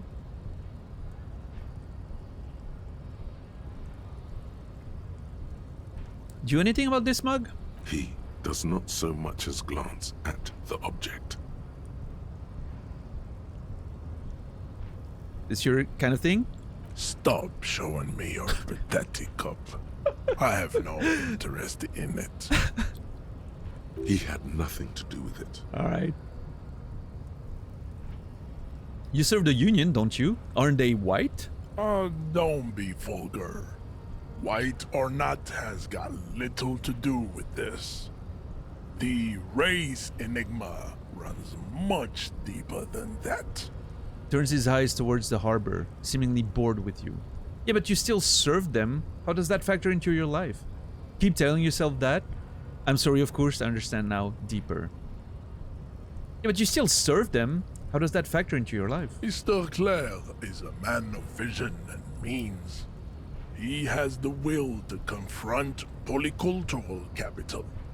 Something your race, naivistic communists, never did. Okay, then. Mr. Clare is apparently, you know... Also, to serve is noble. It takes discipline. Your petulant individualism has only contributed to your race failure. It is lax and moronic. Okay, then. I'm no communist. Communism is pretty cool. Individualism is my jam. My jam is a Mr. Force thing. Enough of this.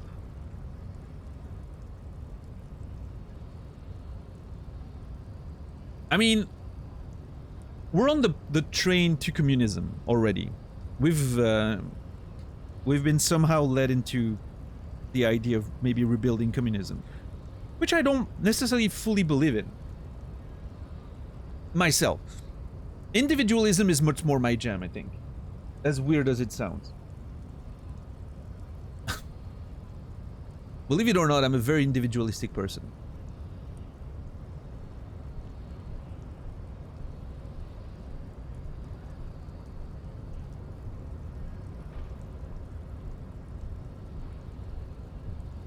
Communism builder by day, advanced racist by night. Yeah.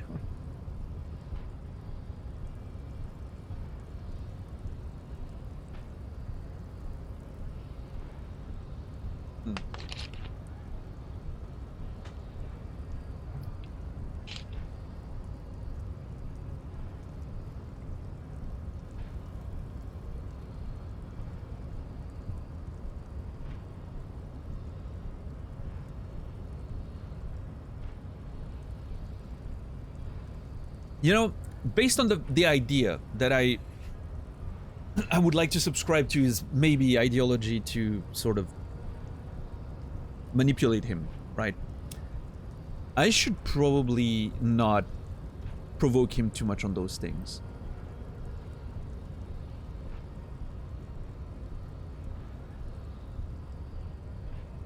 I'm no communist.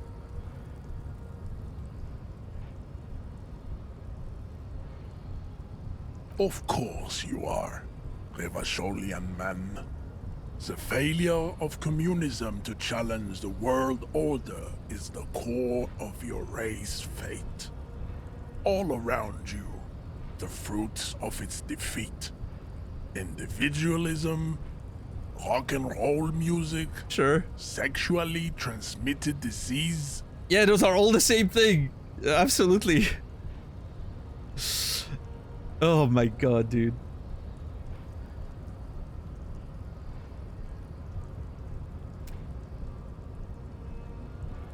Like, I can't even say anything to him. It's just...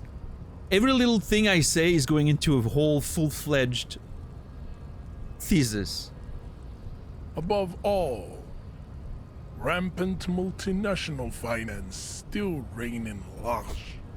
Tell me, where have you gotten your love of pathetic communism from? Degenerate youth culture? Rock and roll music? I said I'm not a communist. I don't know who I am, but that's one thing I know. I've gotten it from disco, actually. It's true, I'm a rock star, rock and roll star, and a rebel. Youth culture does not affect my thinking. Ah, man. This is one of those situations where the game sort of like... it feels like you're in a quicksand, if you know what I mean.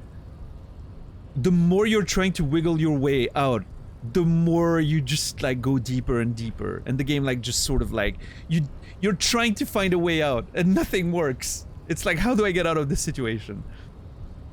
It saddens me to say I know a guy like him IRL. Yeah, I mean, here's the thing though. Most of us probably know a guy like him IRL, except a lot of those guys are very good at hiding their, you know, thoughts. I mean, I guess then they're not a guy like him, right? If they're keeping it to themselves. But we probably all know people that share this sort of ideologies, right? It is unfortunately very rampant.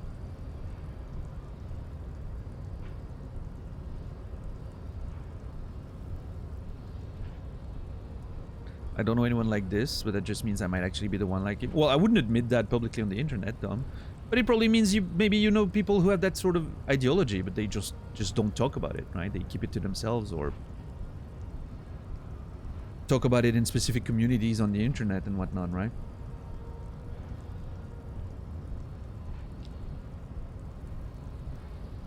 Why do most racists have French accents? I mean, so many people have French accents in this game. I don't think it's particularly targeted, but... yeah. You wouldn't be allowed on half the internet, and you would be very welcome in the other half. Or, yeah, maybe, you know, Felon may be right. Maybe you're lucky, and you just have found a way to avoid associating with people like that. But again, I mean, it's... I don't know. Sometimes you don't expect, and like you start talking to people and you like someone you've known for a while, and then you didn't expect it, and suddenly they start spewing out some racist shit, and you're like, oh, that came out of nowhere. And then you start looking at the, you know, little red flags here and there, and you're like, oh, maybe I should have predicted that. And yeah, that's a pity. How are you today?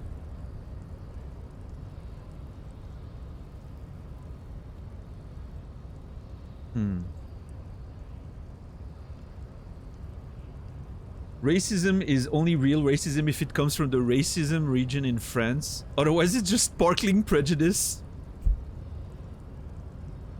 Carsini, if you weren't already subbed, I would have subbed you for that. That is a beautiful sentence. I like it.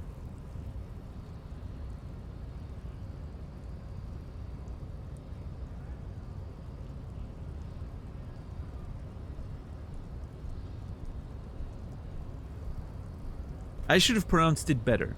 I should have said racisme, you know, to respect the French pronunciation, but...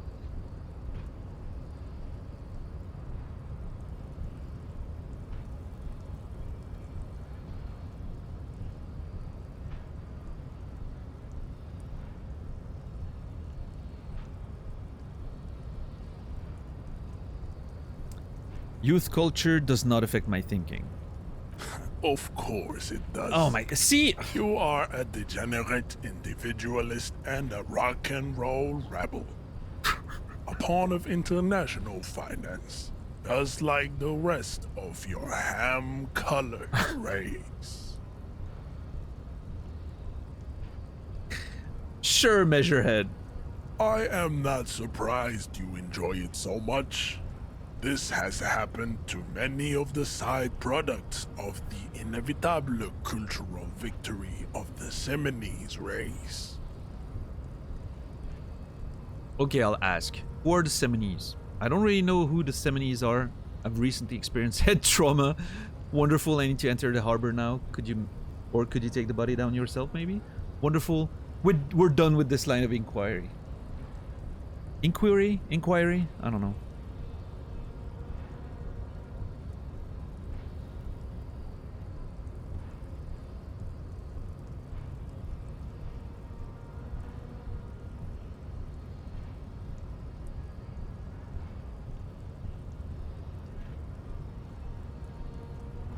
Man, the music is so good.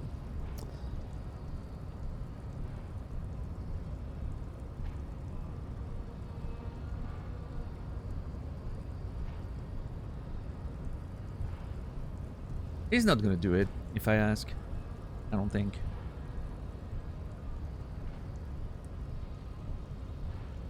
I mean, you know, I'll ask. Who are the Seminoles? Tell me your vision of the Seminoles people.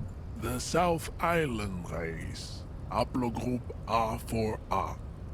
We are the rightful masters of the Insulindian archipelago. We descend from the Areopagites of ancient Pericarnassus and arrived here 4,000 years ago. Millennia before you. Okay. We are the future. That is all you need to know. So you were born and raised on islands before you moved to Revachol? I am a descendant. The narrow streets of Ulimbuir are with me in my genetic dreams.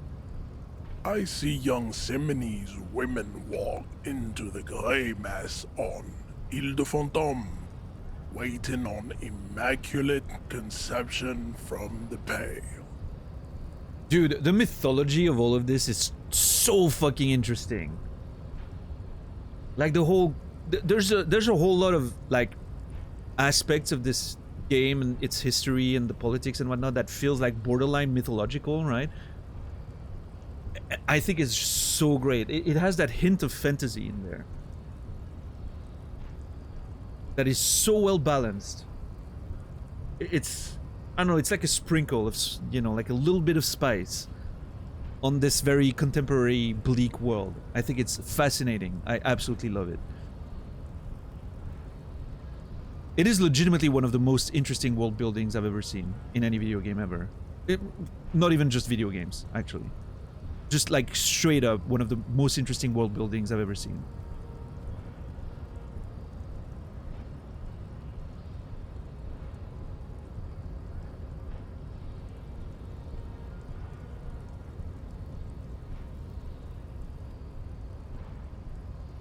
I see young Seminoles women walk into the grey mass on Ile du Fantôme, waiting on Immaculate Conception from the Pale.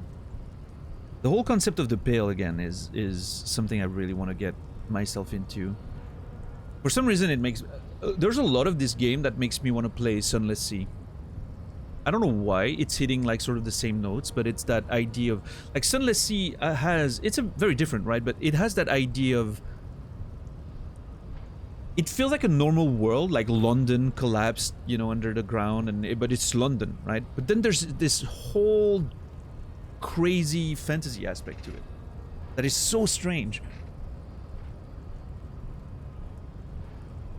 And for some reason, yeah, it makes me want to play Sunless Sea. I don't know.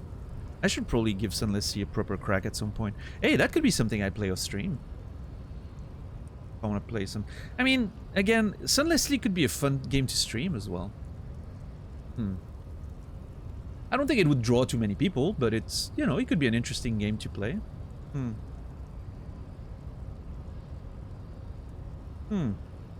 don't know. Thoughts. I have thoughts about this. You often thought of Fallen London while playing this? Interesting. I wonder why. What you know... I think, again, it's sort of that mix between realism and contemporary stuff and sort of like fantasy or... mysterious... mythological elements, right? Yeah. Have we discussed the IP? Well, I know a little bit, Felon, about how apparently I think there's like the main writer of the game is originally a novel writer. Maybe he wrote a novel in this world, and the novel spoils quite a bit of the actual game. I may still want to look into it at some point. I think there's only like a fan translation, which I'm not too excited about, but I mean, if it's a high quality fan translation, why not? And I know also that the IP is in danger a little bit now, right? Because of like publisher and disputes with the original creator, but yeah, the general feeling of malaise. Yeah, I have an opinion of Sunless Sea as a streamable game, but it would involve spoilers. Just without getting into the details, do you think it's more positive or negative?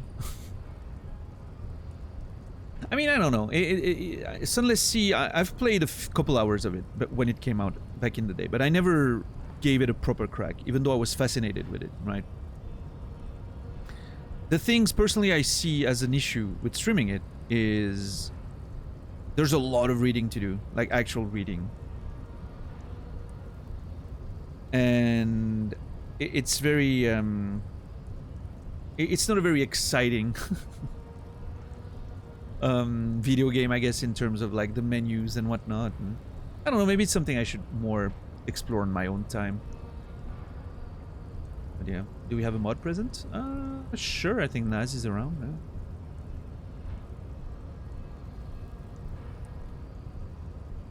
No, what? Wow, Naz is very curt today.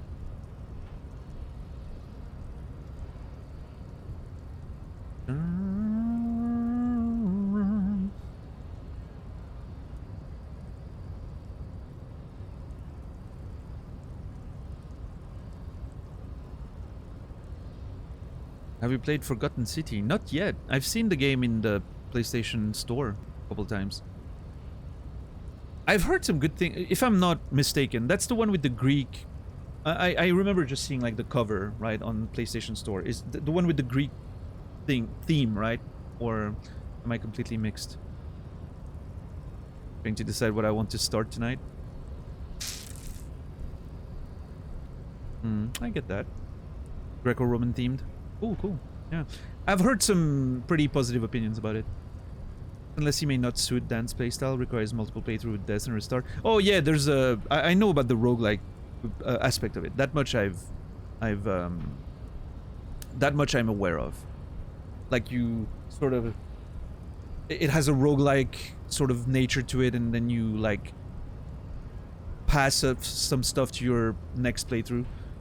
Yeah. But yeah. Don't worry, Felon. That much I was aware of. I know over the years I've heard quite a bit of Sunless Sea about the game.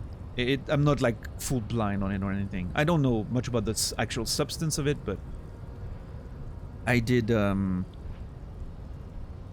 like I said, I did play a few hours of it when it came out, and I know about like the multiple playthroughs nature of it. Which in the case of a roguelike-ish video game is not too much of an issue for me. But I generally like, but I know it's a bit more than roguelike. Like you actually go through the same motions and the same stories and the... Yeah.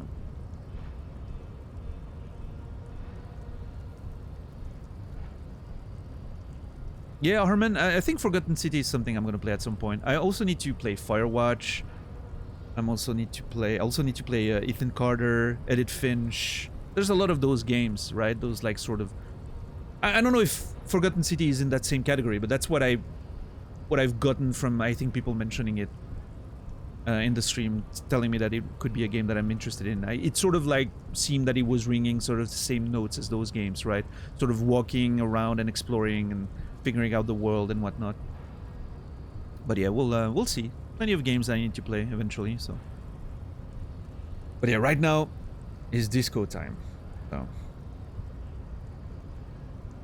for now, I don't have to ask myself what I want to play next, right? on. The only issue is I want to play something off stream, and I need to make a decision of what to do. So that's the only reason why I'm thinking about what do I want to stream, is to know what I won't want to stream and what I can play off stream. Sunless Sea could be a fun thing to play off stream. Baldur's Gate 3 still, like, I can't decide if I want to stream it or not. It's going to be a big issue for me to make a decision there, I think, but yeah. Right now, racism, exactly. Disco time indeed. Oh.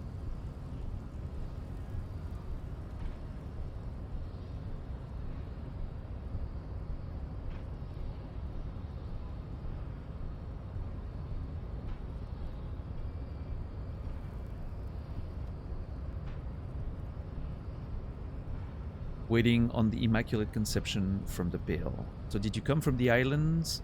So did you not come from the islands, or understood?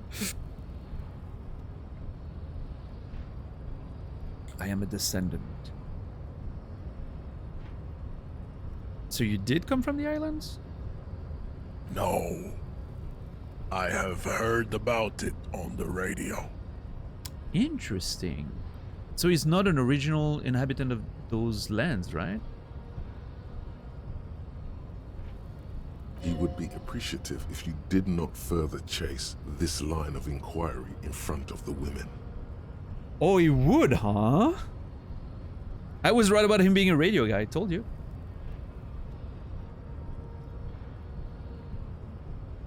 He would be appreciative if you did not further chase this line of inquiry in front of the women. Oh, that's interesting. Oh my god, what do I do? Because, okay.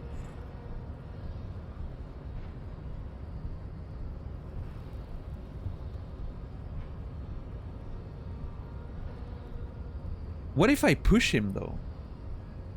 There's a chance he might just be like... Oh man, this is hard.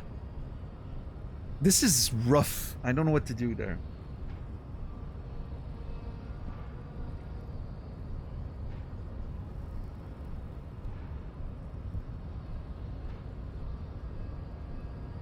But that's the thing, Reki, right? It's not just, I don't care about this motherfucker, but I'm trying to manipulate him into letting me pass, right? So, it's like, what is more likely to work in my favor? Me dropping it and him being like, okay, cool, I owe you one? Or me pushing him and him being like, okay, you know what, just go ahead and get in. I don't want to keep answering your questions. Although, he could also just punch me in the face, and that would solve it, right?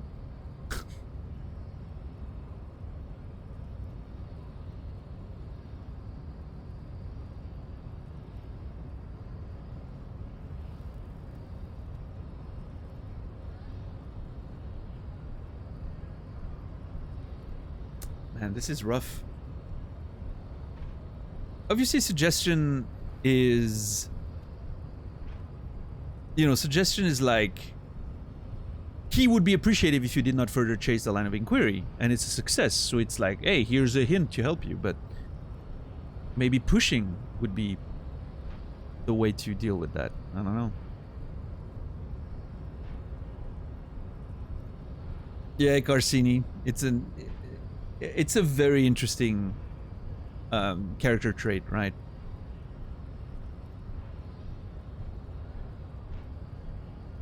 Which I think, you know, like, there's a lot of these, like, ultra supremacists that are, you know,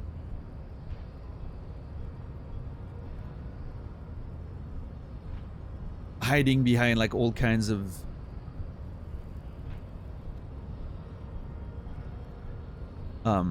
like old school, you know, pagan theories and you know, that sort of like separation of the races back when the purity of the lines were maintained and whatnot, and you know, everyone in their own original lands, and then you're like, dude, you're not even like, you have no idea what you're talking about. You weren't like, you know, you're not a descendant of those things yourself.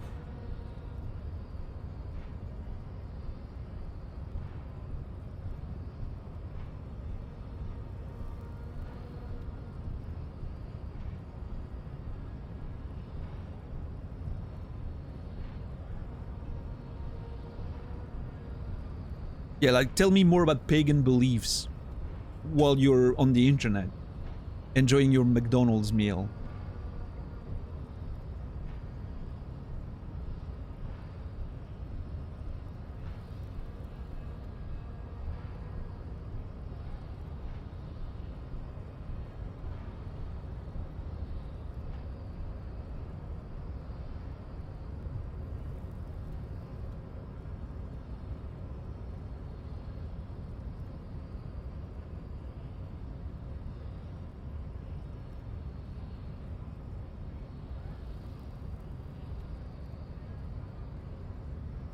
Oh god, how do I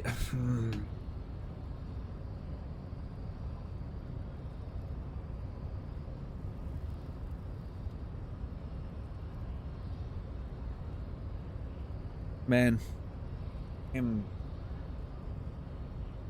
I feel like this is gonna just get me punched in the face.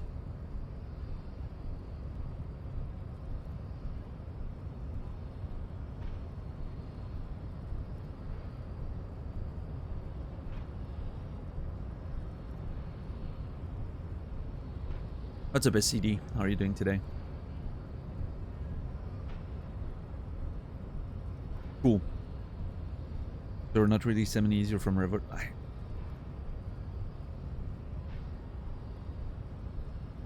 Yeah, Harmon. I mean, here's the thing, right? If I was having that conversation with a real person in real life, I would probably be very mad at that. Like, I would be upset, right? In this context, it's so caricatural. It's easy for me to sort of like kind of make fun of the whole situation, but I mean, he's an annoying piece of shit, right? But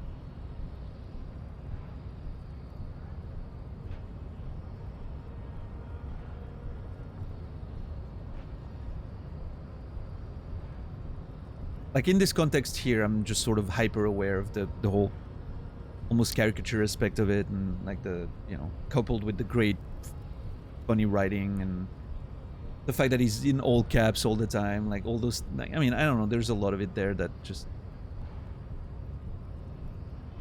sort of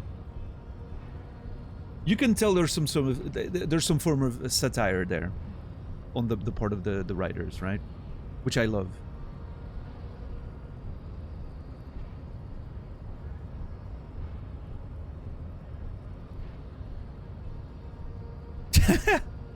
Yeah, Car City.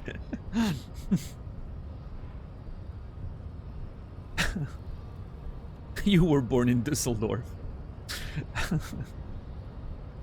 I don't know why the selection of Dusseldorf as the place of birth here makes it so much funnier. I don't know why. It's a funny name for me, Dusseldorf.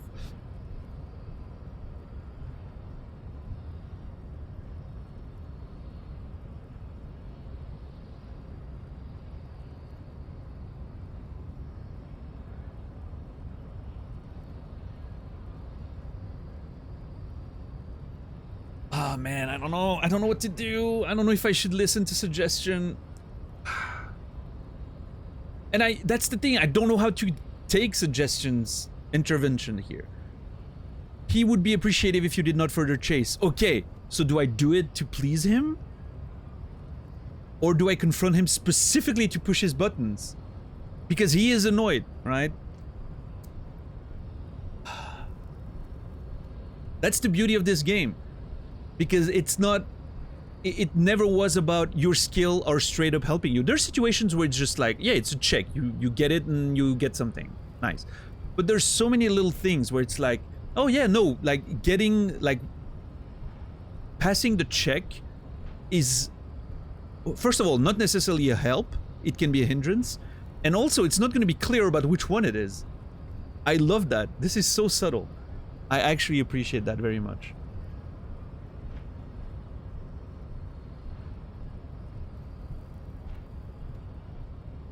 Always playing your emotions against your brain. Exactly, yeah. It's just writing a fine line all the time. It is so well written. It's really fascinating.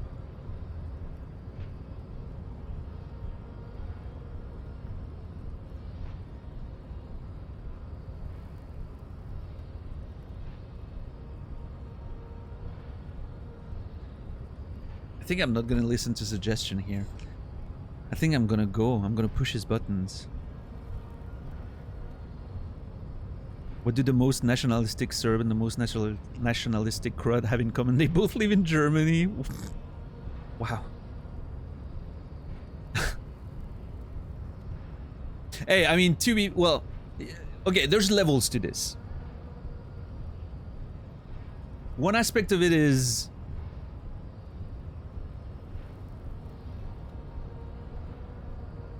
You know, I'm trying to not diminish the suffering of people who had to leave those countries, right? And migrate to other places, because, you know, they didn't want to get murdered with their families and whatnot. So there's some respect for those people. Now, specifically... the nationalistic parts of those people can go eat a dick.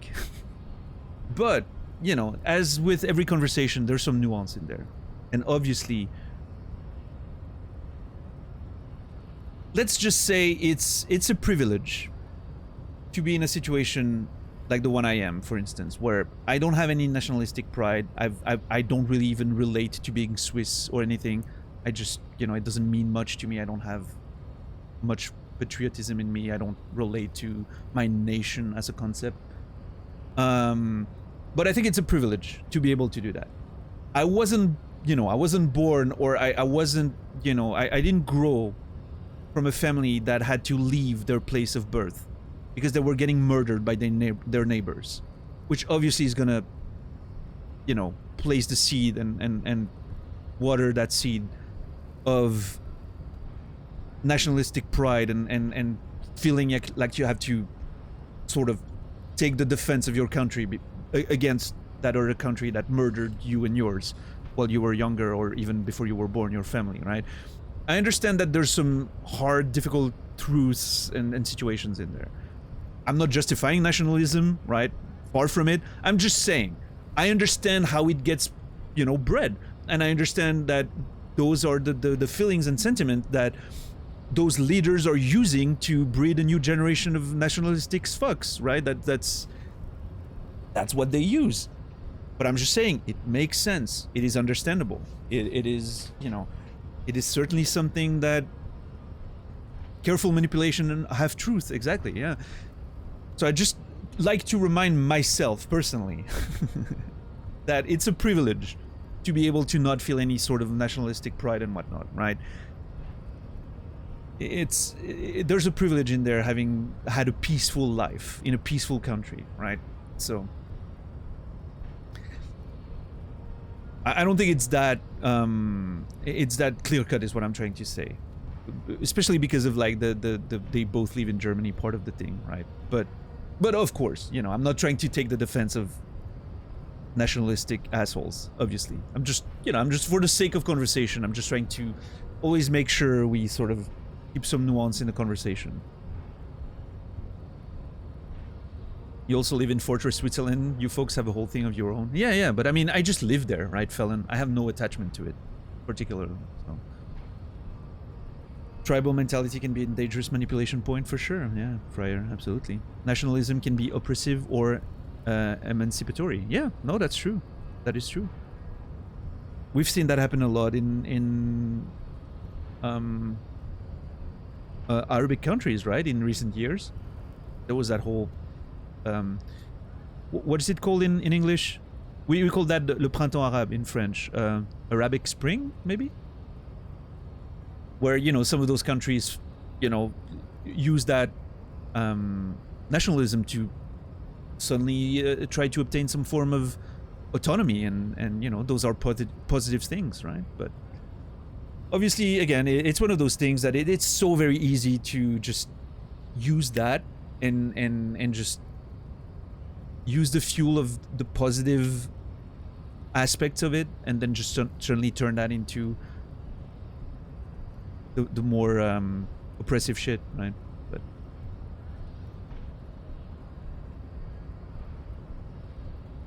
oh yeah, absolutely, Carcini, absolutely, yeah. This is clearly like the satire of that particular subset of people, for sure. There's definitely a playbook. Oh yeah, I mean, it's been tried and true for so many years in history, right? And there's no reason to change it. Same shit, and you know, same shit's happening in the US. Why is there such a big rise of nationalistic pride and racism in the US in the past, I don't know, 10 years or so? Well, I mean, it could easily be argued that it's been a thing for a long time, and probably 9/11 had a huge impact on furthering those playbooks, right, in the US. Like some people were very happy with 9/11. Trying to, you know, fuel their causes and bullshit in the US for sure. But yeah, obviously in the past decade, like with the whole Trump situation and all that, obviously that also played a role. Suddenly these people were validated because they had one of them, or at least someone who was publicly defending their cause in the White House, right?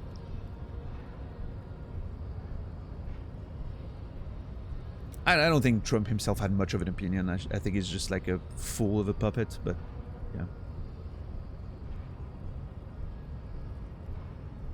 It's on the rise all over the West. Yeah. Immigration usually a part of it.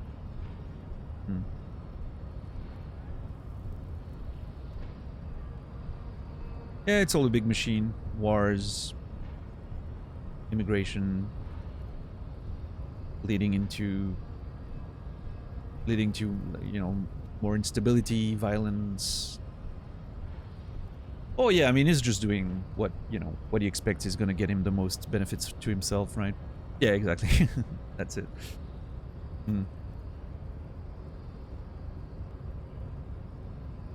But yeah, even in that regard, you know, Switzerland is not, we're not a safe haven in that regard.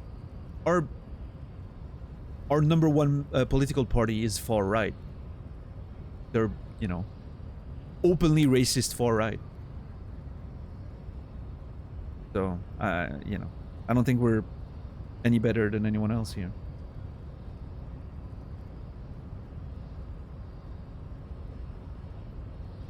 In the US, that would date back to the Southern strategy in the 70s. Southern, I'm not too familiar with that, but Southern strategy, does that involve anything with like the Mexico border or something like that, or?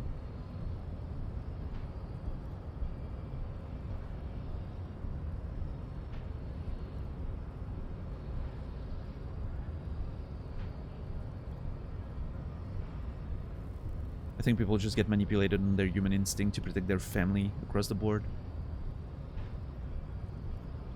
I mean, that's a very relatable force, right? The protection of your family, survival, all those aspects of, you know, it's very relatable. It works on almost everyone because everyone's trying to do that, right? Survive and protect their families. So, yeah. It does play a big role, probably. And that's the sort of rhetoric you hear, right? It's like, we need to keep the jobs for ourselves. We need to keep the economy for ourselves. We need to protect ours. We can't help those people before we help ourselves, right? It's, you know.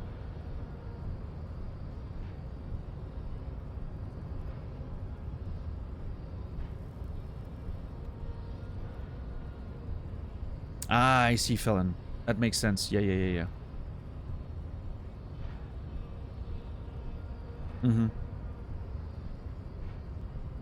Sure.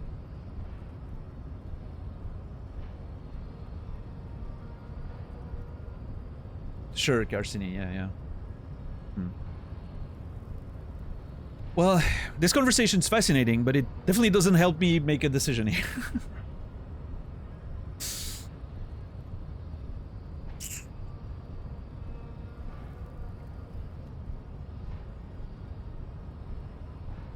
Okay, what if I push him and he punches me?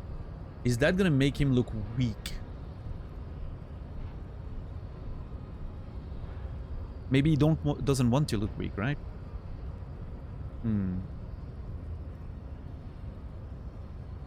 Yeah, Pitsy, war on drugs, war on poors, blacks, Hispanics.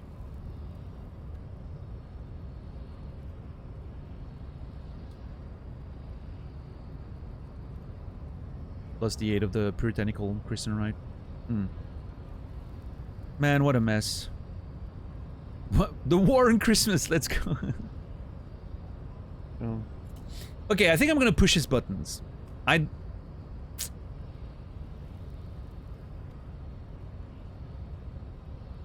gonna avoid...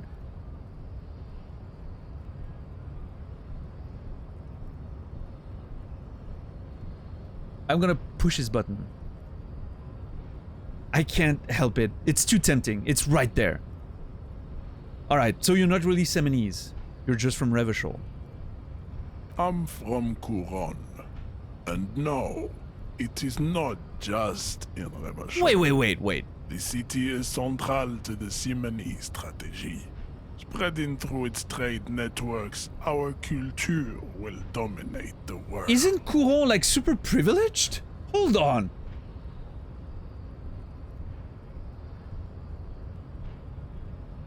Yeah, it seems peaceful and upmarket are the notes that I took. Massive housing projects and all that. I think Couronne's pretty, you know, seems to be like one of the good places in this area. You have heard enough about our phylogenetic secrets for today. Alright. You have extinction to come to terms with. Sure, I do. Never getting that dead body down from the tree. He really quickly whistled out of that one, huh?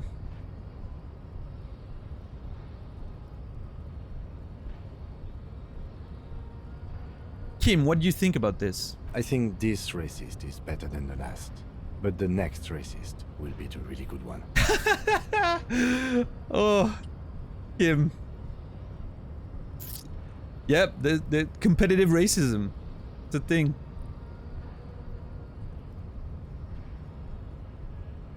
It is Quasi, for sure. What's up, Dars? How are you doing today? That will be the... That will be the lucky racist? How do you know there will be a next racist? I like the previous racist better, actually. That will be a lucky racist. Why am I following the conceptualization there? I don't know. No, actually, I'm more interested... I'm sorry, conceptualization. I'm gonna completely ignore you. How do you know there will be a next racist? I mean, it kind of makes sense, right? But...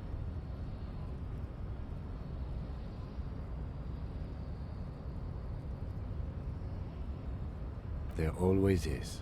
That is true. Race is reality. He nods approvingly. What are those tattoos of yours supposed to mean? Racists are generally not very good examples of their race. He gestures towards the lorry man down the street. I am not like them. I am craniometric perfection. I have taken the trouble to permanently draw a phrenologic grid on my skull and features. This should dispel any doubt. Yeah, or you can look at it in the way of you're trying to compensate because you know you're not actually, you know, Simonese. You're not born there. You're trying to pretend. You're a fake. If you know, if you were craniometric perfection, you would not need a fucking mathematical proof tattooed on it. The drawings are precise and look true to their pseudo-scientific ambitions. One thing, however, it is not entirely free of throwbacks in the phylogenetic tree. His large jaw, for example, could be a trait indicative of criminalism. Also, his earlobes could be small. Visual calculus! Oh my god. Oh. Dude. Oh yeah, Kim is amazing. Kim is much more than just like... He's a straight man. But he has those little edges, which I really love. Like every character in this game is not a one-dimensional character. It's so interesting. What's up, Mekan? Are you sure? I mean, that jaw is clearly an atavistic stigmata. Your earlobes are too big. You sure I'm not craniometrically superior to you? You're right. That's craniometric perfection. My race does not stand a chance or say nothing. I mean, he wants big words. I'm gonna give you big words. Are you sure? I mean, that jaw is clearly an atavistic stigmata. That atavistic stigmata makes pussy say yes, plenty. Okay, this one has no idea what she's talking about. She's just excited because he's a big dude, right?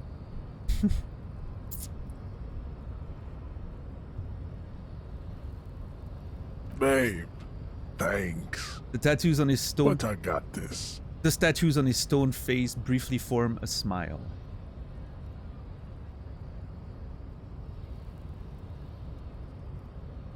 You have him off guard now. He's preoccupied with his situation with his woman. Ooh. Bested him in craniometrics. Hell yeah! This does not help with conceptualization, though.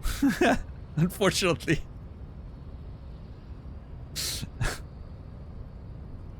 I'm not helping my actual plan. I'm just helping my second plan, which I'm probably not gonna try.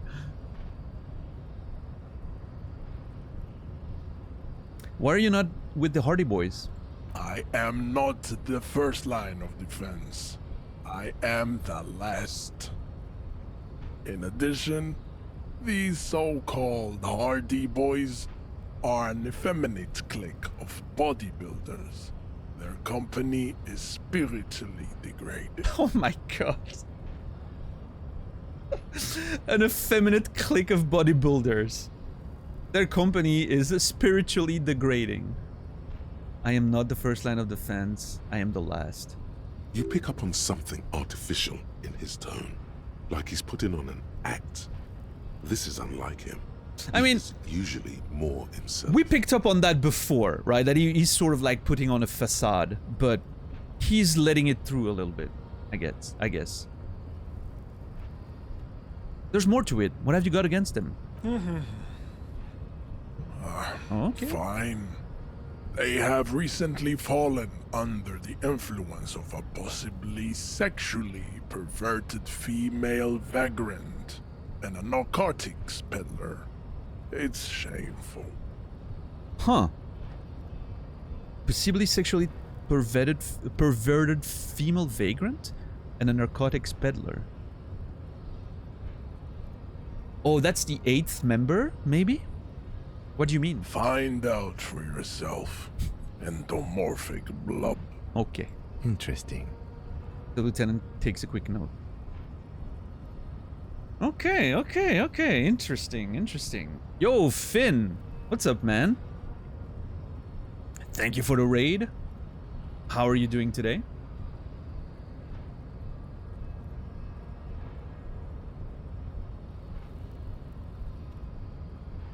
It's alright, $10. Old school reflexes, I'm assuming.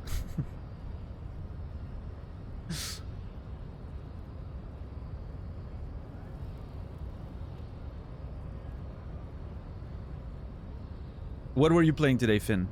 You're catching me towards the end of the stream. I'm probably about to call it, but I'll bring your folks to the next one. Been a nice holiday. Now it's back to work.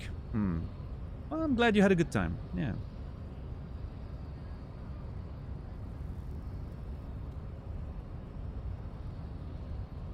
Finished Mega Man 3. Started Mega Man 3 and finished that too. Oh, finished Mega Man 2, then started 3 and finished that, I'm assuming. Yeah, I've been playing Mega Man 11 recently a little bit on PlayStation. And like the collection, Legacy Collection has been put on PlayStation Plus, which I'm considering playing. Oh, you played 2 Mega Man 3 games. Oh. Right. I get that. Alright, fair. Yeah, I've been considering playing... I'm gonna finish 11 probably, and then maybe go through the old school ones that I played when I was younger. You know, bit of sort of a nostalgia romp. I could go through that at some point. That would be fun, probably. So I have to make a decision here about subscribing to his advanced race theory. Trying to knock him out, which we have a little more chances to now.